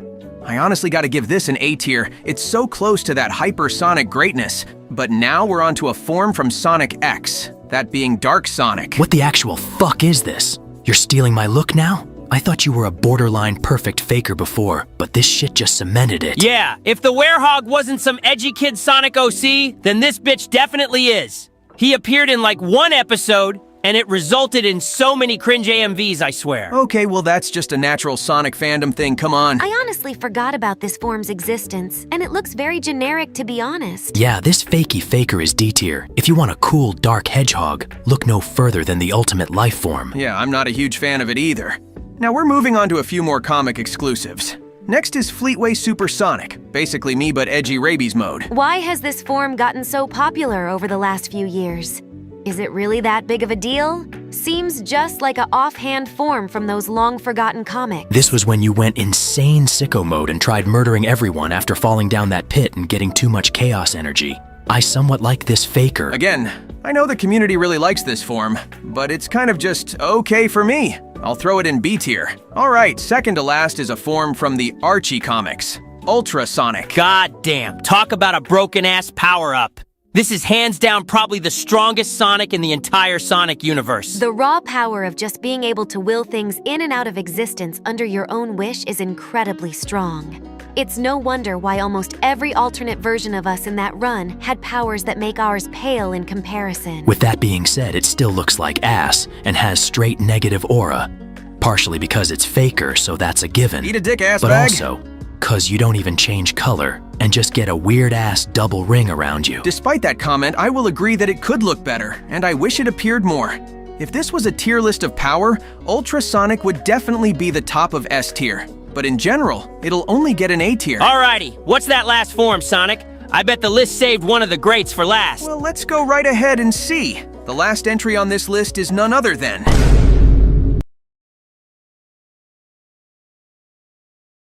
So that was the Sonic Forms tier list.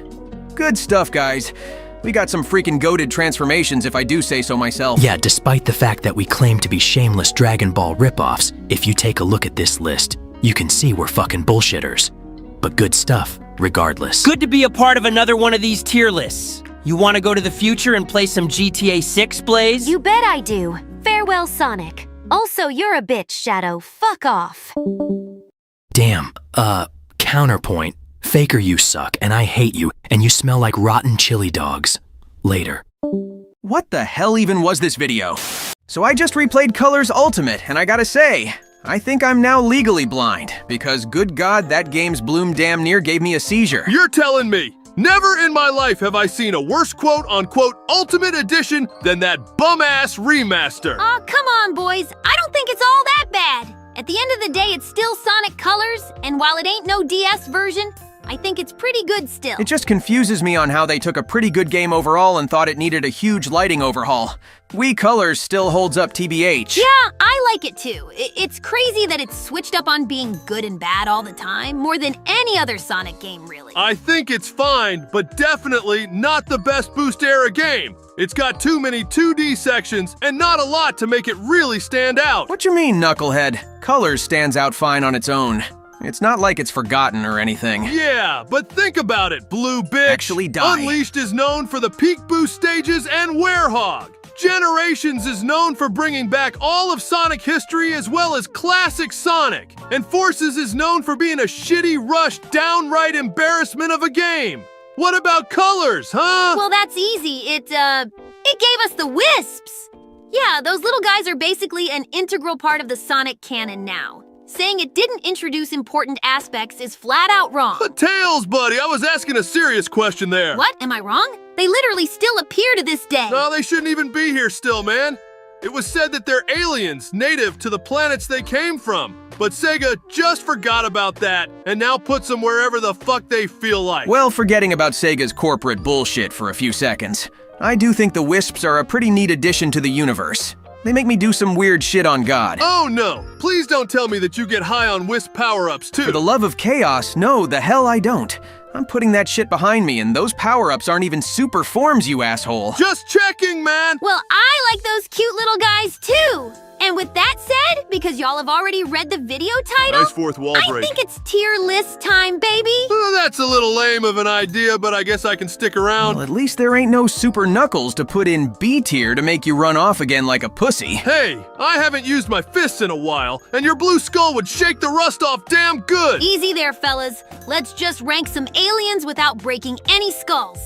Also, real quickly, just wanted to thank you guys for all the recent support. We're about to hit 35,000 subs on the channel at the time of recording this, and that's pretty damn awesome. The Knucklehead Nation only grows by the day. Soon, my army will be able to storm Sega headquarters and force them to give me a new game. For fuck's sake, please don't do that. You know how crazy the fan base can get, so don't encourage them. Can't make any promises, Zesty boy. Anyways, I found the wisp tier list, and for the record, the only wisp type not on the list is the white wisp, since those homies just give boost. Hope the Chad Yacker is doing good wherever he is. All right, enough pre-tier list banter. Let's get this show on the road. Well, first up on the list is the Cyan Wisp, which give the Cyan laser power-up. These dudes are pretty cool because they just make me go crazy fast. Why does bro always look so pissed, though? Little dude deadass needs a Snickers bar. Too bad a lot of the segments and colors with them are automated, and you kind of just bounce around these prism-like things. They do act as a pretty cool beam attack in Team Sonic Racing, though. Yeah, they are kind of the introductory for Wisp power-ups, so they kind of had to be basic, all things considered. I think simple to start is pretty good, to be honest. Cyan might not be the most interesting, but it ain't bad. Then I guess a B tier or an A tier would go good to start off. There's definitely better shit, though. I'll give them a good-ass A tier to start it off. Second on the list is the Yellow Wisp, which gives the yellow drill. Yet again, another solid-ass power. I mean, hey, as a yellowy-orangish creature myself, I gotta have a bit of a bias on this cool dude. Also, before I forget to mention, these guys are an absolute fucking godsend when in the water. I've never moved so fluently until then. Damn, by the way you got so hyped there. It must have been a pretty good solution to that pesky liquid that slows us down. But, not a crazy design, though. That's the only thing holding it back from S tier for me. Fair enough. I say another A tier for the yellow boy. Seems about right. Next up is the Orange Wisp, which turns you into a cool-ass rocket. This guy also made a pretty based return in Generations, which was a crazy flex. I mean, hey, as a yellowy-orangish creature myself, I gotta have a bit of a bias on this cool dude. Hey, you said that twice now. Don't know what you're smoking, Nux. Butthead. But as cool as these orange guys are, it kinda stinks that the rocket can only go straight up and not in all directions like the drill. That's fair, and their design is pretty simple, all things considered. Also, it's a bit too phallic for me, all things considered. Good fucking God, Nux. But yeah, I hear you two when it comes to the actual ability, so I'll give the Orange Wisp a B tier. Next is the Pink Wisp, who was the other wisp to come back in Generations. Oh yeah, this guy turns you into a spiky ball. Not gonna lie, I never really liked controlling you in this form. It kinda messed with my brain. Honestly, I can relate. It was a little weird to get used to sticking to literally every wall to the point where I'd sometimes accidentally spin dash off the edge in colors. He looks pretty alright, though. Yeah, the boy is pissed and ready to throw down, and I'm all for it. Yeah, kinda just rolling around at the speed of a moderate pace with this guy. Pink Wisp can go in C tier, I guess. Next up is the Green Wisp, which literally just lets you hover. Imagine not being able to fly. Seriously, imagine using your legs to travel when you can just go in the air and save a step or two. On God, couldn't be me. For real. Yeah, keep talking chuckle fucks. This green dude was pretty good sometimes, but his problem is that he's slow as fuck and doesn't give a lot of mobility in the air. Only if there was a large-ass trail of rings would this guy pick up the pace and go at a decent speed. Still not enough, though. Also, the design is fine, but nothing special. In fact, I'd say this is one of the most boring Wisp designs, despite the simplicity. Yeah, I can see that. I'll just give another C tier for the green goober. Next is the Wisp with the best overall color without any debate. The Blue Wisp. Hey, it's the moment when Minecraft finally came to our world. Let's get it, gamers. Despite the cap on this Wisp being the best color, I can say that it was a bit nicer to use than the previous two we just ranked. Yeah, this was a pretty neat way to collect some red rings and cause some mass destruction with a single use. That combined with a design that's pretty cut and clean gives this cube boy a solid B tier. Okay, what's up next then? Oh, hey, it's the new— Don't say it, Nux! Think watch about what the you're saying, monetization! knucklehead! Ooh, right. The N Wisp was pretty cool, all things considered. Yeah, I still don't trust saying that word, it's way too close, but I definitely agree that this Wisp is fucking badass. You can grow massive if you eat enough bullshit. Yeah, and the actual transform design is super sick. It looks like a big, badass ghost shark thingy. Whatever it is, it's cool as hell. I still don't get why they didn't just call it the Purple Wisp. I think it might have some kind of wordplay on the word negative, so a negative wisp. But whatever, it's fine. This cool-ass spooky dude gets a certified S tier for aura alone. And now we're gonna leave the realm of wisps that originated from Sonic Colors. Next up is the Crimson Wisp, who originated from Lost World. Okay, not only does Bro have the best color, but flying around as the eagle form with the Wii U gamepad was surprisingly smooth. He ain't too bad on the PC version either. Yeah, the design is pretty sleek, and the little mid-air dash attack that you can do gives it a couple points too. I don't think it's quite as good as the Purple Wisp though. Fair enough. Even though I think Wisps being in Lost World is fucking stupid, this guy is pretty cool and gets a certified A tier. Next up is another Lost Worlder, the Indigo Asteroid Wisp. Okay, I get the appeal for this guy, but Lord, I may be slightly unintelligent sometimes, but I'm not that brain dead. Yeah, for the console version of Lost World, this dude was fine and kinda cool when absorbing specific things, but in 3DS Lost World, and especially Forces, this dude is just broken and collects everything just by running into it. I like the design though. It kind of felt like Sega was getting a little more creative with the Wisp designs as time went on. Fair enough, I guess. I'll throw Indigo in B tier, bro. Just so this tier list ain't too slow. Next to go is the Bro Magenta, yo. What? That aside, I think this Wisp is kind of shitty, all things considered. The constant bouncing around and flipping up and down as the note wasn't very fun or consistent feeling. Why the hell does Bro turn into a music note of all things? That's just kinda stupid, not gonna lie. Yeah, some of the powers from here on out either feel kinda pointless or flat out bad, and this is one of them. The Magenta Wisp gets the first D tier of the list. Okay, can somebody please tell me what the hell the color ivory is, and why the hell Sega thought it would be a good color for lightning? I mean, they already used up blue and yellow, so I guess they were running out of options? Question mark?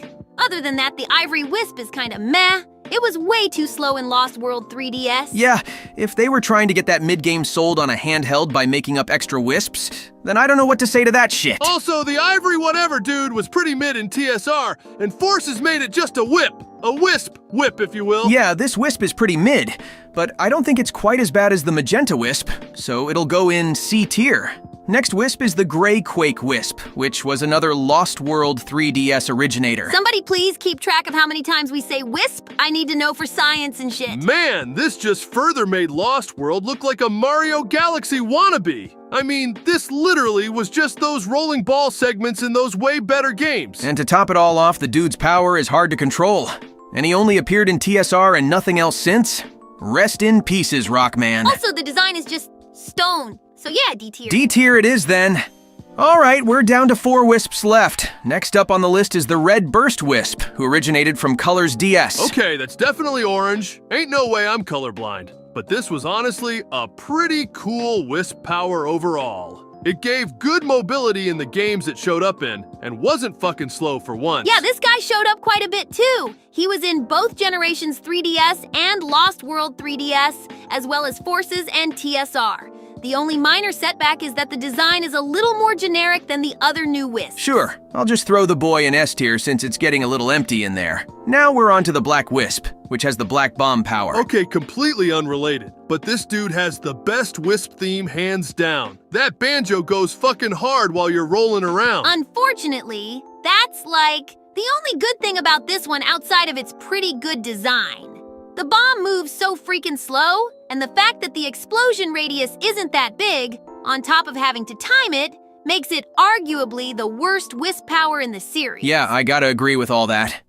It's real impractical, and on top of all that, it only appeared in Lost World and TSR. There's really nothing much going for this bomber outside of non-game related things. Okay, now we're moving on to the Violet Wisp, which is another variant of the, that Wisp. Pretty sure it was first playable in Colors DS. Yep, that's right, little buddy. Honestly, though, this one is kind of just the precursor to the Indigo Wisp since it's just another big mass that sucks up rings and shit. It has a fire design, though, and that big scary-faced ball of death in Colors DS is pretty badass, too. It's neat to get Wisps that are definitely doing devious deeds dastardly. Sure, that gives it a leg up. We'll give it a good-ass A tier then.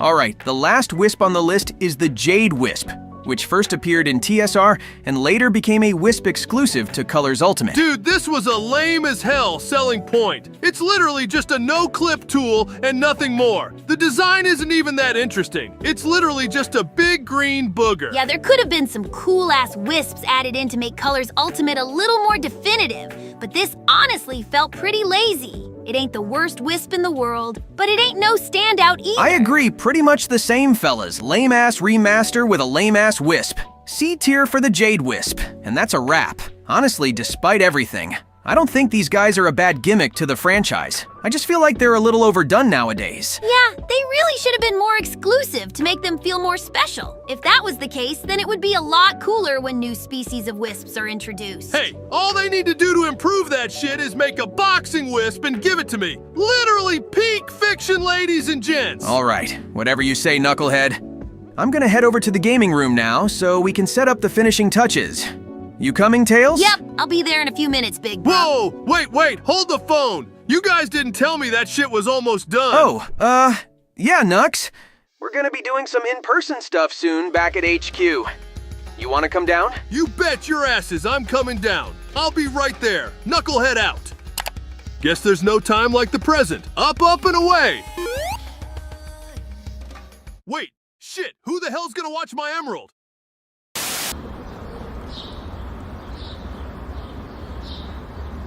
Damn, it's been a while since I've had some good freaking diner food. Feels like centuries on God. I know, right? There's some pretty high-quality stuff here despite it not being that popular. I mean, that chili dog looks real, bro. Straight up looks like a damn PNG. Well, I sure am glad you boys are having fun.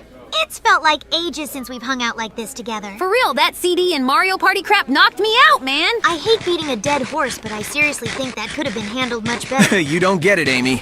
Out here, we do things for the content.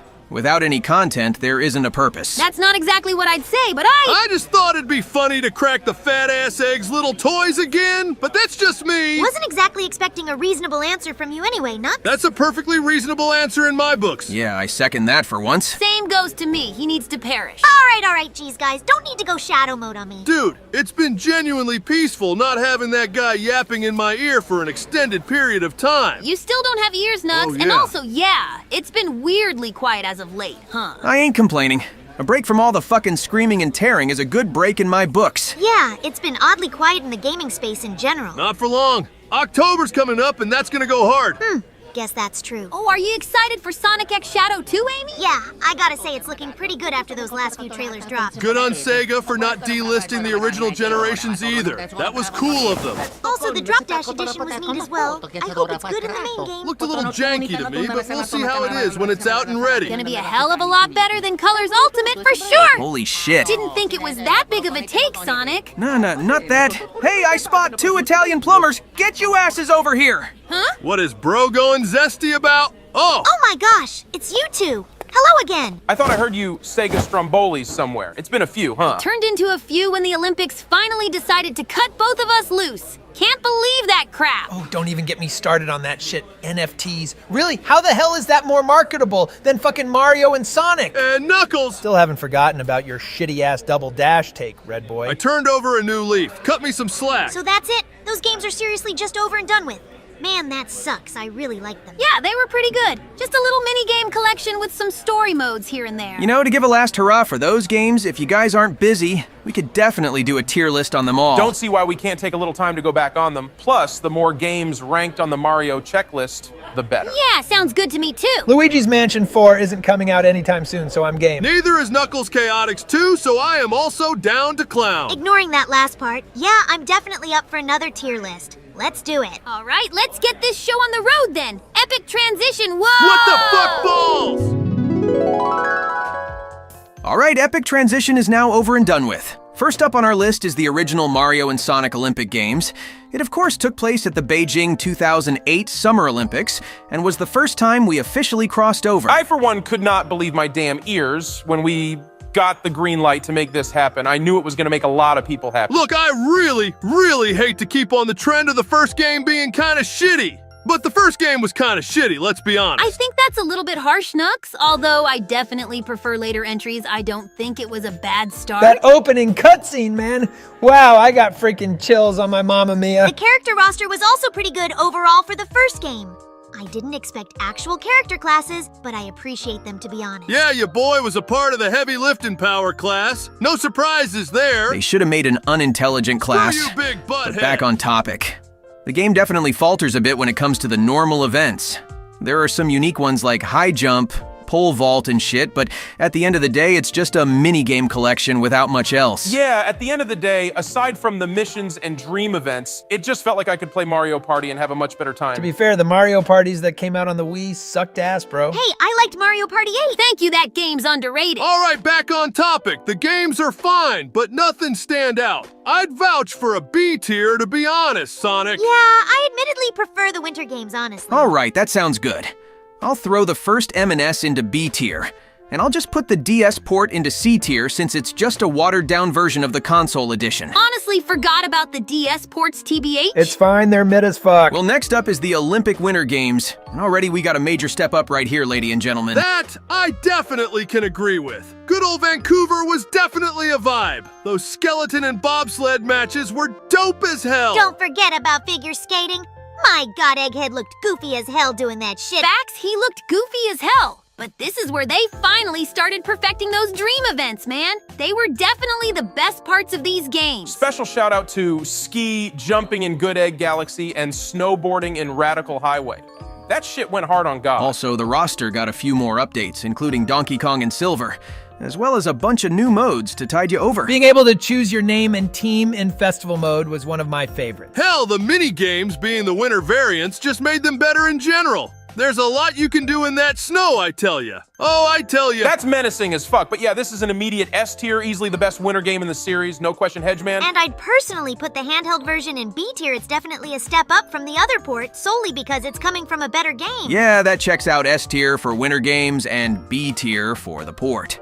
A few years later, we got Mario and Sonic at the London 2012 Olympic Games. These titles are already getting fucking insane. If by insane you mean insanely goated, then yes, I agree. I think this is easily the best of the non-winter games, no doubt. I don't know, fellow player 2. They didn't even add any new playable characters. It's fucking dumb that there ain't no extras, I'll say.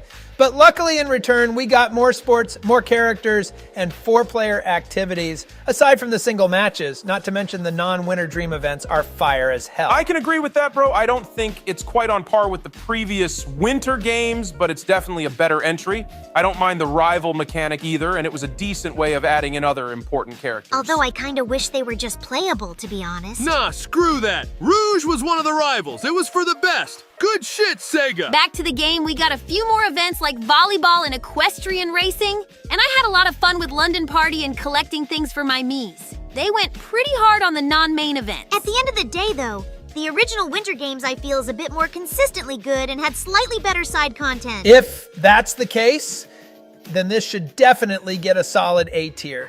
And the handheld version should also get a B tier with the other. A tier and B tier respectively for the London games.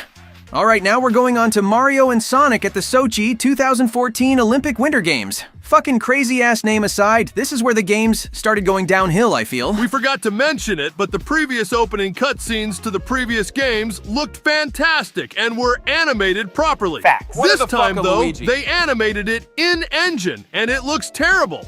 That reflects the downhill slope for these games. Terrible snow pun aside, I still think this game's a decent time. Again, it sucks that there's no new characters, but the main events are solid, and the dream events are still here.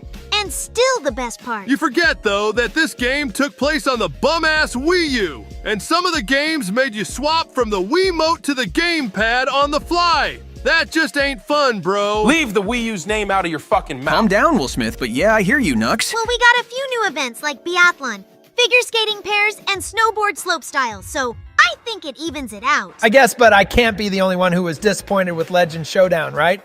I thought that shit was gonna be a story mode properly done on God. What the ball sack? Lou, take your meds, you schizo sack of shite. Right away, my brother in Christ. Oh, Mamma Mia, pizza rolls in a big old breadstick.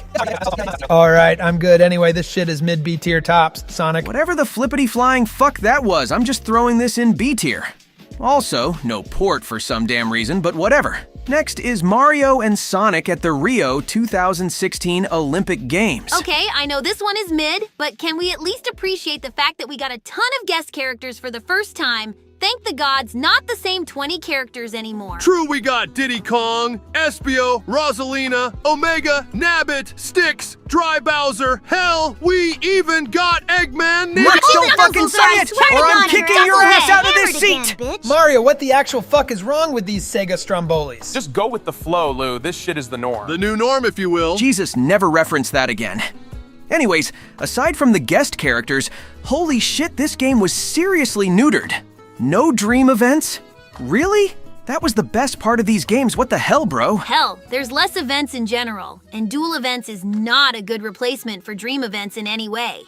It just feels like they went for quantity over quality, but didn't even make the quantity aspect good either. Also, on second thought, limiting characters to just 1 or 2 events is stupid as hell. They totally could have made them playable anywhere. Fuck you, Rio. I didn't even like that movie with the stupid-ass birds, you hacks. Okay, screw you. Luigi, those movies are good, but yeah, these games are the worst in the series. D tier, that sucks. Yeah, D tier for the Rio games. Get that trash out of here.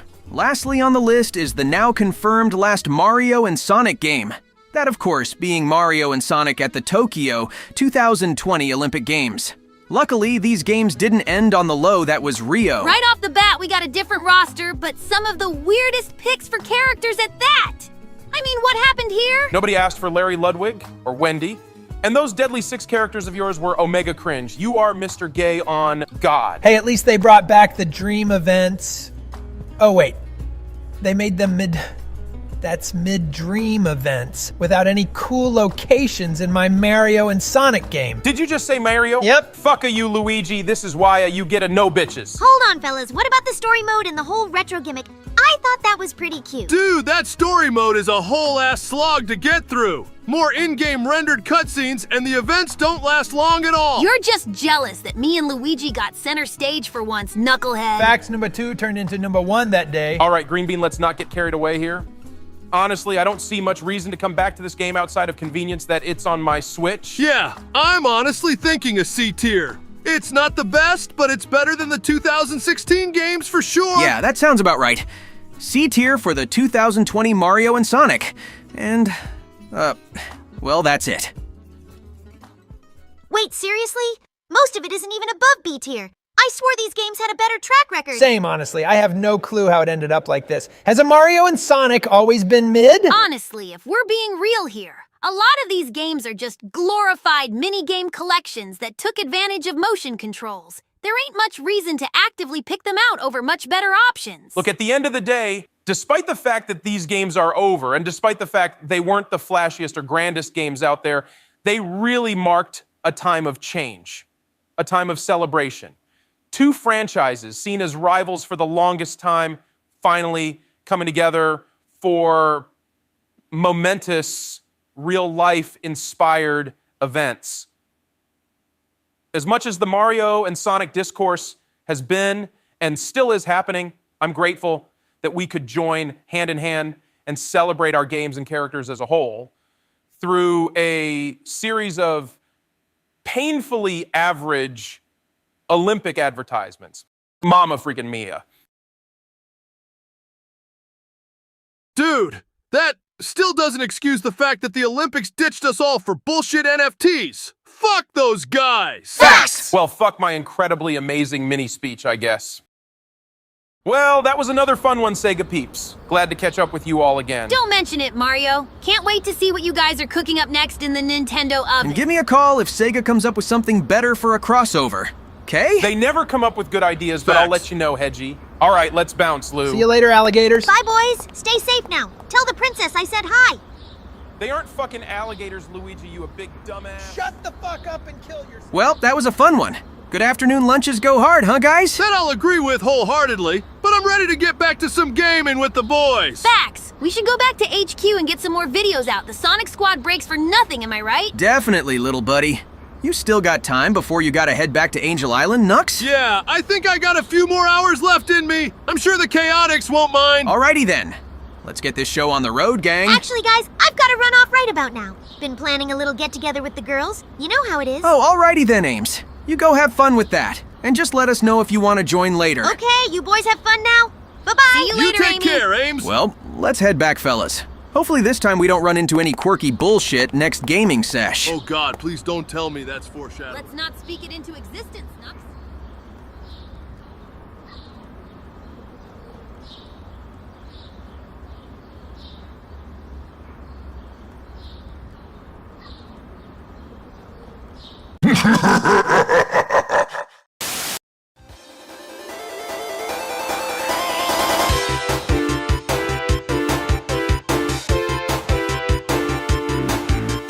If Knuckles Chaotix isn't on this list, then I'm freaking leaving. Seriously, dude? We're finally doing a real honest-to-God tier list finally, and the first damn thing you're yapping about is the most low-hanging bit you've ever made up? I'm valid to ask that question, Tails. You know damn well I'm right. I'm just saying that it's literally been 30 seconds Guys? and you're already making yourself look dumb as rocks again! I've changed. Did you not watch the playthrough of Chaotix or something? I'm a guys? new man, or echidna. Of course I didn't watch that shit!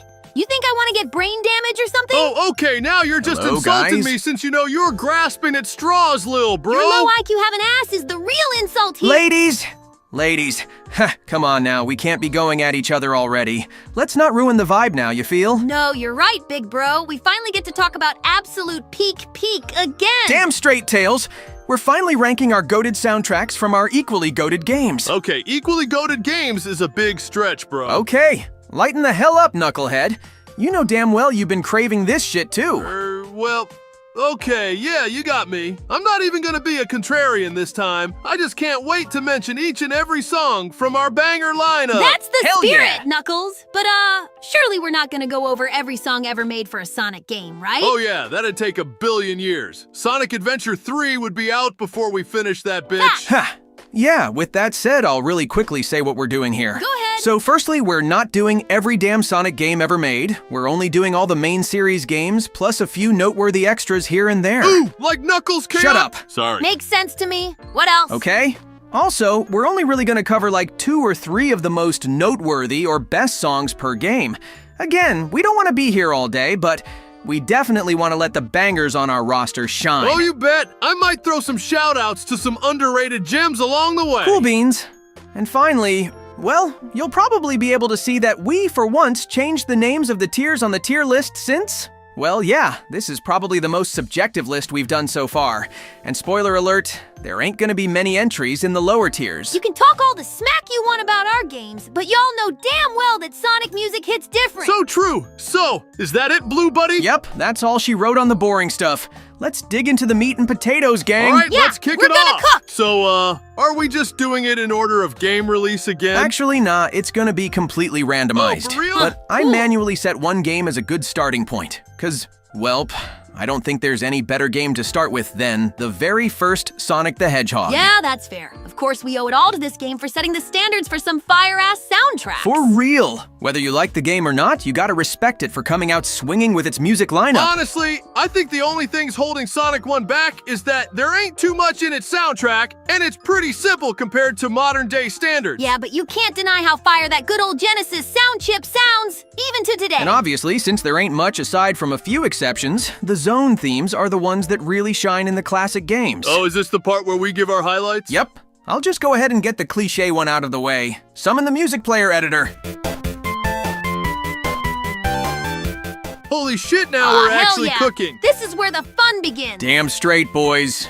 But yeah, if Green Hill's theme wasn't as catchy and upbeat as it is, I don't think this game would have hooked nearly as hard as it did. Can't argue with that, Sonic. It's not my favorite starting level theme, but it ain't nothing to sneeze at for sure. Yeah, and there's a reason it's been remixed so many times. Well, aside from the fact that Sega keeps bringing it back... Sega's overusage on nostalgia aside, why don't you go ahead next, Nuts? Why, thank you, good sir. Indubitably. Well, it just so happens that literally the only other good zone in this mid-ass game also has a fire soundtrack. Meet Starlight Zone.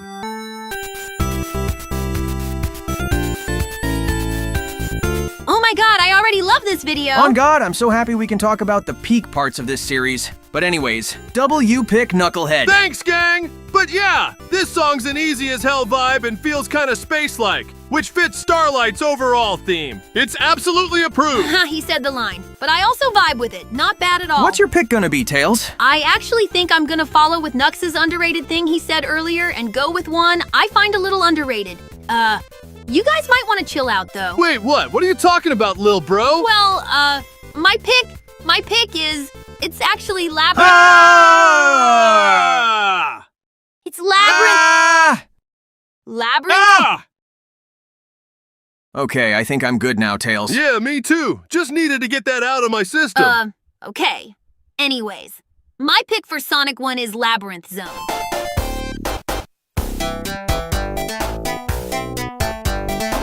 Like, I know the associated zone is god-fucking awful, but at the very least you can suffer while listening to a goodie, you feel? I guess so. This is literally the only compliment I'll ever give this god-awful excuse of a Sonic zone, though. On God, it's kinda like sprinkling some sugar on a turd. Guess you're right. But overall, I'd say that Sonic 1 was a good start, and it's a good start to this list, too. Yeah, I think putting the first game in good beats is probably fitting for it. That's what I was thinking, too.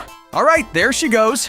Now, since the game's order is randomized, we're actually going right to a game that you're very associated with, Tails. Oh boy, I didn't think it was gonna be this early, but you best believe I'm about to glaze the hell out of Sonic 2's OST! It isn't Sonic 2, Tails. Wait, what? Oh, what the hell, It's Sonic? Tails Mid-Venture! Shut up, this is gonna be good! All right, chill your asses out, gang. Sorry, Tails, but I had to throw in a few side games, and it'd be weird not to include at least one of yours. Fine, but I'm not happy about it. Well, despite this game's quality, for the Game Gear, it isn't bad, I'd say. Yeah, you know what? I don't think it's bad either. I think certain people are just haters. Yeah, what about you, Nux? Bro, you think my ass remembers a damn thing about this? I'm out, bruh! Oh my god, you're useless! No, Well, for one, I actually kind of like the Sea Fox theme. I don't think it's bad at all.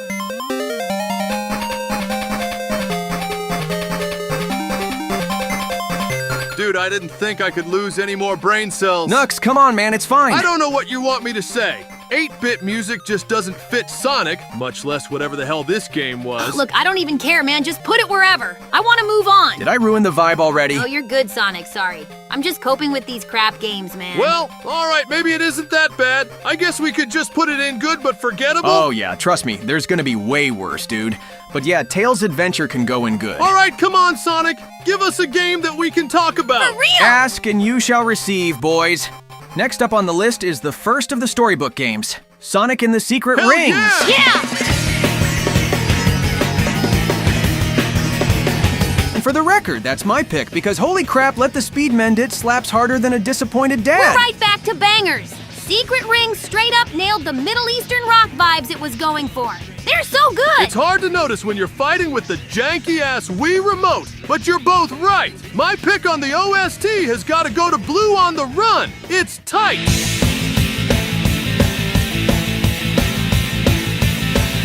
Damn, you weren't kidding when you said you were going for the underrated ones, huh, Nux? You best believe it, bro. Nobody talks about ones like these. They're fire. Definitely agree here. But of course we'd be remiss if we didn't include the poster child song for this game. That, of course, being 7 Rings in Hand. 7 rings in hand, speed through nights with beating sand.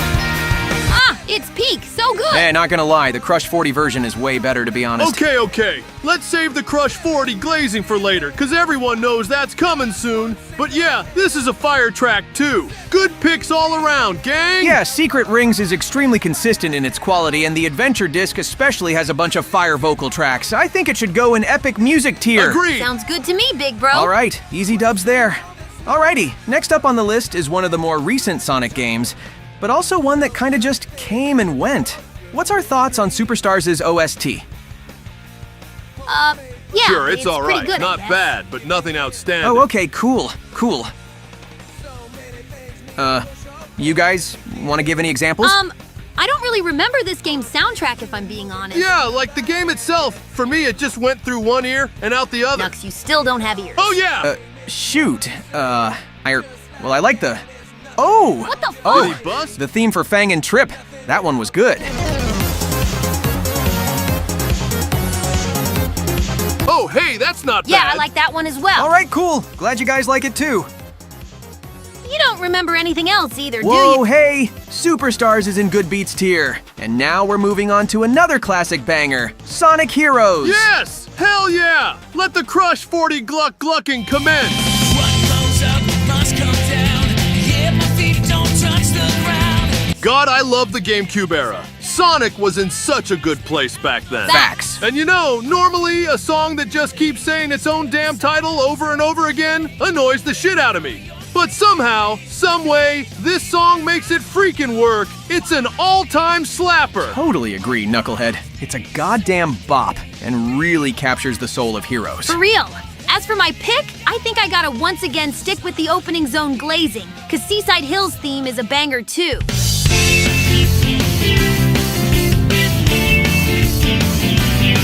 Goddamn, fuck it. We gotta rank opening zones one day now. All right, I'll put it on the list, bro. But this song is gas, not gonna lie. Gets the blood flowing for sure. Yeah, this ranks among my favorites, although Grand Metropolis and Casino Park also slap too. On God, little buddy. How's about your pick, Blue? Oh, well, I've been thinking for a second, but yeah, I think I'm actually gonna go with the song that I think is way too underrated. That being... Fuck you, Blue. Wait, what? Initialize Hey! the song. What I am made of. Bruh! Hey! God damn it, dude. Yo, hey, cut that shit off! Hey, fuck you. I was listening to that. Bro, get the hell out of here! For real? We don't want to listen to your fraud-ass buzzing again. Fraud. What the hell? I am not a fraud. Yeah, says the clanker who just got one-tapped by Batman's fucking motorbike. Fuck off, bitch. That's what I goddamn thought. Bro needs to scrap himself on God. Too bad he's kinda right on that song being a banger. Well, yeah, but let's not let him know that, alright? Agreed. Anyways, Heroes I think gets an easy supreme sound without question, right boys? Absolutely. No arguments here. Awesome. Okay, now we're going back to the classic era for this next one. Next up on the list is the third mainline Sonic game, Sonic CD. Oh, damn, now this is an interesting one. Hey, wait a sec. Are we doing the US version or the JP version? Go with whatever you feel like, man. Anything's up for grabs. Well, okay then. I know that I said I'd go with underrated picks and stuff, but I think we'd be literally crucified if we didn't immediately pull out Japan's Stardust Speedway. So which version of it? Duh! Obviously the bad version of it. God freaking damn. You know, the Sega CD might have been a freaking failure of an add-on, but they sure did take advantage of its, well, advantages. Yeah, it's a total slapper. Also a meme. Hugh and all that bullshit. God, our fandom latches onto the weirdest thing. Well, if you ask me, one of the best absolutely deserves to go to Metallic Madness Standard. Ooh, I think the Mania version hits harder, but this one's still really good. Facts, bro. They really went hard with the Japan OST. It's easily the superior one, in my opinion. Not to say the US version is bad, of course. Just a little different. Speaking of which, the last track I want to mention isn't exactly a banger or anything, but it'd be weird to not include it due to how iconic it became for a different reason.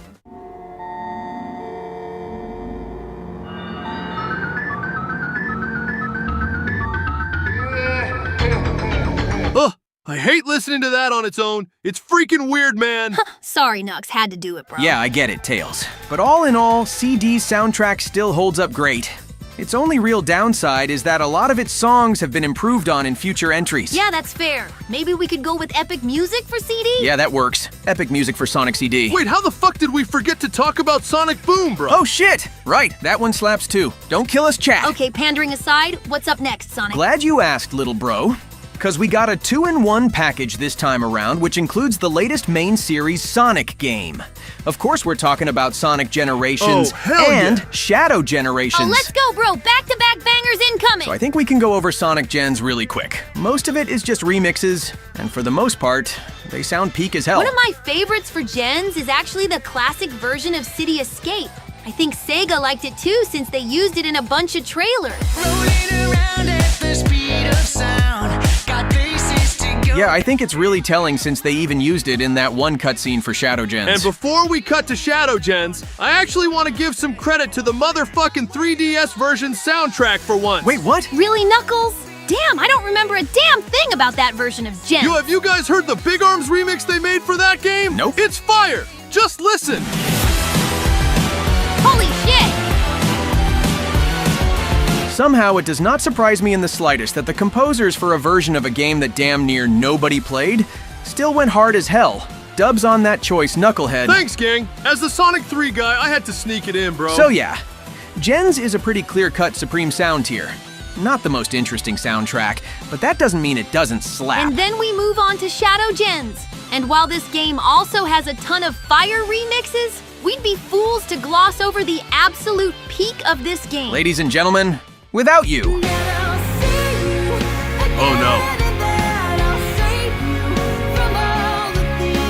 And we're immediately cutting it there, because Nux will start crying if we keep listening to that peak. What? Hey! I would not cry over a stupid, dumb, lyrically beautiful song like Fuck You Guys! Aw, poor guy. Anyways, easy Supreme Sound tier once again. Couldn't agree more. And would you freaking guess it? The bangers don't stop here. Please give me more badass songs again, please! With pleasure, Knucklehead. The second storybook game, everyone. Sonic and the Black Knight. Hey all, welcome to the greatest storm. Let's go! Yeah, Crush so 40! epic! Johnny Gioli, Wahoo, my life is yours! Valid as hell, glazing gang. Also, if it wasn't obvious, Night of the Wind is my pick. I never thought a rock song would ever feel medieval, but somehow they fucking did it. And it's so damn good. In terms of other more underrated vocal tracks, I also fancy a little bit of Live Life. Also played by Crush 40, of course.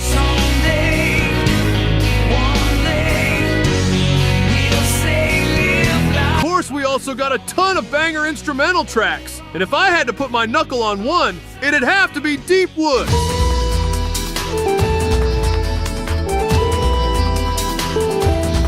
Damn you, storybook duology! Why did such fire soundtracks have to be associated with such gimmicky games? Okay, Nux, let's focus on the music. Focus on the peak. We can raw dog our own franchise later. Yeah, I guess you're right. But, back-to-back-to-back Supreme Sounds, huh? Yeah, I can't argue with that. Night of the Wind alone sends this game up there. Cool beans. Supreme Sound for Black Knight. All right, we got yet another duology on our hands. This time of the handheld variety. We've got both Sonic Rush and Rush Adventure. Yes, two of the best handheld Sonic games out there. They really did their best with the DS's sound chip. Although I can't deny it, much like Rush Adventure itself, its music is pretty inferior to the first Rush game's soundtrack. Yeah, I won't argue with you on that, Knucklehead. Although I did pick out a standout for both Rush games each. For Rush 1, our standout was easily wrapped in black, specifically the Fire Part 2 version.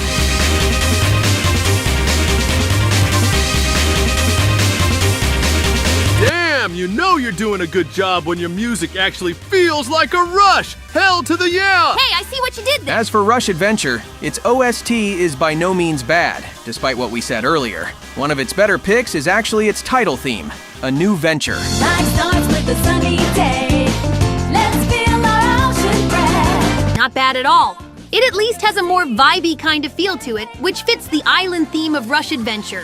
Unfortunately, though, I don't think it does enough to make it stand out on its own. Gotta agree with Tails there. I'd say Rush 1 should go in epic, while Adventure goes down to good, but forgettable. Yeah, I was thinking the same thing. All right, then I can work with that. Hopefully, Base Rush being high won't get Blaze upset with the other one being lower. I mean, it's freaking music! Not much to really get mad about, right? Yeah, try saying that to the damn Sonic fanbase about literally anything. Okay, never mind. I see your point. Overreacting toxic fan bases aside, what's up next on the list, Sonic? Oh, I am glad you freaking asked, Tails. Once again, we are back to absolute peak bangers with this one. Next up on the roster is the one and only Sonic Mania. Hell yeah, sweet brother. baby Jesus, hold So me back peak, from bro. this gold! Ah! Once again, valid reactions. It's safe to say that this OST absolutely went above and beyond with both its remixes and original tracks. We'd be absolute fake Sonic fans to not quickly shout out the absolute goats in T-Lopes and Falcao Yong, who headed most of the music. They cooked a gourmet meal, bro. I fucking hate that we can't go through the whole soundtrack, but if I had to pick an iconic beat, it'd definitely be Lights, Camera, Action!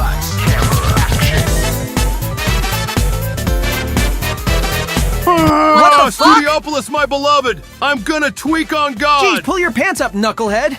We're not even halfway through the damn list! Sorry, our music gets me feeling things after long exposure. Gross. Well, anyways, my pick for a more underrated song, at least I think, has gotta be the theme for the hard-boiled heavies. It's tight!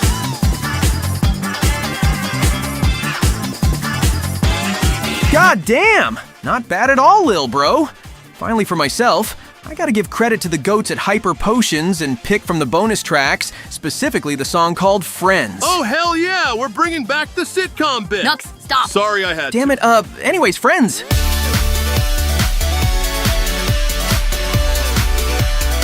Actually, that might be the underrated track for Mania, cause I dead-ass forgot about this one, Sonic. It's still a bop regardless! Well, glad it could grace your ears, well, at least Tails' ears. Anyways, if it wasn't obvious already, Mania is legally required to go in Supreme Sound, and we will hear no objections. And if we see any objections, I'm pulling out my old Betsy's. Huh, that's what I call my fist. Threatening our viewers aside, what's up next, Sonic? We've been getting bangers left and right. Well, I really don't want to hear the reaction this is about to cause, but, well, I kinda had to include this game, so... Regrettably, next up on the list is... Knuckles Chaotix. Oh hey, Chaotix! Yeah, that game has a really good soundtrack. They cooked hard as hell. What? That's it? What do you mean, that's it? There ain't much more to say. It has a good OST. Quick and clean. Oh my god, I must be dreaming! For real, I think I need to sit back down, bro. What the hell is going on with you two chuckle fucks? Why's everyone tweaking like I just said Sonic Shuffle 2 came out or something? I mean, gosh, Nux! I remember you saying that you changed about your stance on Chaotix, but I didn't think we'd get absolutely no tweaking from you. Yeah, I thought we were gonna have to do another long-ass PFP shaking bit with you again, but damn, I'm honestly a little impressed. Well, I told you guys! Jeez, can't even catch a break when I'm not tweaking. Anyways, to make a long story short, just listen to Evening Star. It's peaky as all peak.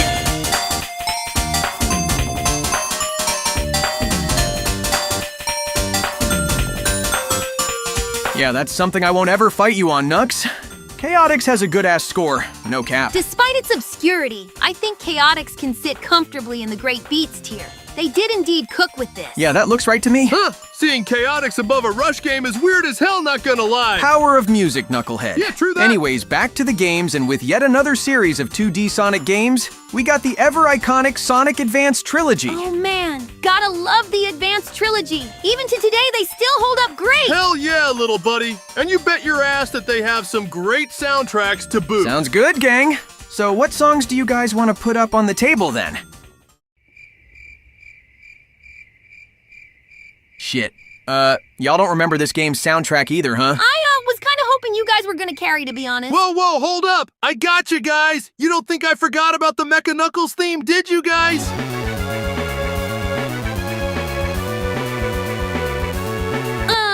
Nux, this kind of sounds mid-not gonna cap. What? Oh, screw you guys, I think it's good! Okay, well, do you got any other tracks from the 3 games, then? Oh, how about Route 99 from Advance 3?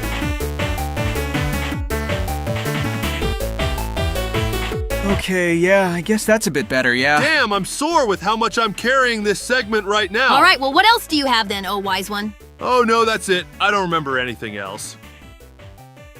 God, this feels so illegal. Let's just put it down here and move on. Yeah, that does not look right in the slightest. Well, let's just move on from that. Next up on our list is another quite memorable Sonic game. For all the wrong reasons. Let's talk about the ever-infamous Sonic Forces. Oh, damn it, I don't want to be here, Okay, man! chill out, bro. Even if Forces is shit sandwiched into a garbage can, they still cooked pretty all right with the soundtrack. Yeah, I'll agree on that, little bro. I wasn't a huge fan of it, and I'm still not all there with it now, but I won't deny that Fist Bump is at least kind of catchy. Together we can show the world what we can do. You are next to me and I'm next to you.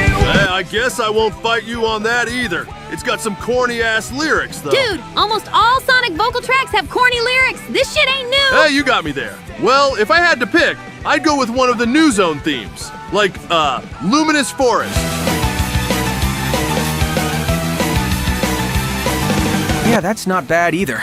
I like Forces' track. It's just got a lot of songs that kind of fill the same synthy sort of tune and they get blended together for me. Still though, for once, Forces did not fail at something.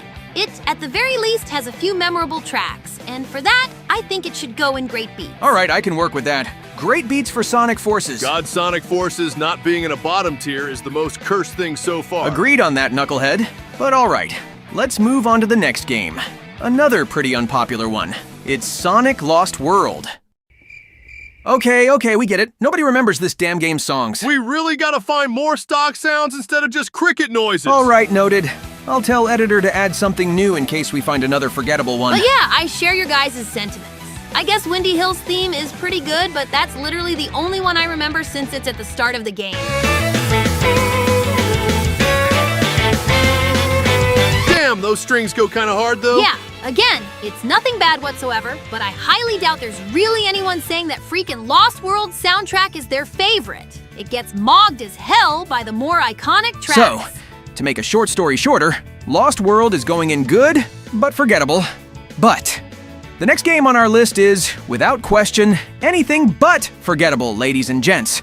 It's time for an adventure. A Sonic adventure!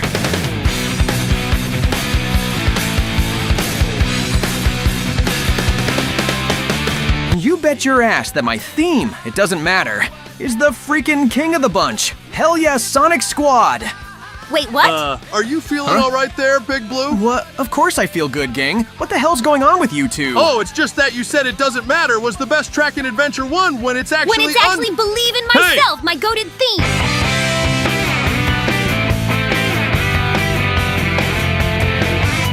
The hell are you smoking, little bro? Yeah, the Adventure 2 version is clearly better anyway. Yeah, I expected that much from you two with your mid-ass themes. Whoa, wow, The all right then. disrespect is crazy. But anyways, y'all know that the actual best character theme is unknown. Without question, my sweet passion. Amy! Hit it! Wait, what?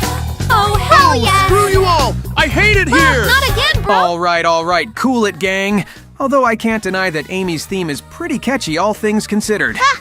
If my darling Sonic admits it, then that must mean it's absolute peak. Get wrecked, boys! Damn! Nah, screw that! Amy, you're insane if you think this zesty-ass song is good. Not to mention it has some sus-ass lyrics, too! Hey, yo! What the hell are you talking about, you big dumbass? Damn! How dare you accuse my extremely wholesome theme song of being sus? Oh, you want to be like that? Well then, Amy, please explain to us and the audience what the line. I do understand the feelings of a Persian cat, but the Sphinx looks so cute, I had to shave it means. Wait, what the fuck? That's real? Wait, what's so bad about a cat? Although shaving a cat seems pretty messed up, not gonna lie. No Tails, you sweet summer child? Well, Ames, you gonna say anything about that? Oh, got an appointment with the girls again. Toodles! Some of our lyrics never fail to fucking amaze me. Guys, I feel so left out. What the hell is happening? Anyways, Sonic Adventure Supreme Sound, moving on to Sonic 3 and Knuckles. Yes, let's go. This is some back-to-back peak if I've ever seen any. Damn well, I guess you got the floor Nux. What's your pick for your intro game? Easy picks. It's without question my one and only, Sky Sanctuary.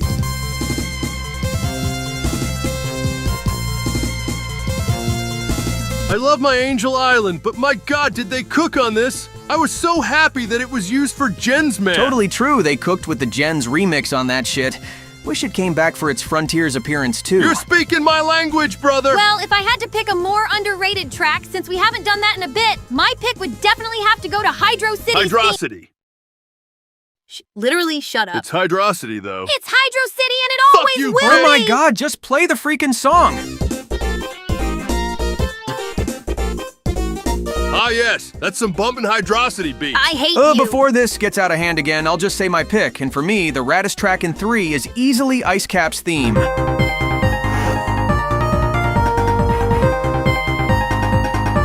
Just like the name, this song's cool as ice, no cap. You need to be stopped. Well, anyways, does 3 and Nux make Supreme sound? I'm not sure if it sits amongst the goats. What kind of question is that? Of course it does. It's close, but I'm gonna have to go with Tails here and only put 3 in Epic Music. It's fantastic, but not only has a lot of its songs been remixed and improved, but it's lacking the kick that the games with vocal tracks have. What the hell do you mean? We put Mania in Supreme, and that shit ain't got any vocals. Hey, don't diss on that shit! You know the 3 and Nux tracks got improved in that game anyway! Oh my god, fine. This was going so well too. Well anyhow, we're starting to near the end of the list, gang. Next is, wait for it, Shadow the Hedgehog! I said, Shadow the Hedgehog! What the fuck is happening right now? Yeah, did the music go to that big-ass head of yours or something, Blue? No! I swore Shadow was gonna break into the VC like always whenever his games are mentioned. I mean, Metal and Amy did it a while ago, so it seemed like a no-brainer. Huh? Actually, that's kind of valid to predict. Where the hell is that Edgehog? He's probably playing... Secret of the Mimic might just be the best thing I've seen in my damn life, and I work with Rouge on the daily. Did you say something, Shad? Nope, nothing at all. Go back to watching whatever you're watching. All right, whatevs, boo. Just keep it down for me, would you? Sure, whatever. I need to concentrate on Peak. Damn, this looks like where the secret of fucking Mimic is. But the ultimate life form will unlock this secret. You don't stand a chance, you Mimic. Wait, what? What are my ears picking up right now? That song. Oh, the Sonic Squad's ranking Sonic soundtracks and shiz. I was just watching to see Nucky acting like a doof, but the music is a nice bonus, I guess. What, that faker's ranking those goated tracks without me? God damn it, he's lucky I want to play FNAF right now, that zesty-ass bitch.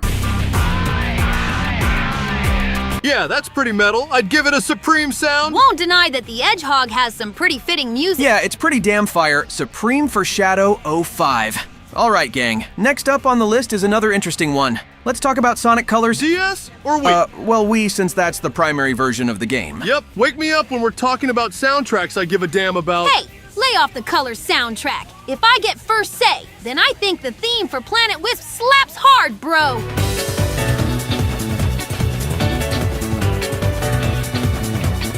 So true, Tails. They killed it with the piano as the focal point. Wait, this isn't a Generations original? Okay, bruh.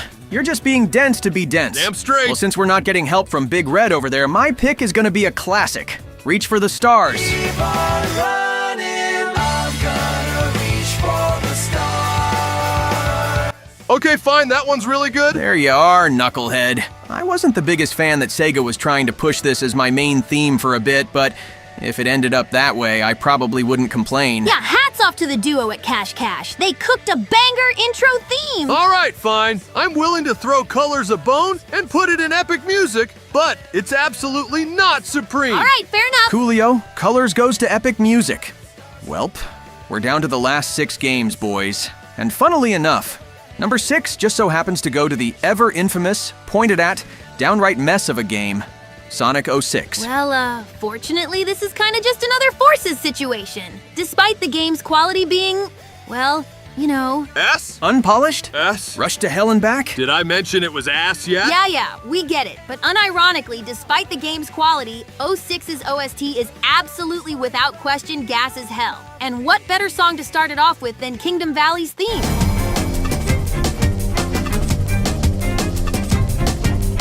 I personally prefer the Shadow Gens remix, but the original is a good-ass slapper too. Hell yeah. They didn't miss with this in any version. Well, unfortunately, they didn't give my ass a theme this time. So I guess I might as well go ahead and pick All Hail Shadow, since the Shadow fanboys in the chat'll get pissy if it isn't mentioned. All hail Shadow, heroes rise again. Hey, that's the original stereo version. I didn't know you preferred that one, Nuts. Don't get me wrong, the Crush 40 version is iconic and stuff, but people be mad sleeping on the original. It's pretty tight. Speaking of Crush 40, the GOAT Johnny took part in not only my favorite piece from this game, but my favorite theme for myself overall. I'm of course talking about his world.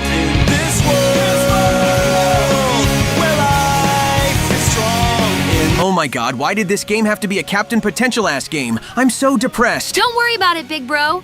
And you're right, this is one of my favorite themes for you too. Oh god, it describes you like you're Jesus or something. Thanks, fellas. But yeah, I think 06's OST is simply built different and should absolutely go in Supreme Sound. Unironically, one of the GOATs. I'm fine with that placement. I'm cool with it too, but damn, 06 being at the top of a tier list is the newest cursed thing for sure. Also, not wrong there, Nux. 5 more games to go. Damn, this is taking a while. For real. But next up, believe it or not, another all-time slapper in the music department. Sonic Unleashed. Oh, yeah. Another finely crafted peak performance in the music department. On God, Knucklehead. I'll just get the obvious out of the way real quick. This is my escape. I'm running through this world and I'm not looking back. Hell yeah! Endless possibilities. Man, the 2000s had some banger main themes. On that real shit, this one's so lively and upbeat, they for real had that dog in them back then. Well, for me, I'll go ahead and pick an underrated song this time and go with Windmill Isle's Night Theme. I hardly hear anybody bring it up.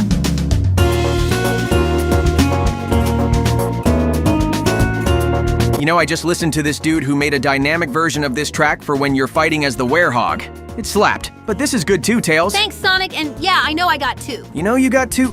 Oh, I see what you did there. That weird-ass voice crack aside, for my pick on Unleash's goated soundtrack, it's gotta be Rooftop Run Day. This shit's vibey as hell.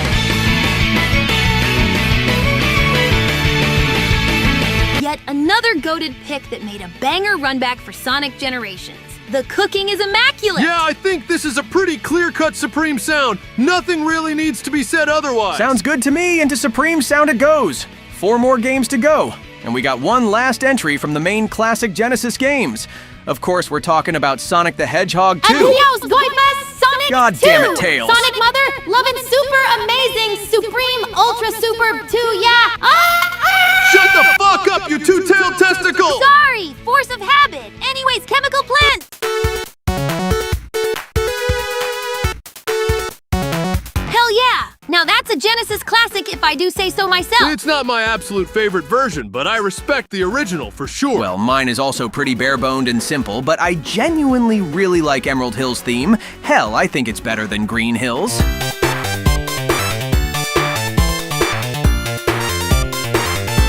That's what I'm talking about, Sonic! Emerald Hill supremacy, baby! Yeah, I genuinely think it's kinda slept on, to be honest. Fair enough, I guess. Hey, I guess if I had to pick an underrated track, yeah, I like Metropolis Zone. Sonic, that bit ran its course, shut up. My bad, gang. Anyways, Metropolis Zone!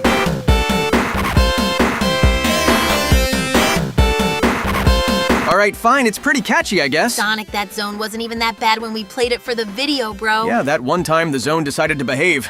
I know what it truly is. Okay, Sticks. Hey! Anyways, I like 2's OST a lot, but I think if 3 and Knuckles is only in peak sound, then this should go in there as well. I guess that's fair, but it's peak in my heart. Alright, gotcha. That's that for Sonic 2.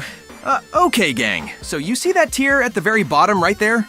Yeah, we the see somehow it. shitty tier. Alright, so you guys see how it's currently empty, right? Yeah? Where's this going, Blue? Well, I picked exactly one game that I believe perfectly fits the criteria of that ungodly tier.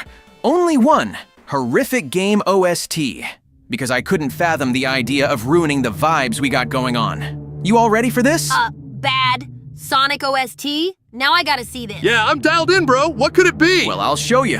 The one Sonic game soundtrack that is somehow... shit. The horrible, the horrendous, the abominable, the incomprehensible Sonic Spinball. What? Really, Sonic? Spinball? I don't want to be that guy, but I think you might be over-exaggerating a little bit. Oh, Jesus, what the fuck? The pain! My poor fucking non-ears! Turn it off! Make it Turn it stop! Please! Alright, so down to the bottom, that trash heap disguised as music goes. I think I need a doctor. But now, oh baby, do we have a big one on our hands. The game that single-handedly raised the bar for Sonic music to heights that we didn't know were possible. I'm talking about the epic, the badass, the legendary Sonic Frontiers! Oh, fuck yeah! Hit it! So break through it all!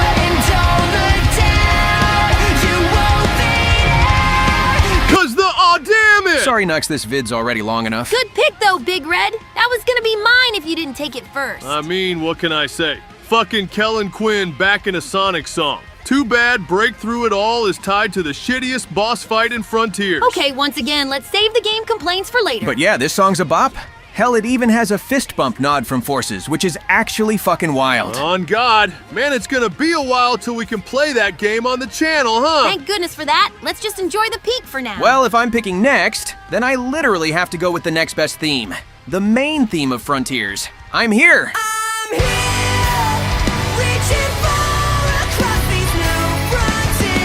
Holy crap attack, I'm about to pass out. First Kellen Quinn, then Mary Kirk Holmes. They cooked so hard! Like, it's genuinely impressive how insanely hard they went for nearly every damn vocal track. Oh God, the chills I got when I first heard them in gameplay. Man, I want to relive that, dude. Alright, what's the last one gonna be, Tails? Well, we've had a lot of high-energy songs as of late, but I think it's important to give our respects to the more somber and emotional songs of ours, too. Wait, oh no! So, my pick for Frontiers is gonna be the one you hear at the very end. Dear Father. Crap. I know now that love is beautiful. Damn, you know, this did kind of get me at the end there.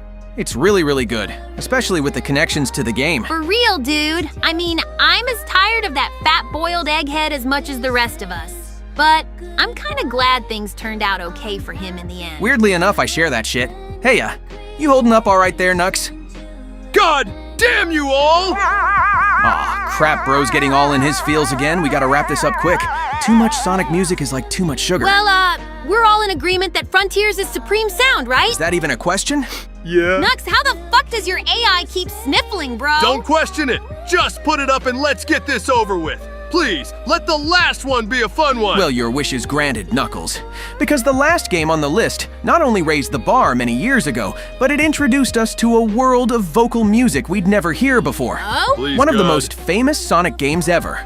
I'm of course talking about motherfucking Sonic Adventure 2! Oh yeah! Now we get into the real best character theme in— Fuck you, little bitch! Hey! You ain't stealing this from me! Initiate the ultimate theme song, A Ghost's Pumpkin Soup! I ain't gonna let it get to me. I'm just gonna creep down in Pumpkin Hill. I got to find my lost. Snug, stop being a turd! Up! Not done! Shush! The great emerald's power allows me to feel. I can't see a thing, but it's around somewhere. Okay, now I'm done.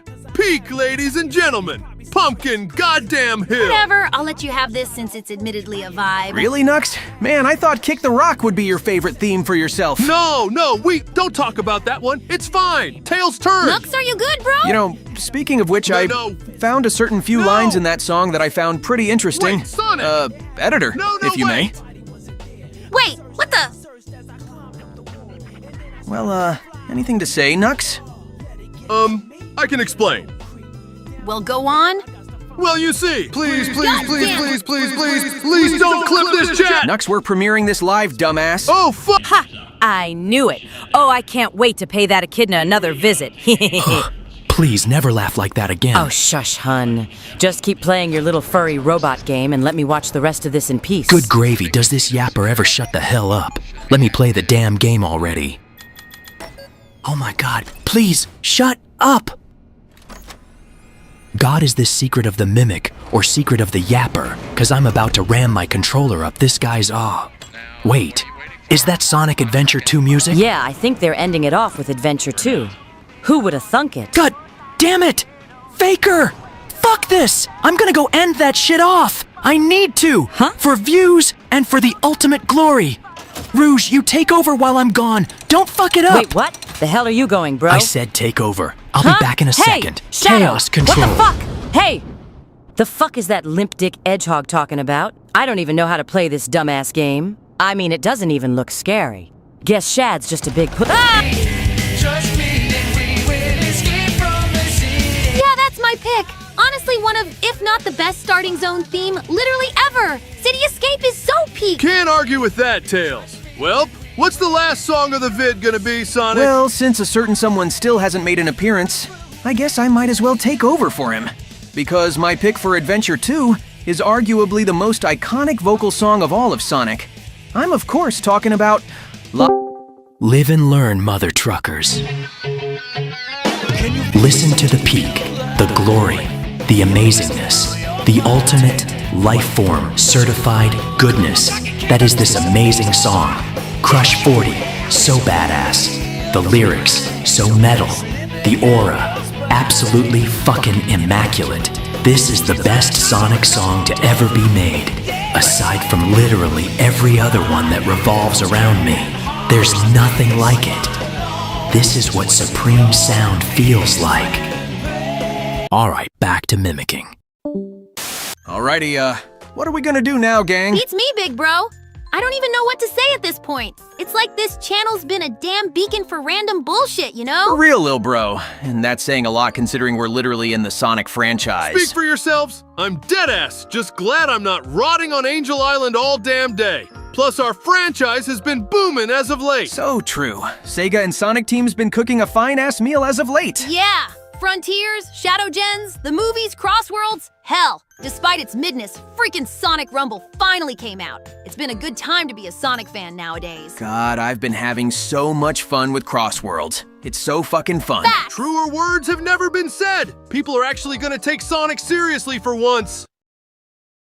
Nah, that's never gonna happen. Let's not live in a fantasy. A man can dream. Honestly, I'm not even gonna say anything. Chaos knows that we get some kind of horrible game next year or something and it all goes downhill again. Jeez, don't put it into existence, Tails. You better hope that sentence doesn't age bad or else. Sorry, just being cautiously optimistic is all. Plus, it could be a lot worse, you know? You could be a Nintendo fan right now. Oh, ho, ho. Is Bro Santa? Facts, Tails. God, I did not expect the big end to be so controversial nowadays. I mean, I think they're doing fine, you know? That Switch 2, bro, it sold like damn hotcakes. You're right about that, Sonic, but the prices! The damn prices! The horror! The agony! Okay, bro, chill out. Not to mention, we're literally outdoing Mario Kart right now! I mean, Mario Kart World is definitely gonna sell better, but I know where you're coming from, Nux. Honestly, though, it kinda sucks that Nintendo's getting so much flack nowadays. Even if it is their fault. I'll tell you, some of my best memories playing games were on those consoles back then. And even now. We gotta respect them for sure. Do we though? They've stuck out of the crowd for nearly every console generation by doing something different and exclusive to them. I was barely able to play the handhelds though. Why's that, Nux? Tails, look at my hands, bro. Oh. I don't know how many Game Boys I broke back then. They didn't make those bricks for big mitts like mine. Sorry to hear that, big fella. But those consoles, yeah, a few of them were bangers. I really liked them. Well, it's been another hot minute since we've done a tier list. And an even hotter minute since our Sega consoles list. Damn, I feel Why don't we kick it old. off with Nintendo consoles next? Hey, any excuse to rile up Nintendo fanboys is an excuse I'm snapping up. I wasn't exactly thinking about that, but yeah. Let's rank these bad boys. These bad Game Boys, if you will. Sounds like a plan, fellas. All right, let me pull up a list really quick. My fucking ears! Are we gonna include every model of each system too? Like, are we gonna rank the GBA and SP model, for example? Oh, do you think it's gonna matter much? Oh, who freaking cares, Tails? There ain't that big of a difference anyway. Actually, there's huge Oh, God, differences. here we go again? Most people prefer certain models to others of the same line, like the GBA SP and DS Lite. Holy yap, I deadass couldn't even understand all that nerd speak. Nux, I swear to God, don't mess with You're me just now. I making know things this shit. complicated, bro. All right, chill. God damn, we deadass haven't even started the list. Okay, do you really think we need to include everything, Tails? Well, obviously, we don't need to have every single Nintendo device out there, but I feel like we should at least have some variants if they're important enough. Okay, I can agree with that. I'll go ahead and add in a couple variants, since we definitely don't need to be here all day, but I do think some of them are important enough. That jive with you, knucklehead? All right, whatever. I just want to get to a certain something as soon as possible. All right, I'm just gonna assume you're planning to yap about some dumbass thing nobody agrees with soon. Bro is gonna be a virtual boy stand, just watch. Gasp! I would never do such a thing! How dare you! Just checking, big guy. Just checking. All right, then. Are we ready to go, big bro? Damn right we are, gang. All right, we got about 20 or so consoles on the list, so let's not slow down now. First up on the list is the ever-iconic... Psych? Anyways, let's get the actual first console we're gonna talk about. The legendary, the classic, the video game savior, the Nintendo Entertainment System. Damn, this thing was around before all of us were even a concept. I bet Eggman had a fire time on this as an old head. You made that same joke a bit ago, but still, good one, Tails. Ha ha. Anyways, I think this is an easy D tier in my opinion. God, we're doing this shit again?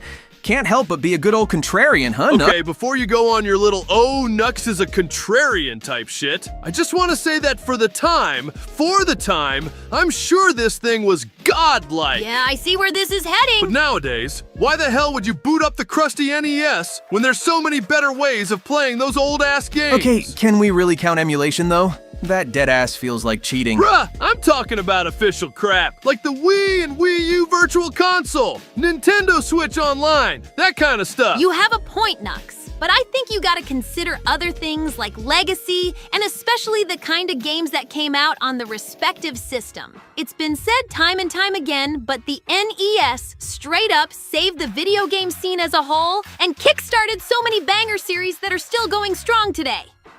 Yeah, and most of the games on the thing are straight slot. Oh my god. Yeah, I can't argue with that. There were some foul-ass games on that thing.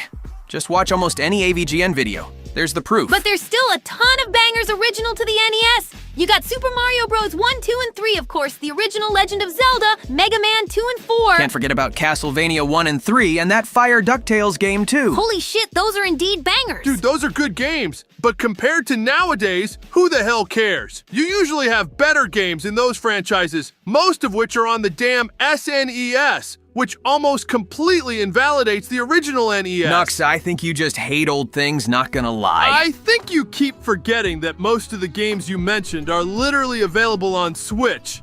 Like, why? Why wouldn't you boot up the damn Switch? Well, there's definitely a charm and sense of authenticity when playing on a game's original system. Charm? You could say that for every video game console. Okay, chat, let's chill. Ah, yes. The Virtual Boy has way better charm played on the original hardware compared to Switch 2. Damn, we haven't ranked one damn thing on this list, bro. Chill. Sorry, bro, but I'm just saying it how it is. I can respect the console for what it did, but I'm not gonna pretend like it's outdated and, frankly, irrelevant. No respect at all, dude. For what it has, and for what it started, I'd say this is at least C tier. Nux, you staying firm on D? Yeah, like, there's barely anything else on this list I'd say is worse. Also, giggity. Well, frankly, I like the NES and think putting it all the way at the bottom just because it's old would be disrespecting video games as a whole.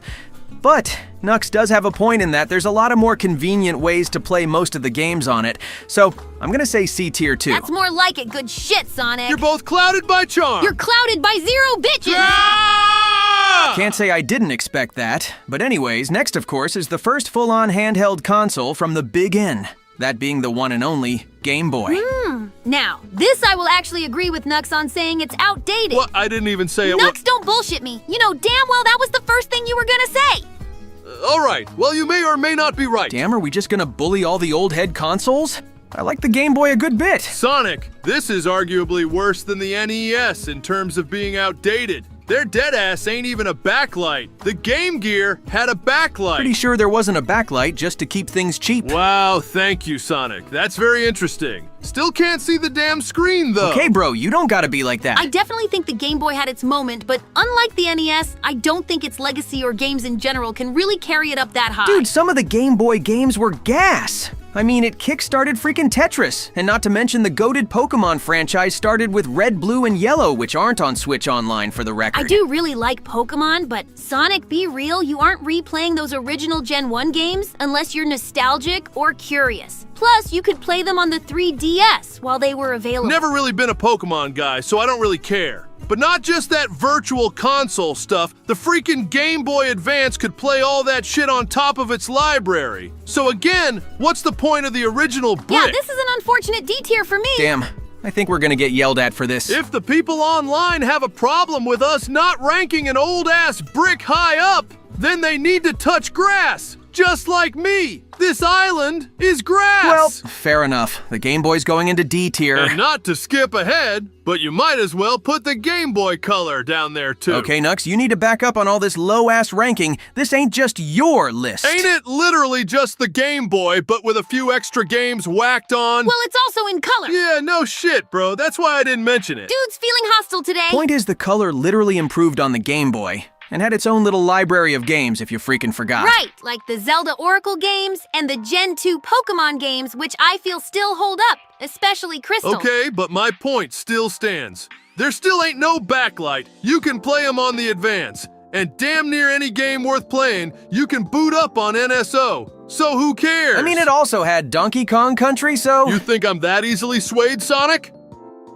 Fine, it can go in low C, but that's all I'm willing to budge. Sounds good. C tier for the Game Boy Color. Well, this list's been looking kind of depressing, not gonna lie. Good thing that's all gonna change right here. Because next up, we got the freaking Super Nintendo Entertainment System. I don't give a damn what any of y'all gotta say. This thing slapped. Damn, Sonic! I mean, I agree with you, but I didn't think you'd be so easy on this considering it was Genesis's direct comp, you know? Yeah, that was so long ago, dude. Besides, I'm not gonna deny the fact that this improved basically everything about the original NES. NES? The games still look great, even in 16-bit form. Yeah, it's no surprise that people still consider the SNES to be one of the best consoles of all time, to this day. I never really played it back then when the Nintendo versus Sega thing was going strong, but I played some of the games a good bit afterwards on my Switch and stuff, and man, there's some good games. Oh, for sure. I mean, you literally cannot go wrong with a console that has the entire classic Donkey Kong Country trilogy. Freaking fire! And of course, you got Super Mario World, Super Metroid, Earthbound, Mega Man X, Street Fighter 2, F-Zero. The list goes on, man. The SNES basically fixed everything I didn't like about the NES. Games that are mostly worth going back for, on top of being readily available across multiple systems. This shit better be in either A or S tier.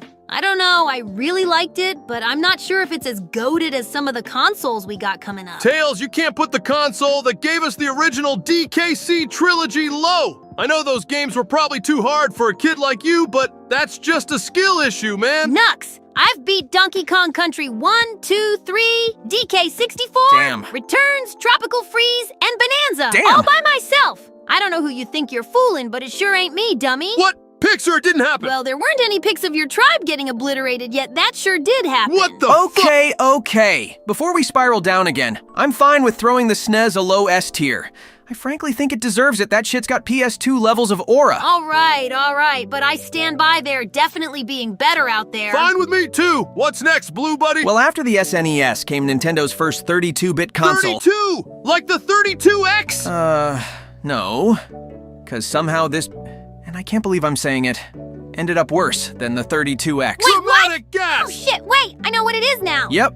Next up is without question, Nintendo's worst console and maybe even worst thing that they ever released and put out in stores. It's the ever infamous Virtual Boy. Okay guys, let's not beat it around the bush. Just throw it in D tier and move on, bro. Hang on, Nux. It's definitely going in D tier, but I at least want to throw it out that not all the Virtual Boy games sucked. It just sucked that they were on the Virtual Boy. I actually hard agree with that, Sonic. I haven't really played them yet, but I heard that Virtual Boy Wario Land, Jack Bros, and Teleraboxer were actually pretty solid games. Oh, I totally forgot about Wario Land. Yeah, that was actually a good entry. People at home just get a totally legit Virtual Boy and a totally legit copy of Virtual Boy Wario Land online and play it. It'll be worth it. You said totally like 5 times there. But, yeah, other than that, put that piece of red garbage in D tier. Whoa! I hereby announce that we put the Game Boy up in C tier since I refuse to have it in the same tier as the Virtual Bitch. Or we could just, like, make an F tier. Nah, I hear what Sonic's spitting.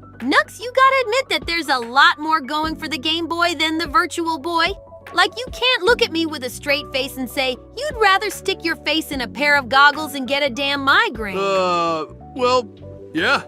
Okay, I see what you mean. I'm okay with throwing the Game Boy up, but only C tier. Hell yeah, I'll take it. Kanto and Johto fans rejoice. All right, Pokehog, can we get some good shit in this list again? Oh, for sure, Nux. Up next is the machine that, personally, I consider to be the last of the truly classic Nintendo consoles. That being the Nintendo 64. Huh. I'm actually not that experienced with the N64. I've only really played through the big names like Mario 64 and Banjo-Kazooie. Man, Tails, you're missing out. There's a ton of sleeper bangers out there, bro. I think that number is pretty limited by today's standards. Nux, is this another hater rant in the making? Bitch, don't try to read me. I like the N64. I think it's still pretty good. But let's get one thing clear. Compared to early 2D games like on the Super Nintendo, early 3D games, especially most on the N64, don't age nearly as well. It was an experimental time, but I get what you mean. Also, let's not pretend that the N64 controller wasn't hot garbage. I mean, what the fuck was that shit? Oh, come on, it wasn't that bad. That 3-prong shit was stupid, dude. Just admit it. I mean, your hands are fucking huge, like you said, so maybe it's just different strokes for different folks. Gonna be honest, I just used a third-party controller. Or just played on Switch. Oh yeah, most of the games are on Switch. Even those fabled Pokemon games that you glaze. Fuck off. Pokemon Stadium was zooted at the time. Also, you can't forget about the Mario Party trilogy, Ocarina of Time and Majora's Mask, and the original GoldenEye. Nah, I'm tired of people gassing up GoldenEye. That shit is the hell? not that good. Tails is fighting my battles for me. This is so crazy. Look, I don't think I have enough experience to really talk, but I don't think the N64 aged nearly as well as the Super Nintendo, to be honest. All right, fine. But I'm still putting the 64 up in A tier. It's too iconic to go lower. So, how about the GBA? Yeah, the Game Boy Advance. And I'll add the SP model to the mix too, since I know we were talking about it. Now this is peak handheld right here. Without question, the definitive and best Game Boy and a ton of games that still hold up today. I still wasn't really able to play this shit. Like, my hand could probably fit 4 SP models, not gonna lie. Nux, you're seriously missing out. There's a lot of bangers on Switch Online. You should try 'em. So true. So many series popped off. Especially Pokemon, the WarioWare and LAN games, and hell, some of the Final Fantasies on GBA were solid too. Also, can't forget that this was the first time a Fire Emblem game was released outside of Japan. That shit was peak. But you know, I can't help but feel like a certain series is missing from our list of mentions. Whatever could it be? Well, what is it? Seriously, guys? Oh, yeah, I also really liked Advance Wars. It's pretty underrated. No, I'm talking about us. The Sonic series. This was the first time we ever appeared on a Nintendo console with the Advance series, plus Sonic Battle. Oh! Gonna be honest, I kinda forgot about us. Got lost in the Nintendo sauce, if you will. Sure you did. But back on topic, I think the GBA is high-key amazing. Easily the best Game Boy model. I'm thinking a solid A tier. The SP model is superior in my opinion. The clamshell design and actual backlight for the screen makes it amazing. Even though the Advance model is comfier to hold, I'll agree with you on that, Tails. The classic GBA can get high B tier while the SP gets a good-ass A tier. Now we're talking! Nintendo's finally on the up and up! And it's only gonna go even higher! Cause next up is the Nintendo GameCube, where shit started to get really good. Oh man, I tell ya, there might be better nowadays, but it didn't get much better than that freaking GameCube. It wasn't bad at all, but like you said, especially for home consoles, you can do better for choice. Alright, Oh my chucklefucks. God, I'm bro. putting a stop to this right now and telling y'all why the GameCube is the best thing to ever be put on this fucking planet, aside from me and maybe Latinas. Shadow, I swear, bro, you gotta stop popping in unannounced. We don't want to hear Fuck you, up, ya. Faker, and listen Kill up. yourself? The Nintendo GameCube has literally little to no problems whatsoever. The controller? Fucking peak. Nintendo literally can't stop re-releasing it because everyone glazes it for Smash so much. The graphics? Normies will say it's outdated, but the real ones love it for its color, charm, and atmosphere. The games? Don't even get me fucking started. Zelda Wind Waker, Luigi's Mansion, Eternal Darkness, Pikmin, The 1,000-Year Door, Double Dash, Smash Bros. Melee, and last but certainly not least, the ever-goated games in Sonic Adventure 2 and fucking Shadow the Mid-Hog! I knew it! I knew you'd be a hard glazer for the Mid-Cube because your games Ain't no were on fucking it! way. God, this is gonna be a long list. Shut up, zesty head ass. This no-brain cell echidna clearly didn't just hear my factual and logical and totally not biased rant on the fucking GameCube. Okay, Shadow, I like the GameCube. It's good and all, but like, are we just gonna pretend that the Wii can't run GameCube games? Oh, fuck, don't bring the poor Wii into this, man. Oh, would you freaking listen to this? Young nerd over here's a Wii glazer. Bet you didn't know that not every model of the Wii can run GameCube games either. I mean, yeah, I did know that. Still doesn't mean it couldn't run it, though. Doesn't matter. If it isn't readily available, then it shouldn't count. Your opinion shouldn't count because you hard glaze yourself. Oh, look who's talking, Mr. I Suck Knuckles, Chaotic you Stick. Hot Topic ice skating shithead. Chat, chill the hell out. We're not even Nintendo characters. Why the hell does this shit happen? Look, I don't want this to turn into another cliche GameCube versus Wii debate, so I'm just ending it with this. Not only could the Wii usually run GameCube games, but also I'm not even gonna lie. Its game quality was just a lot better overall. Cap. No Shadow, not Cap. Name 5. Super Mario Galaxy, Wii Sports Resort, Xenoblade Chronicles, Prime 3, and, as mentioned before, DKC Return. Well, name 5 more. Nah, fuck that. We ain't doing this anymore. Since we already dragged the Wii into this, just put that shit up in S and the GameCube in A. Yeah, I think I'm just gonna— Wait, Gale of Darkness. Wait, what? Gale of Darkness. The GameCube had Pokemon Gale of Darkness. Shit, I forgot. Anyways, GameCube A and Wii S. What the fuck? Shadow, did you really think some obscure Pokemon game was gonna sway the entire vote? Are we also just blatantly gonna pretend like we're not stealing a bit? Fuck you guys. I'm gonna cook next video. Grind! That's like the 7th time, man! Yeah, let's just hope we don't get any more people interrupting us with a long-ass tangent. I'm gonna split a wig if that happens. Well, moving on. Next up is, to this day, Nintendo's highest-selling console. Just barely. It's the ever-iconic Nintendo DS. Oh, hell yeah! The first handheld I could kind of play because it wasn't small as hell. That's fire, Nux.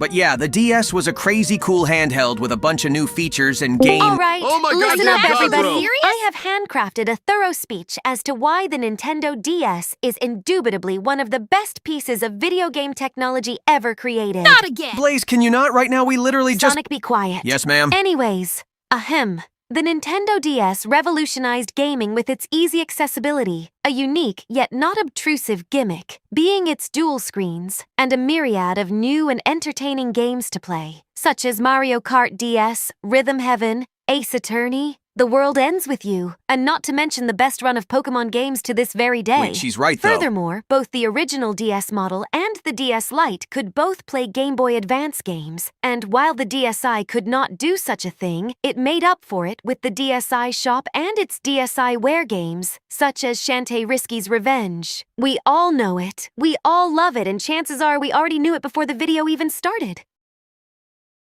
You're not gonna mention Sonic Rush? Oh, yes. I suppose one of the best Sonic games also released on it, but that's neither here nor there.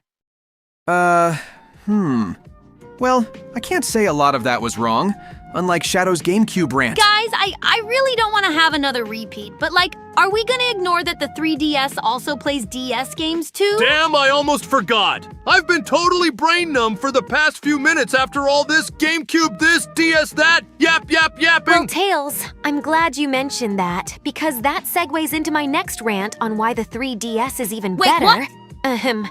As mentioned before, the DS— Okay, nope. Can we get a condensed version, please? Oh, well, all right then. Simply put, the 3DS just improved on the existing DS. However, both have their benefits, since the original DS can still play GBA games. Therefore, both of them should be in S tier. Damn, the DS and the 3DS in S tier? I mean, I really like them both and think the 3DS should at least get S tier. Oh, sure. My eyes never hurt with the freaking 3D effect. And we got the best WarioWare game in WarioWare Gold. Not to mention arguably the best Animal Crossing and some Fire Pokemon games, too. You fucking Pokemon head! You literally can't go through one console without mentioning that shit. Don't diss on Peak, moron. All right. I think I got it. The original DS model can go in B tier since its ergonomics sucked and the Lite was way more sleek. Speaking of which, the Lite can go in A tier, and lastly, the 3DS can go in S tier. I feel like that's more than fair, right, Blaze? I suppose your reasoning is sound. Whoa, wait! Sonic, you forgot about one more DS member! Hey, I don't really feel like ranking the DSi Tails. It just feels kinda unnecessary. No, I'm talking about the 2DS! D tier. Yeah, fuck that. Well, I best be making my leave since all is sound on this list. Have fun, gentlemen. See ya, Blaze! Farewell. All right, gang. We only got a few more consoles left, so we gotta keep on cooking. Well, what's next? And I swear to God, if someone else hops in, I'm crashing out. Well, good thing this next console is one that nobody would simp for, I hope. It's the Wii U. And, yeah, we don't need to repeat it. We all know how this thing flopped. Honestly, I don't think Nintendo has a more irrelevant home console than the freaking Wii U. Most of the games worth playing on it are now on Switch, and most of the games that haven't been ported to the system suck. Yeah, dude, they literally just need to port over Yoshi's Woolly World, and this thing is dead. I like the gamepad thingy and all, and the fact that you could play all your Wii games on HDMI, but man, you'd think I was running the show with the decisions they made here. Crazy cell phone aside, the Wii U definitely has worth, and by all means, it's a great way to play Wii games. But the lack of full-on exclusives anymore, and the fact that the eShop is dead, yeah, I'm thinking B tier at the highest. I just want to get to the good stuff, man. I don't really care. B tier's where it belongs, I suppose. All right, that's that. But good thing Nintendo picked up right where they left off, because next up is the freaking Nintendo Switch, and by extension, the Switch Lite. Man, things really picked back up for the Big N after this. A console that functions on the big screen and in your hands. There's no wonder it's basically the best-selling console of today. I was a little iffy on the Switch at first, especially after the Wii Poo over there. But yeah, I can't even lie. It slaps, even to this day. This is the first time Nintendo ever made their online a paid plan.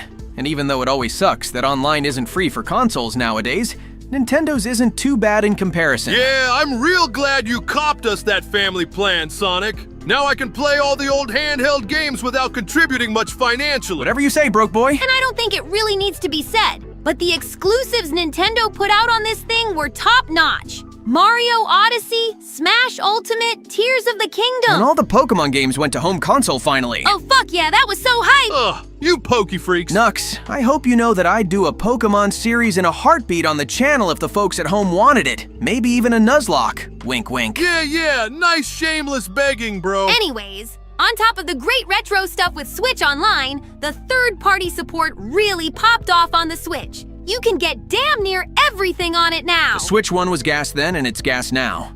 It's perfect for damn near anybody in or out of the gaming space and has tons of options. S tier without question. For sure. Don't feel like getting spit roasted, so yeah. Oh, and the Switch Lite is pretty convenient too. It doesn't cut too many corners in comparison to the Switch aside from a few games not working great and obviously no docked mode. That's an A tier. Almost forgot about it, thanks Tails. And with that, we're on to the final console of the video. And goddamn, has it been both in and out of the hot water as of late. You got that right, Nux. The last console, of course, is the Nintendo Switch 2. Guys, I don't know what to say without it being seen as controversial. What are you talking about? It's the best one. Damn, Sonic swinging right out of the gate! Smoking? The hell's going on? We're not gonna pretend the Switch 2 is literally just a better Switch, right? No! Well, yes, but also no! There's a principle to the thing, man. For once, Knuckles is right! Is this about the price thing or something? Yeah! $80 Mario Kart! $70 for basically everything else! All of that on top of the Switch Online if you want it! Outrageous, I say! Outrageous! Okay. So, just don't buy it. Oh, that's easy for you to say, Mr. Mascot. What? Am I wrong? Yeah, the prices suck, but at the end of the day, it's your prerogative on whether you buy something or not. I mean, you're technically right, Sonic, but it's not exactly the nicest thing to hear either. No, I get what you guys are saying. But as someone who also copped a Switch 2, you gotta look at it from your personal preferences. Like, I thought DK Bonanza was gonna be worth the $70 from the looks of things, and after some second opinions, it turns out it was. I was the second opinion. But meanwhile, you got shit like those fuck-ass Galaxy and Galaxy 2 ports that are $40 each and fuck that. I'm not getting that shit.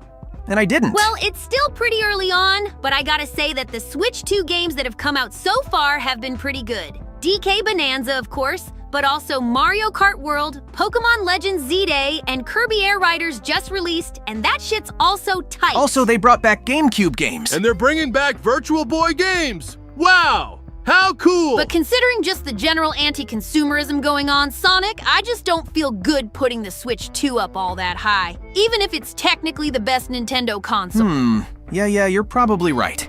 I've been having a lot of fun, but not being able to take part in it due to money would definitely suck. Alright, I'll go ahead and give the Switch 2 a low A tier. That seems better. Hopefully we aren't canceled. Remember, gang, Sonic advocated for S tier. Yeah. I just hope everyone knows that it ain't bad to put a little glaze on your favorite games, even if their publisher is, well... Nintendo? Nintendo? Yeah. freaking Nintendo. Honestly, I'm just glad I don't gotta listen to any more Pokemon glazing. That shit got a little annoying, not gonna cap. Oh shit! I forgot about one more console on the list. Wait, you did? Huh? Well, what is it, Sonic? The Pokemon Mini! Well, gang-a-lang, it's time. The Sonic list to end all Sonic lists. We've ranked our games, fan games, super forms, villains, wisps, even our OSTs. But now, we're getting the big kahuna out of the way. We hang out with some of them, tussle with others, make friends, enemies, rivals, you name it. But now is the time to put it all on the list. This is the Sonic Characters Tier List. Honestly, guys, I think we outdid ourselves here. This is fire. Yeah, it was honestly a pretty cut and clean decision. I'm proud of us. Good shit, you guys. I'm glad that we made another tier list we can be proud of. Totally. Alrighty then, I think that's it. See you later, chat. Nah, we're just fucking around. Huh, speak for yourself. I think it was pretty accurate. Yeah, you would think that. Tails, you knew you liked seeing yourself up in S tier. Don't cap, lil bro. Well, okay, maybe a little. All jokes aside, though, I'm pretty interested to see how this list's gonna go down. I mean, there's so many Sonic characters. Yeah, and so many non-Knuckles characters, too. Yeah, this is easily the longest tier list we're gonna be doing. Makes sense. I counted, and there's deadass almost 100 characters on the list. God, Eggman's gonna die of old age by the time we're done. Facts on that. But I think it'll be good to set some real quick rules before we dive into the list fully. Yeah, good idea, Sonic. Let's hear them. Alrighty then. So, firstly, we're absolutely not going through every single Sonic character ever made. Thank chaos. Most of the characters listed are from the mainline canon Sonic timeline, with only a couple outliers here and there. Wait, does that mean I'm not gonna be able to rank my boy Wade Whipple? Yes, Nux, that's what that means. To all the Wade truthers in the chat, we all know where our boy would go. Yeah, I agree with the DT. Shut up, bitch! Okay, let's save the trash talk for the list, gang. We gotta get a move on. Whatever. But yeah, in short, don't expect any Archie or Fleetway comic characters, movie/TV characters, and most spin-off characters aren't here either. It's what we know best, so I think that's the way to go. Alright, and the other rule? Well, obviously, we personally know, well, pretty much everyone on this list. And while we'd absolutely love to put characters like Dr. Egghead McTubster in the depths of F tier, we know that it'd be better to base our ranks off of their appearances and how good or not good they are as characters in the series. Trust me, it pains me to say that. And that goes for the dudes on the good side, too. Even if we're pals, if you're not so well written and stuff, we're gonna let you know. Obviously, it's nothing personal, but yeah, we'll try to be as unbiased as possible here. Although I'm not making any damn promises for a certain few. Yeah, I didn't expect you to. But, yeah, that's literally it for rules. All right, I'm hyped up for this shit. I'm honestly surprised that we're only having us three doing the list. I thought for sure that Amy or Shadow or someone was gonna join. I thought about it for a bit, but nah, I want to do this with my boys, just like old times. This is our 100th video, and it'll be a Sonic Squad exclusive. Facts, bro, I fuck with that heavy. Yeah, I'm glad that we won't have anybody barking at us to rank anyone. That'd get annoying quick. Yeah, plus the others would probably try to tear us a new one if they didn't like any of our ranks. Good thing they're probably not watching this live. I swear on Maria and literally everything else, if these gumball goody two-shoe globhead ass fuckers rank me or anyone I remotely give a shit about incorrectly, I will have a crash out so legendary that everything will cease to exist. You got issues, buddy. Shut the fuck up, bitch! For real. Yeah, if our buddies were watching, I'd honestly feel a little under pressure, not gonna lie. Hell yeah! Are you guys ready for Team Sonic to give Team Rose the flowers we deserve? No puns? Oh yes, Mr. Sonic, Tails, and Knuckles love us all and would never rank their friends poorly. So true, Cream. What about you, Big? My ass is itchy. Oh, and God forbid our villains were watching! Huh, imagine the shit they try and give us. Man, that would suck. Yes, rodents, rank me and my wonderful creations wrong. I dare you. What? Hey, what the hell are you two doing? What? Are you two seriously playing fucking Fortnite? Put the tablet down and watch the damn screen. But Father, I am so close to the victory royale. No, you're not. You've literally just been walking around Humble Hills with a fucking green pistol for 5 minutes. Shut the hell up. This is a great strat. You getting scrapped would be a great strat. I think you should fucking kill yourself. God, why did we make this a fucking premiere? Already planning the funeral, Sonic. Don't worry. Well, let's tackle this big-ass mountain, boys. I'm set. Let's get this show on the road. All right then. Pulling up the list now.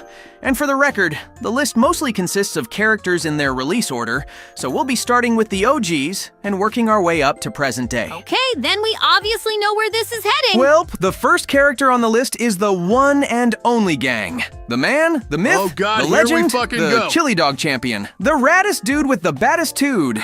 You know sure. him, and you love him. Presenting to you all, me, Sonic the Hedgehog. What's poppin', gang? Boo! F tier now. What the hell? Nah, I'm just playing, mostly. Okay, bro. Yeah, it's gonna be pretty cliche, but realistically, I don't see any universe where Sonic isn't in S tier. Being completely unbiased to myself, I know that there's been a bunch of mumbo-jumbo regarding me and my personality. Trust me, I've seen all those fucking "he wouldn't say that" comments. Now that shit annoys me too, and I'm not even you! Honestly, a deadass makes me want to say that stuff more. But when you look at the bigger picture, all things considered, Sonic's remained pretty consistent, especially throughout the game. It all depends on who's writing, but at the very least, I usually get my attitude down 90% of the time. Yeah, as long as you're a cocky little blue shit, things are good in the world. You honestly could do a main protagonist a lot worse than good old Sonic here. And again, I'm trying not to glaze myself too much, but gosh, some of the moments I've gotten in the series, oh man, it really is no other feeling. A couple standouts gotta be pretty much any character moments in the later GameCube era, as well as more recent stuff like the comics and especially Frontiers. Oh, hell yeah. Pretty much any moment where Super Sonic is a story beat goes hard as hell. Yeah, I don't think we need to drag this on too much. For once, Sonic cooked enough to go into S tier. Yeah, good shit, big bro. Hey, thanks, gang. I'll keep the torch lit for every future Sonic thing to come out. But maybe share the light sometime in a while, why don't you? For real, I want a game, bro. All right. Can't say I wouldn't like a shake-up soon. But unfortunately, we have to get around the other first Sonic character. The only other one that's stuck around as long as me. A man I could only describe as an absolute, total, maniacal menace. The dastardly and devilish Dr. Eggman. Boo for real this time! Yeah, can we get this part over with quick too? I don't like that Egghead's about to get S-tiered for the second time. Yeah, if you want a more in-depth analysis of Eggman as a villain, just watch our villains tier list, bro. I don't want to be here. In short, this fat fuck is somehow so consistently threatening while also being, entertaining. At least from a story standpoint, And he's been able to come out as one of the most iconic villains of all time. Nah, I'm gonna throw up, I swear. Please don't. Okay, Eggman S-tier. Let's move the fuck on. Oh, that felt so good! Ha! Even when they hate me, they can't help but love me! Congratulations, father. What an astounding advancement. Can we go back to Fortnite now? No! I still want to point and laugh. We must continue watching to the very end. Just shut me down already. All right, next up on the list is the second member of the Sonic Squad, and my bestest little buddy in the whole wide world. Of course, we're talking about our very own two-tailed tech guy, Tails the Fox. Oh shit, it's the boy! Damn, I kinda look spiffy in that image, not gonna lie. Okay, so obviously Tails gets a lot of legacy points here. Not only has he appeared in nearly every Sonic game under the sun, but also, Lil Bro has had tons of iconic moments. Yeah, can't forget how little buddy straight up solos Eggman in both Adventure 1 and 2 like a boss. And not to brag or anything, but I kinda created most of the most iconic Sonic-branded inventions ever made, like my baby, the tornado. And Tails' best moments are the times when he holds his own and shows that he can work independently of anyone, even me. Nothing's ever made me more proud. Ah, thanks, Sonic. And then the fucking 2010s happened and Lil Bro became a wimp. Aw, fuck you, Knuckles. Hey, don't blame me, dude. Blame the writers.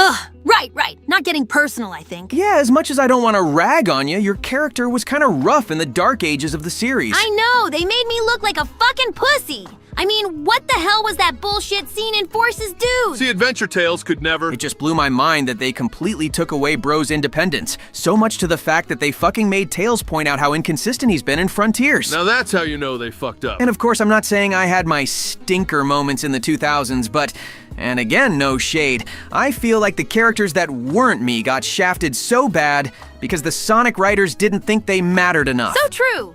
I don't know when the next mainline Sonic game's gonna be, but if I'm in it, I really hope they tighten up for me. Yeah, but I think for all the good moments in the past, and even more recently, Tails definitely deserves an A tier. Sucks that I can't be next to my big bro, but I'll take an A. Alrighty, Tails goes into A tier. And next up, we got a certain duo that are, as of now, pretty much exclusive to the classic series.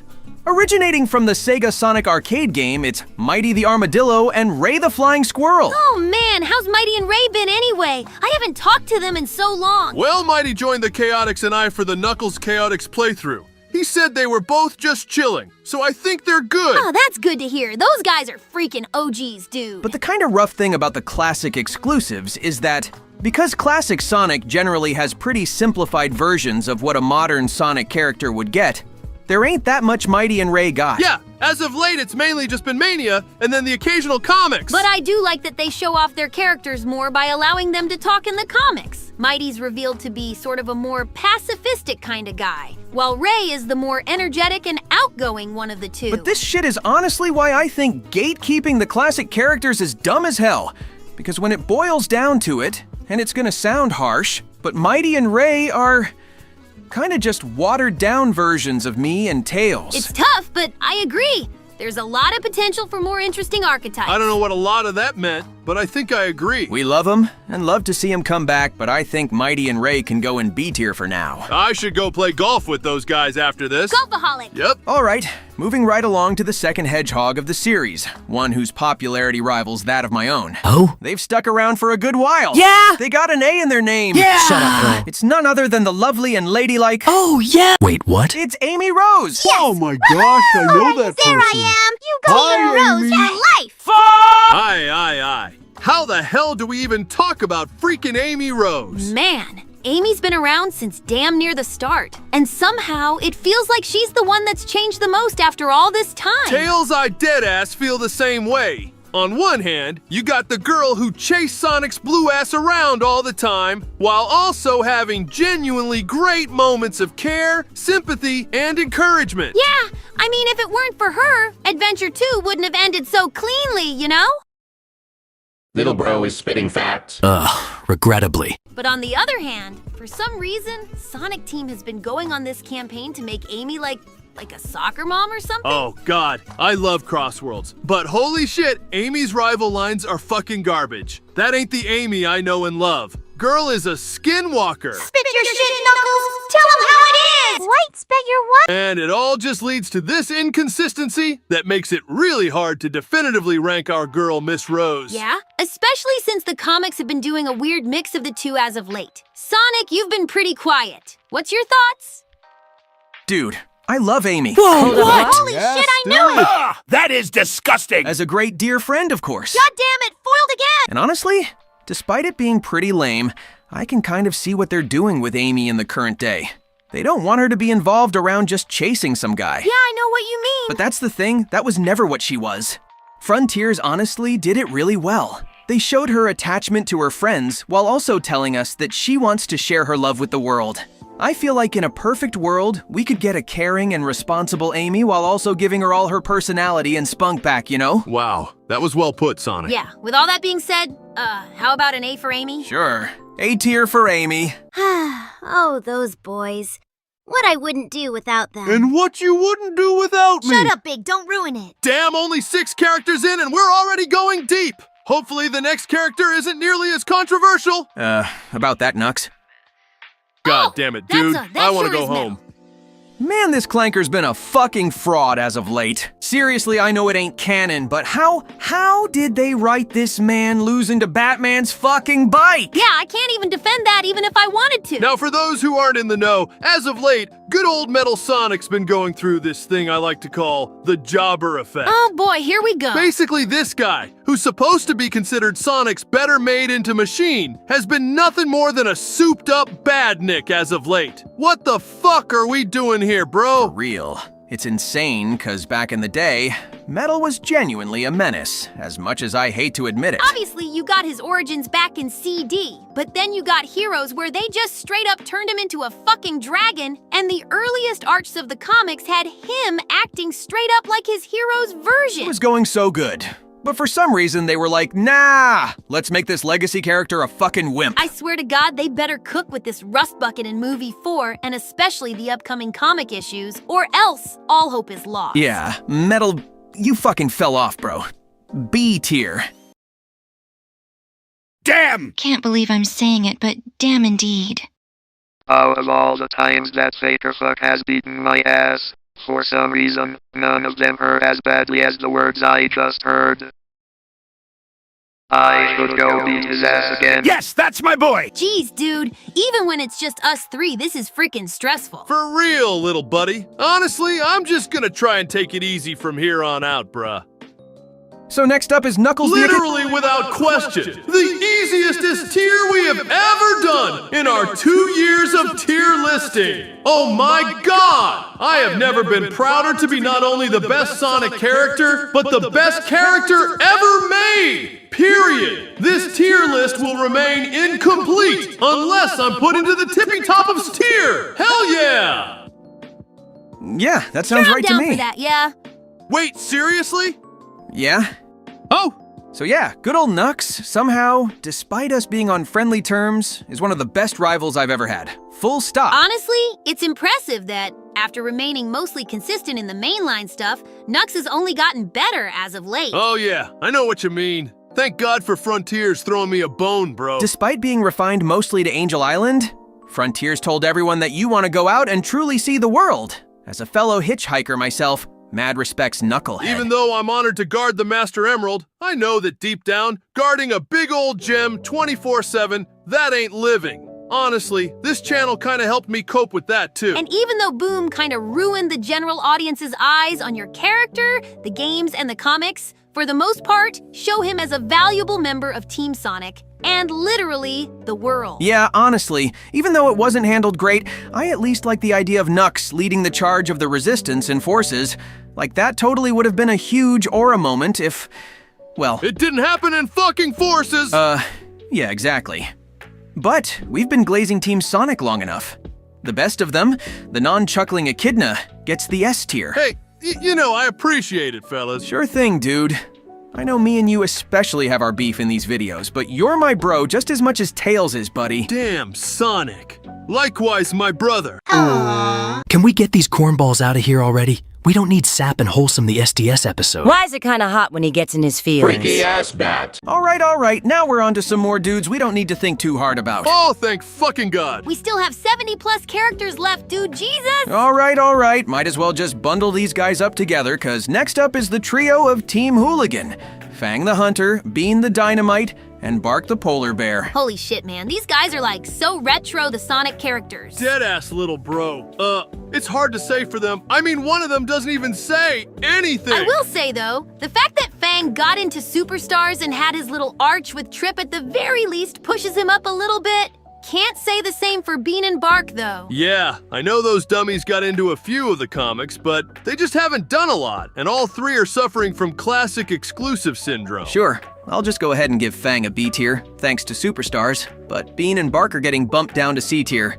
There's potential, but just not a lot right now. But if the Hooligans are done with, then I think I have a good idea of who's up next. Oh yeah, you do, Knucklehead. Hailing from the Sega 32X original, Knuckles Chaotix. It's our detective boys of Team Chaotix, starting with the headgum shoe, Vector the Crocodile. Hell yeah! My man! Good old Vec's been kicking for a while now, and ever since Heroes, he's honestly been doing the best out of the three. Yeah, it really looks like Vector's Sonic Team's favorite out of the three. He was the only Chaotix member to appear in the Sonic Boom show, and we can't forget that he had his own fucking team with Silver and Blaze in Team Sonic Racing. Seriously, why the fuck did they do that? I don't know, bro, it's Sonic Team. But for someone who hasn't had many main appearances, Vector's writing has remained pretty consistent throughout. My boy ain't just in it for the money. He's got a hero's heart underneath those teeth and scales. And holy crap, he had some of the craziest moments during the Metal Virus arc in the comics, bro. Oh man, that shit went dummy hard. Yeah, I honestly still consider Vector to be the best Chaotix member in the mainline series. I'd give bro an A tier. Works for me. Vector's going in for an A tier. And moving right along to the sideman shinobi of the Chaotix, it's Espio the Chameleon. The calm, cool, and collected Chaotix member. Not gonna lie, even though Espio's never been used nearly as much as Vector, he's got an aura to him. Oh, for sure. Bro's pretty fast too, which, yeah, that's always a plus in my book. I might give him a hard time with it, but I'm pretty impressed with Espa's composure, not gonna lie. If I lived with Charmy on the daily, I think I would have snapped decades ago. Although, to shout out the goated murder of Sonic the Hedgehog, they actually made SBO pretty cool in that game. No spoilers. Tails, the game's a few years old now. So what? People deserve to go in blind if they haven't played. Fair enough, I guess. I'll give SBO a solid B tier. If Sega gave him a little bit more spotlight alongside Vector, I think he could easily rise up a tier. All right, that's what I'm talking about. Wait a sec. If we did Vector and then SBO, then that means... Get this freaking bug-ass bee out of here right now before I kill myself. Okay. Look, as much as Charmy... Well, is Charmy, you gotta admit that the hate for him is just a tad bit overhyped. Like, is it really cool to hate on Charmy in the year of our Lord, 2025? In my book, always. Nah, but for real, I see what you mean. At the end of the day, it's not like Charmy's a horrible, irredeemable character, but a character meant to be annoying and obnoxious is, well, just that. Honestly, dude, C tier for Charmy. You could do worse. Yeah, that makes sense. Hopefully the little dude doesn't get too upset about that. Anyways, next is another fairly obscure character from the classic series, and the first of a few cats we're gonna go through. It's Honey the Cat from Sonic the Fighters. Man, poor Honey. She's barely even made any appearances in the comics so far. Yeah, I remember that she was in both of Amy's special comic issues, but other than that, I don't know if a classic character's gotten more shafted than her. Dude, I barely even remember anything about Honey, without even going into non-canon bullshit. For real, like, you know, it's bad when she literally only has one sentence about her personality on Sonic Wiki. She has a pretty nice design, at least. I know we haven't really been talking about that, so it's something to bring up. I guess so.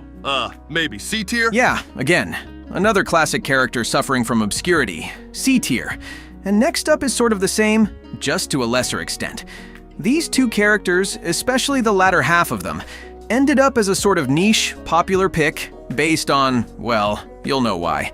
Originating from the tracks of Sonic R, its Metal Knuckles, and of course, the Tails doll. A shiver just went down my spine. Seriously, why the fuck couldn't that fat-ass egg just make a metal Tails? Ha ha ha! Psychological warfare, my boy. That thing even creeps me out. I could never be scared of such a pathetic-looking toy. Probably. I mean, Metal Knuckles is just a significantly not handsome version of me. I mean, he was in that bum-ass multiplayer mode in Superstars. Pretty sure he and Tails' doll were also in that Season of Chaos issue for the comics. But I'm pretty sure the Heavy King had him mind controlled. Oh yeah, that fucker attacked animals. What a bitch! Yeah, if Metal Sonic was washed, then god, these guys just don't have a chance. I'll put Metal Knux in C and Tails doll in B, since at the very least he's a little more iconic, even if it's just for slop horror. The moral of the story? Put these guys in the modern era now, Sonic Team! Seriously, bro? Well, good thing we're pretty much done with classic Sonic for now, since we're moving on to mostly modern characters from here on out. Oh man, finally! We're getting to more of the big kahunas! Well, speaking of big, we got our Sonic Adventure Originals up next. He's got a big size, a big knack for fishing, a big heart for his buddy, Froggy. It's Big the Cat.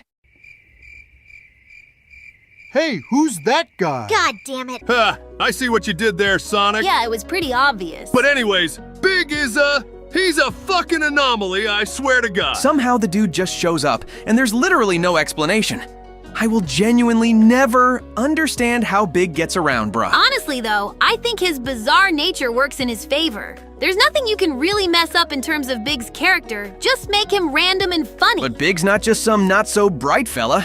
Dude, I swear, this man's holding back. He's freaking strong, bro, and he doesn't take shit from nobody when it comes down to it. Yo, did you guys hear that he fucking bitched Zavok during the Crossworlds tourneys? Bro, I need to see that! Oh my god, literally how? I don't think Big's deep enough to go to the very top of the list, but considering he hasn't really ever had a bad moment in any of his canon appearances, I think a solid A tier is in order. Agreed, the big guy deserves a big ol' A. Okay, so the next few are gonna be, a little weird to say the least. What's up, Sonic? What's weird about them? Well, to put it short, we're gonna be ranking a few dead guys next. Wait a sec. First up is the first friendly robot of the series, and the start of the E series of robots. E102 Gamma. You know, it's kind of crazy, but Gamma's end kind of was one of the best benefits for his character. Damn, that's morbid, Tails. No, not in that way. Gamma's arc was so good despite it all being in one singular game. But because he wasn't around for the dark ages of Sonic, his great character and story remained pretty much untouched. Oh shit, you might have a point, Tails. And on top of his genuinely kind of tragic story, he has a really cool design and a fun story. Yeah, can't wait to get that part. Rest in peace, legend. Honestly, and this might be a little controversial, but I think Gamma should get an A-tier, bro. You know what? Bro deserves it. His sacrifice may or may not have made me shed a tear. I can live with that. Gamma goes into A-tier. And from one dead character to another, we got the previous leader of the Knuckles clan, Chief Pachacamac. You know, I really did look up to the Chief. I did, but goddamn. Bro is quite literally the reason Chaos fucking wiped us out and basically sent the Echidnas on a decline until I was the only one left. I really don't understand how Bro looked at the docile water monster and thought, yes, let me push my fucking daughter aside and charge at the thing that's been protecting these little blue fucks and the freaking Master Emerald. I know old guys can get fucking senile in their times, but goddamn, Bro puts Eggman to shame. And to be honest, Bro put the whole Echidna race to shame. Fucking D-tier. Goddamn right, Nux. Fuck that old ass bitch. And, I'm assuming Takal's right after. Yeah, you got any thoughts, buddy? I obviously wasn't around to meet her when she was fine and dandy, but I admire her persistence to stay even after her end and guide us to victory in Adventure 1. Same here. She unfortunately hasn't really done a lot in canon aside from that, but there's nothing really wrong with her either. Yeah, in terms of characters, I'd give her a decent B tier. Alrighty then, B tier for Takal. God, that kind of felt weird to say. It's okay, buddy. It ain't as bad as it sounds. And finally, for the Adventure 1 gang, we got the main antagonist.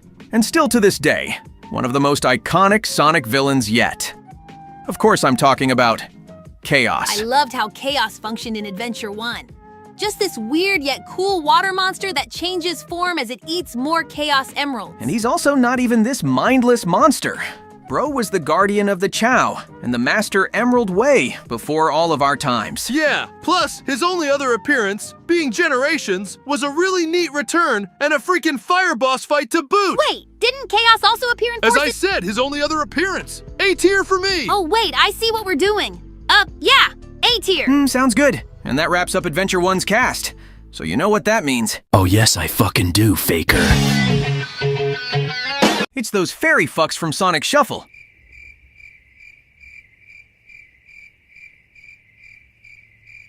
So anyways, ladies and gentlemen, Shadow the Hedgehog.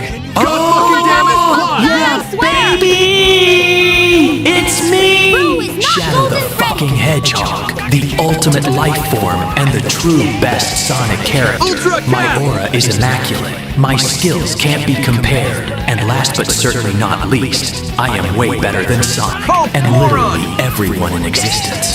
It may sound hyperbolic, but the real ones know that shit's straight fact. Nope, not this time. Sonic Squad exclusive, you edgy bitch-ass boy. Whoa, oh fuck you, Faker. Bro is super lame on God. I don't know what you were expecting, hun. They literally said it at the start of the damn video. Solution. Shadow's attention span is that of a child who doesn't have their brain rot tablet out. Omega, I would never take your opinion seriously, you fucking clanker. Anyways, I don't think it needs to be said that this might be the most obvious S tier aside from Sonic, right? Yeah, you could probably make your arguments for Egghead and Knuckles, but there is no damn universe where Shadow the goddamn fourth Chaos Emerald loving hedgehog doesn't go straight to S tier. Even if he hates my guts for some reason, his determination and perseverance makes me respect him. Only slightly, though. Alright then, that's an S tier for Shadow. You're welcome, Shadow Glazers! And of course, if Shadow's on the run, then we all know the glamorous and gem-obsessed ex-thief, Rouge the Bat, follows soon. Oh god, she better not be watching. I'm gonna screen cap this shit in case he deletes the VOD. Of fucking course. So Rouge is a bit of an interesting case in the fact that she's also felt a little watered down in the games, but she's remained pretty consistent throughout the comics. She's definitely a required member of the series, though. I mean, imagine how boring and brooding Team Dark would be if she wasn't there to sass it up. But lately they've kinda pulled an Amy and made her more tame. I'm not about to go on a whole tangent about her design. I know damn well Twitter's done that enough. But even her personality, which I think's her best aspect, just got watered down. For once, I agree. Also, her new voice sucks ass and I don't want to hear anything. Girl sounds like she's in her 60s. Yeah, and you hate that, don't you, Nux? I mean, I wouldn't say I like it, no. That's why we use her Kathleen Delaney voice, hold the fourth wall. It's much better. Yeah?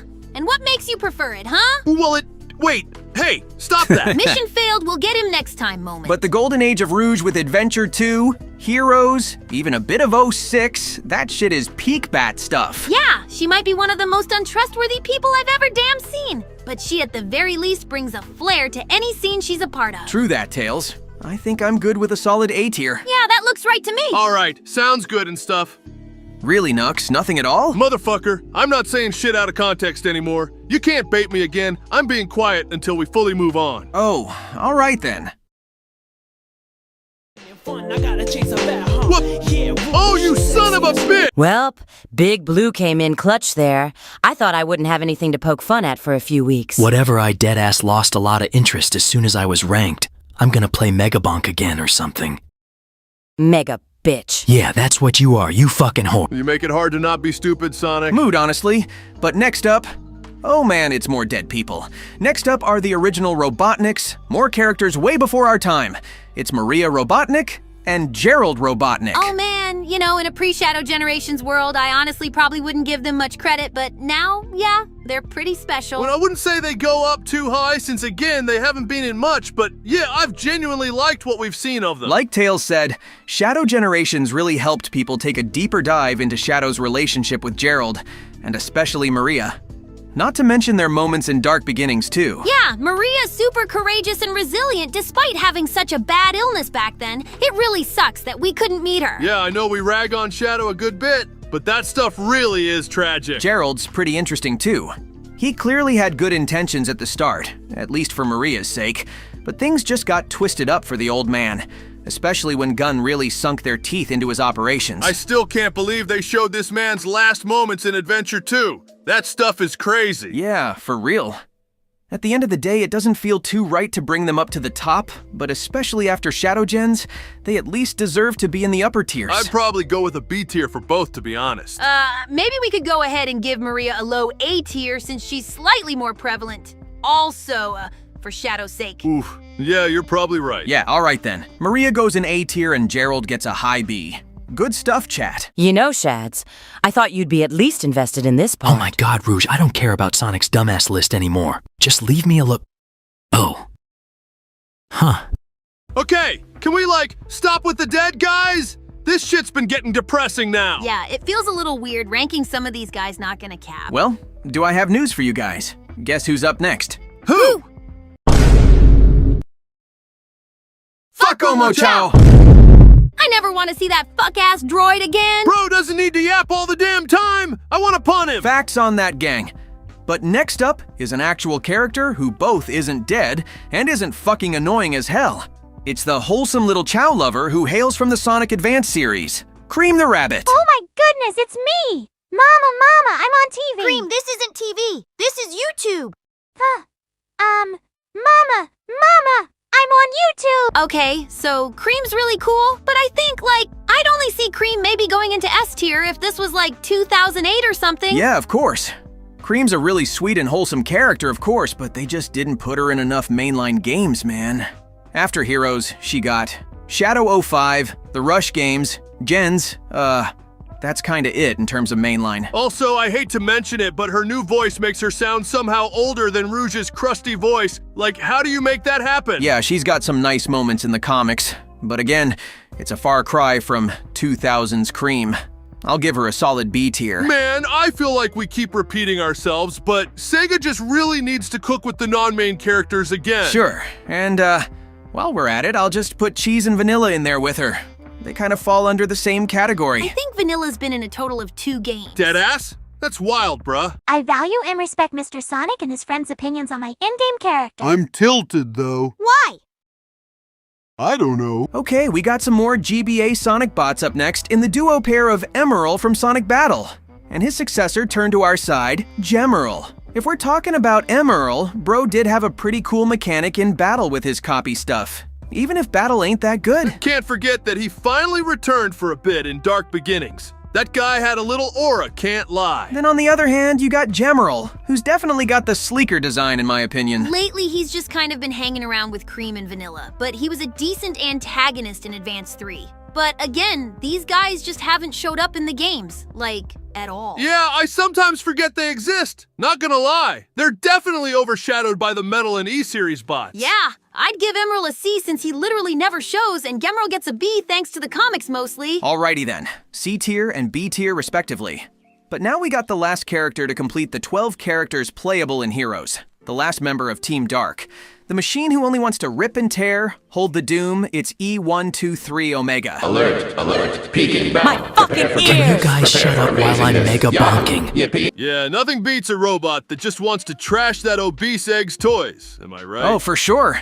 It sucked that the dude had such a long break from the mainline games, but I'm glad Sega brought him back in full force in the comics and more recent games. Bro deadass had like a decade-long hiatus from 06 to Forces. That is crazy. Omega's got some personality to him, and isn't just a deadpanned bot made for blasting.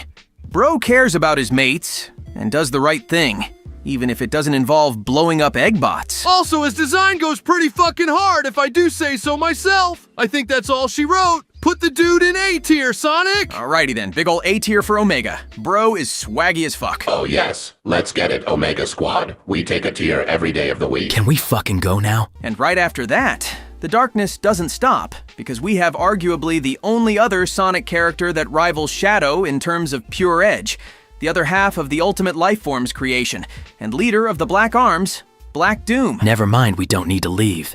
This poor excuse of a villain goes into the depths of the list. What a shitty villain. He only serves to taunt and belittle me, and makes me want to vanquish him every time I see his wrinkly-ass face. Wouldn't that make him a good villain, though? Oh yeah. Again, we kinda covered this guy real quick in the villains tier list, so we'll keep it brief since we still got a good chunk of characters left. In short, decent enough villain that basically serves as Shadow's version of Eggman, but still hasn't appeared enough to be noteworthy. I think we put him around B tier last time, so... Yeah, that makes sense, B tier for Black Doom. Damn, we've been cooking! Not gonna lie. But there haven't been a lot of top tier characters. I think we're kinda just going through the motions with the characters that either don't do a lot or don't appear enough. Well, fellas, that latter point applies for this character to an extent. But honestly, this character has not only had so many goddamn high points, but also is such a fan favorite, and so consistent in both the games and the comics, that I don't think it even matters. Hailing from the Sonic Rush franchise, the Princess of the Sol dimension, legendary fire wielder, and current Uno champion, it's Blaze the Cat! Oh shit, here we go! What's there left to be said? Blaze is a cool, alternate dimension version of me, and bro, the aura she had in the Rush games was immaculate. And honestly, as much as we get on 06's case, Blaze was honestly one of the better parts of that game. I can't believe they had the balls to have her sacrifice herself. One of the best retcons of the series, not gonna lie. Of course, the only thing that sucks is that Sega refuses to give her a major role in the main series, when she absolutely could stand on her own. Dude, if we got a modern Rush game with Blaze's return to playable status, I would go freaking nuts, man. Yeah, I think this is just another real obvious one. Crown the princess with that S tier. Hell yeah, Blaze is going to the top of S tier. Finally, it was getting boring with only a few of us up there. And that's good, cause Lord knows we ain't getting any more S tiers anytime soon. I'll have some hope, Nux. I think we'll get, someone? I don't know. Who's up next, Sonic? Glad you asked, Tails. Next up is Rush's villain and the alternate version of good ol' Egghead. It's the graying Eggman Nate.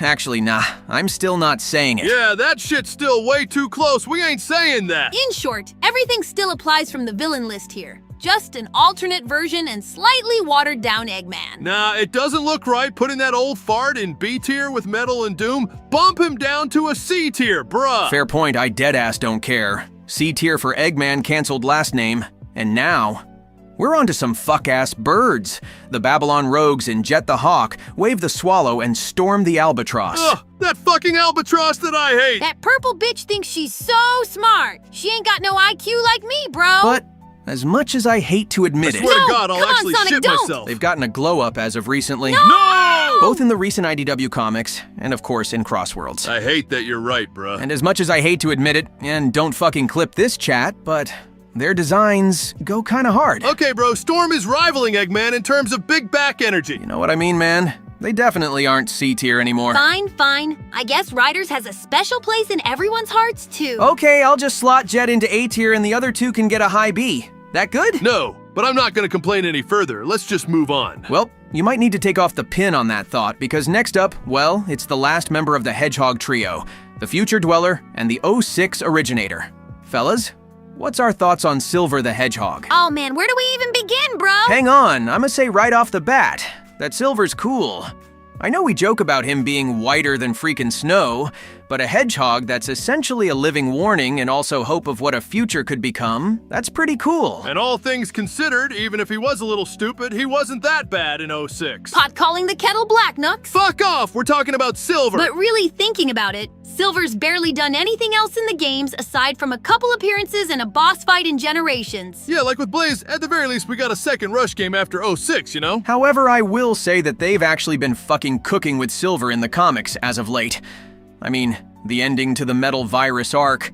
Holy shit, dude. Oh man, that went unreasonably hard. And bro even became a diamond cutter, kind of. That's respectable. I don't think Silver gets up to the top of the ranks just yet.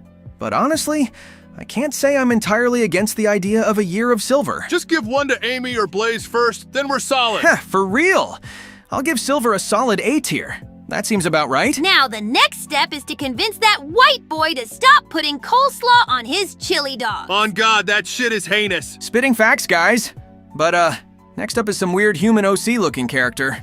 Don't know why she's here, so I'm just gonna put her an F, if that's cool. Oh yeah, no OCs on this list. She looks kinda kooky anyway. Wait a minute. I have no data on that woman whatsoever.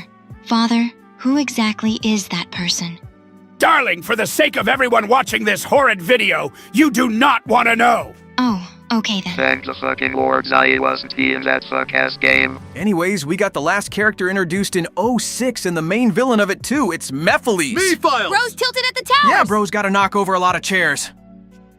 Anyways, he's fine. Watch our villains tier list if you wanna. B tier. Thank God that's enough 06 for one day. Well, we're hopping right back into the Rush series with the next character on our list. It's Marine the Raccoon from Rush Adventure. Man, you gotta love Marine. But again, it sucks that she's barely appeared in anything. Hell, I think she's only appeared in like 2 comic issues. Haven't really met her, but she seems a little too chatty for my liking. Oh, come on, Nux. I bet you'd get along. Still though, she's grown over time and she's a proper captain now. Plus, she's got a pretty neat accent. Does that mean Australia is canon to the But Sol again, dimension? the lack of mainline appearances doesn't give a lot to chew with Marine. I'll stick her in B tier. And I'm assuming the Rush Adventure villains are up next. Yeah, next is Captain Whisker and Johnny. Again, they're kinda mid, not gonna lie.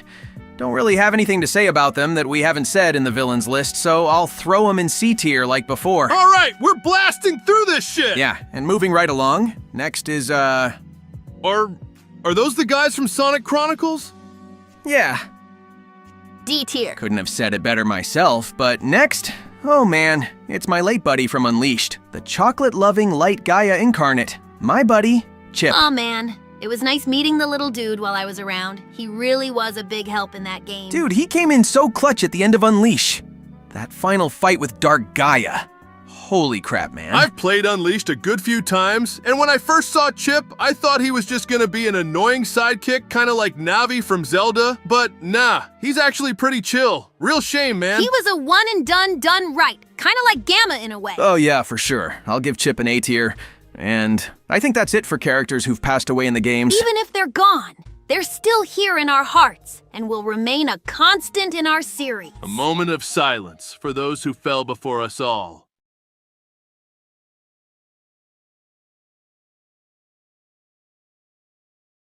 Wait, what am I doing? Okay then, we're getting down to the home stretch. We got about 30 or so characters left, so let's get a move on. Hopefully we don't need to write freaking essays on all of them. Ask and you shall receive, Tails. Next up is freaking Orbot and Cubot. Goddamn, Eggman needs to scrap these fucks already. So Orbot was technically introduced in Unleashed, and then Cubot was later added in Colors. I think the issue is that they really got to shine in Boom, since the humor just kind of worked in their favor. In the main series, though, they're fine, I guess. They appeared in Shadow Gens for like one short cutscene, and they occasionally show up in the comics, but that's about it. Yeah, they're mainly just there for a short, corny bit nowadays. I'll just throw them both in C tier, and then we got the only other alternate version of me in this list. Brought back in Generations, it's Classic Sonic. Easy S tier, am I right? No. Oh, what the hell, bro? He's rad as fuck. Nah, Sonic, I'ma be honest, Classic Sonic's cool and all, but especially in the games, Bro has lost his aura. I still don't fucking know why they don't let Bro talk whenever he comes back. Yeah, like they let him speak in the comics, so what gives? And I won't lie, as cool as it was to have him back in Gens, not only was he not needed at all in Forces, but he wasn't particularly notable in Mania or Superstars since he was kind of overshadowed by the returners and newcomers. Yeah, I guess you'll got a point. I still think it's fucking dumb that classic Tails can talk, but Sonic can't. I'm just built differently, I guess. But Classic's still cool, just a slightly worse modern Sonic. I'd go to A tier. Okay then, Classic's got the A tier. Poor Classic Knuckles, bro. Alright. Fuck, okay, let's get this out of the way. The freaking Deadly Six is next. I do not feel like yapping about these guys extensively. Alright. Time for the Deadly Six lightning round. Here goes. Zavok only gets a C tier because he's at least threatening and has his moments in the comics. Zaz absolutely does not deserve to appear in multiple fucking games alongside Zavok, and his voice is annoying. D tier. Xena. They made a fucking Valley Girl a Sonic character. Enough said, D tier. Master Zik? Master Zik? More like fucking Master Dick, F tier. Zamom, hey, guess what this guy's character is? That's right. He's fucking fat. That's it. F tier. And finally, Zor. I always fucking forget this guy exists and he's ugly as fuck. D tier. Seriously, Sonic Team needs to put these guys in the fucking box already. At least we got them out of the way. Who's next, Sonic? Well, we're definitely onto a much more interesting character, that's for sure. And of course, it's the one character originating from Sonic Boom that's been able to peek her head in from time to time, even to this day. Ladies and gentlemen, it's the wild and wacky Styx the Badger. Aw, snap. What a fun character. I don't know how someone couldn't like Styx, bro. For real, little buddy. It's honestly such a fucking shame that she's in this weird limbo where she's only being mentioned and not showing up in the series yet. I swear they better not give her the classic Sonic treatment. I'm sure people would love to have her back. Yeah, deadass, you know what? I'm gonna give her an A tier. She freaking deserves it. Hell yeah! Justice for Styx! And then for some reason, fucking Lyric is on here and his ass goes in F tier because fuck anything that makes me think of Rise of Lyric. Facts! Anyways, back to the classic era with Mania. We once again got the Heavy King, the leader of the hard-boiled heavies. I remember we talked a little bit about the dude in our villains list, but he had a pretty rad boss fight, and his fellow heavies were really cool too. Yeah, he wasn't anything special, but I still really like the concept of taking normal enemies and turning them into crazy cool bosses. He ain't bad for sure. Probably B tier just like before. Yeah, can't argue with that. And, we got a bit of a weird one up next, fellas. It's the Avatar character from Sonic Forces, although nowadays they're mostly referred to as just Gadget the Wolf, which is the standard avatar. Ugh, the less forces the better in my opinion. Also not gonna lie, this dude ain't got shit on the real Avatar character, bro. Oh yeah, we all know who we're talking about, right? Dude, I can't wait to get to the GOAT. But, I think Gadget's appeared in a couple panels of the comics here and there. Other than that, they're a pretty throwaway character. Can't get much worse than the D tier characters though, so probably just another C tier. Alright, we'll give them C tier. But of course we have the much more popular character from Forces, and the main villain. How are we feeling about Infinite, chat? Man, I'm not even gonna fucking lie. The Infinite Glazers get on my damn nerves, bruh. I could understand Mephiles, but seriously, this man was lame as hell. Once again, it needs to be reiterated. This fucking guy got called weak by Shadow one time and proceeded to have the biggest crash-out villain arc of all time. Talk about being fucking sensitive. Infimid doesn't deserve to be in another game. And I'm frankly glad he got shafted from Shadow Gens in favor of Mephiles, not gonna lie. Real. I'm just putting him in C tier with the rest of the MIDI villains. And that's Forces done with. Honestly, they were spitting facts on that fuck-ass Jackal. Bro was a nerd, and he knows it. Agreed. I can't believe my return to the mainline series was in that miserable pile of filth game. Anyways, now I'm really done. Let's go do something else, cause this is getting boring. Oh, come on. I want to wait until everything's over. Rouge, I know your down bad ass wants to keep listening to your husband or whatever crash out over and over, but I frankly don't give a fuck. I'm out this bitch. Whatever. I'm just gonna go mess with Nucky then.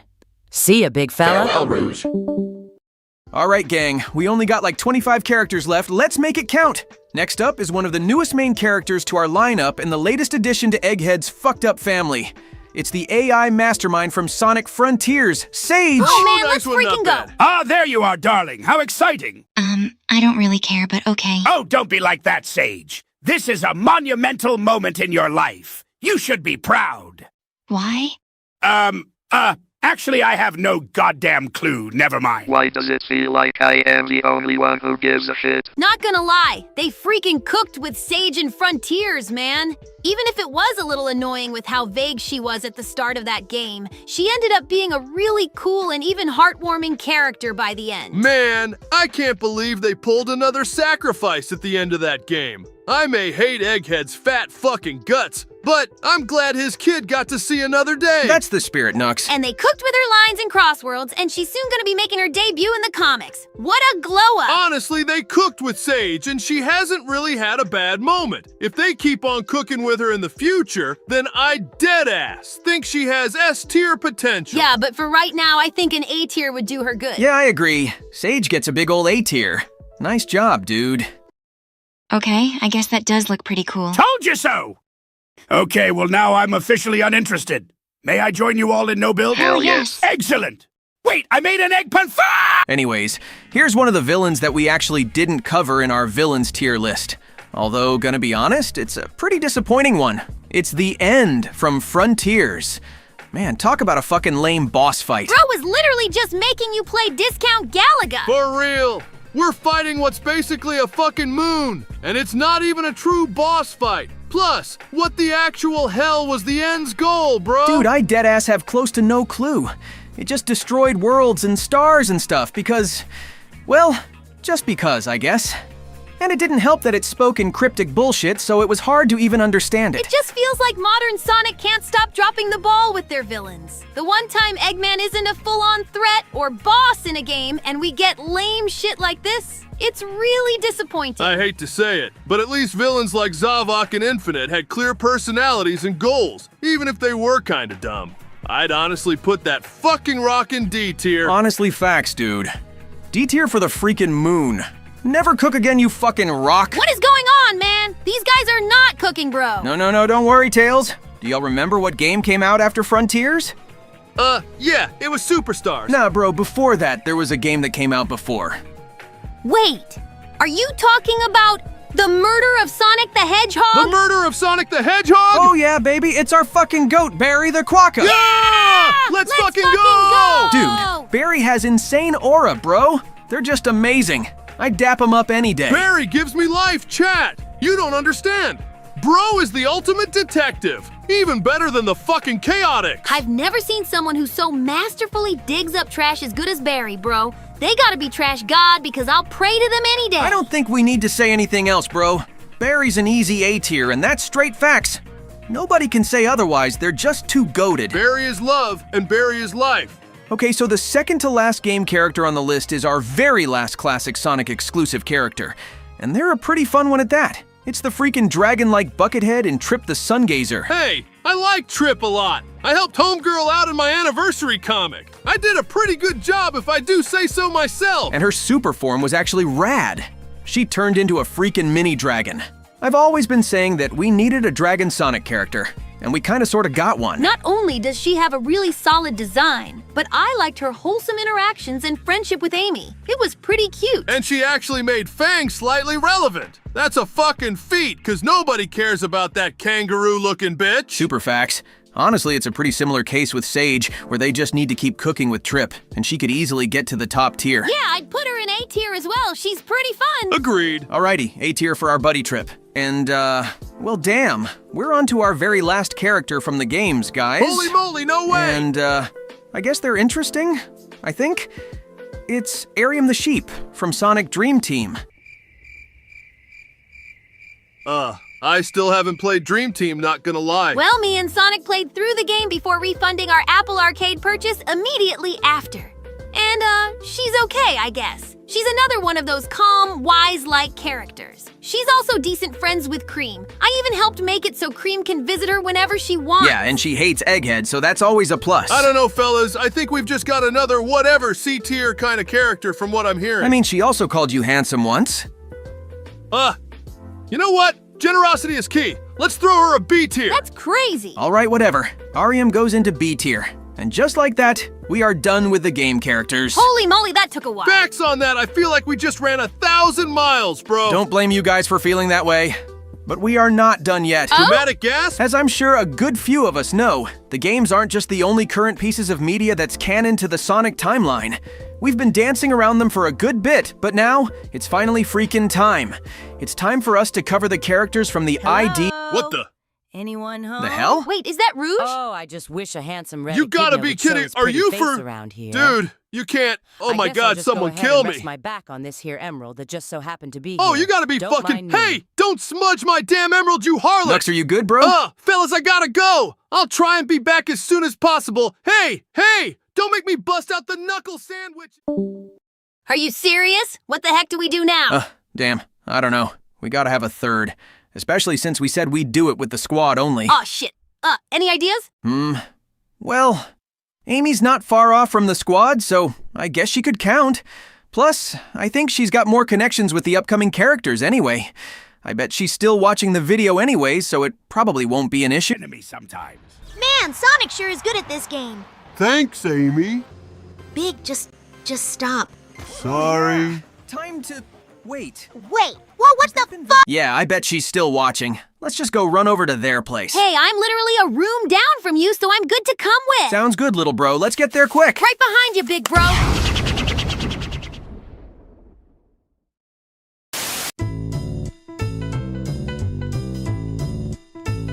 You know me, the fighting freak Knuckles, and we're...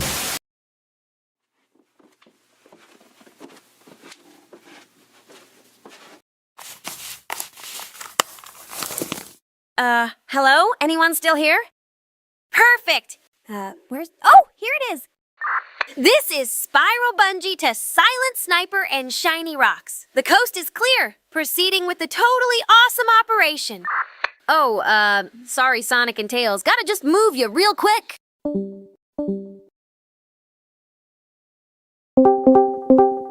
Did it work? Can y'all hear me? Yeah, I can hear you all right, Tangle. I think we're fine. Then if you'll excuse me for a second, Holy fucking shit, gang! My antenna! We actually fucking made it! There's no going back now! This channel's officially been branded with the IDW stamp of approval! Hell yeah! So, how long have you been waiting to say that? Jewel, you have no idea, girl. This shit's peak. Hey, wait. Why isn't Whisper saying anything? Hey, wolf person, what's your cute ass doing boy. over there? Oh, sorry, I was changing my settings real quick. Whisper your... Hello, can anyone hear me? You gotta turn up your mic volume, Wispy Woods. We can't hear you. Oh, shit. Hold on a sec. Okay, I turned it up a bit. Is this all right? Oh, definitely. Much better. Yeah, love to hear ya. Kiss me on my hot mouth. We're really cashing out on that bit already, huh? You freaks gotta chill out. We've literally been existing on this channel for less than a minute. Sorry, bestie. Just making sure to push the agenda. Please stop. Yeah, save it for later, baby girl. Yep, I'm bricked. Okay, I'm just gonna give the audience the plan really quick since I can't rely on you two down bad bastards. Nah, that's mean as hell. Anyways, hello everyone. There might be a good few people watching right now that don't know who we are, so just for introduction's sake, I'm Jewel, and these are my friends and fellow diamond cutters, Tangle and Whisper. What's poppin' Nice to home meet you slices? all. And we all originated from the IDW Sonic the Hedgehog comics. Although a few of us managed to make it to some of the games. Yeah, we're in Crossworlds now. Suck it, non-believers. And, well, we didn't want to just barge in on the Sonic Squad's video, but, well, Tangle thought it would be a good idea to rank the IDW characters while they're off. So, yeah, now we're here. Hey, I frankly think it's a great idea. It's just more free content for them viewers. I mean, you're technically trespassing on Sonic's setup right now, Tangle. Meh, I'm sure Big Blue won't mind. We're homies. Well, in that case, we better do this quickly in case they do mind. Well, I think that's your cue then, Bungie. Read 'em and weep, fellers. Let's do this Wise shit. bro a cowboy. Okay, first we got those skunk punks that showed up early on in the series. Rough and tumble. Man, these guys aren't any fun. F tier. I don't think that's how this works, Tangle. I think we have to be more objective in relation to the actual quality of the characters in the series. So, objective? Wait, what the hell do these guys do again? They usually just act as henchmen for whoever's paying the most. I know the boys were talking about jobbers a bit ago, and these guys fit the role perfectly. At least I'm pretty sure. Boring. Dude! I'll, C-tier them. Yeah, don't want that skunk stank stinking up the big guns. We're so good at this. Anyways, let's get to the real deal, baby. It's your girl, the Spiral Hill Hailer, the Tail Tangler, the Whisper Womanizer. The what It's now? me. God, I'm good looking. Honestly, Tangle, you've been through so much ever since your debut. It's genuinely crazy the kind of adventures you've gone on. Bro, right? I was so goddamn clean. I got my own mini-series, a few mobile game appearances, freaking crossworlds, bro. Oh, and... I got a hot wolf baddie for a girlfriend. Keep talking like that and see what happens, cutie. Guys, relax. Holy shit. Sorry. Okay, what tier should Tangle go in? S tier, obviously. I think I'd look good as hell next to Sonic and Knuckles and Shadow and Blaze. Probably not that obese whale up there, but you know, sacrifices, am I right? I think A tier would be more fitting personally. What? Wispy Woods? Do you like hate me or something? Tangle, you have no idea about the things I desire to do to you when I sleep at night. Oh my god, you guys are down bad. But in terms of actual character, I don't think yours quite matches up with the peak of the list. You said that in a very attractive way, so I'll agree with you, sticking myself right into A tier. And with Tangle comes Whisper, right? Pause, but also, yeah, our resident angel of the battlefield's up next. And to try some of that non-bias stuff you were talking about earlier. Whisper's such a compelling person, man. Look up the definition of what doesn't kill you makes you stronger, and you'll see her picture. I wholeheartedly agree. Even after going through the pain of losing loved ones, she still stuck it out and she's still around. We must be doing something right, huh? Ha! For real, Jewel. Sure am happy old Wisp hasn't gotten sick of us yet, huh? Oh, stop it. You guys are amazing. So, with that being said, I'm putting her in A tier, right? Next to me. Dude, can we not? Sorry. Kinda got distracted there. Anyways, now we're... Oh, this fucking guy. Oh, who is it? Are they bad? Bad to the bone. Literally, because he's dead as hell. It's Dr. Starlight. Oh, hell no. Man, he looks goofy as hell. I still to this day will never understand why someone would be dumb enough to bring back a madman like Eggman back from the dead, essentially. I don't think Unc got enough attention as a child, not gonna lie. Also, he created you-know-freaking who as well, just as a parting gift before he kicked the bucket. Oh, trust me, we will get to them. That was hot, Pause. but anyways, maybe B tier? Gotta be more noteworthy than the skunks, right? I guess so. I don't really care because he's dead. What's he gonna do about it? Facts on that! B tier for that fuck-ass platypus, but we're on to another gem, or I guess you could say, Jewel? That voice crack, though. Sorry, I was hungry. Oh man, me? I guess I've done a couple things like run the restoration, which I do not do anymore. Honestly, not a bad call. You were probably gonna start getting gray hairs if you kept it up. Or, gray scales? I don't know. Voice crack yeah, again. Maybe. But I'll say it was definitely, more interesting than working at the museum back at Spiral Hill. I've had a lot of fun working with you guys. I think if the writers let you go out more, there'd be potential for a higher placement. Yeah, you're probably right. Maybe B tier, I guess? Alrighty then, B tier for the non-bee bug. We're pretty good at this, actually. Yeah, we aren't bad, huh? Who's up next then? Oh, that's... Yeah. What? I don't care. No, that's actually wild. Baby, this guy game ended your whole team and you're saying you don't care? In case you both forgot, I put a proverbial bullet in that octopus's fucking skull and Damn! he's 6 feet under now. I've made my peace, so put him wherever for all I care. I'm just gonna... Okay, there we go. Although you are right, Mimic's a bitch for real. Facts. Okay, well, going on to a way more chill and friendly type of gal, it's another fellow diamond cutter, Belle the Tinkerer. Yeah, we stand Belle here, right? Belle's nice, yeah. Although, did you guys see her in the covers of those upcoming issues? Oh, holy shit, bro is about to have beef with Eggman's new daughter, whatever her name is. But Belle's a really interesting character. Not only does she have a really cool and unique design, but she's a glimpse into a side of Eggman that was genuinely good and caring to others. Too bad that Starline geek couldn't let good things stay good. So true. Belle's awesome. She should go high. I'm still thinking another B tier. The rough part about characters that aren't you, Whisper, or a certain other IDW character is that we don't got as many chances to shine. It's another unfortunate case of the writers really needing to let characters grow beyond their comfort zones. Yeah, exactly. Which is why I'm glad that it looks like I'm stepping back from restoration work. I don't even know where I am. I haven't shown up in a good few issues now. Tangle. We're in Crossworlds right now. Oh. I'll let you cross my world any day of the week, baby girl. Tangle, I have work in a few hours. Hurry the hell up, you horny-ass lemur. Sorry. All right, Belle goes in B tier, and then next up is Clutch the Opossum.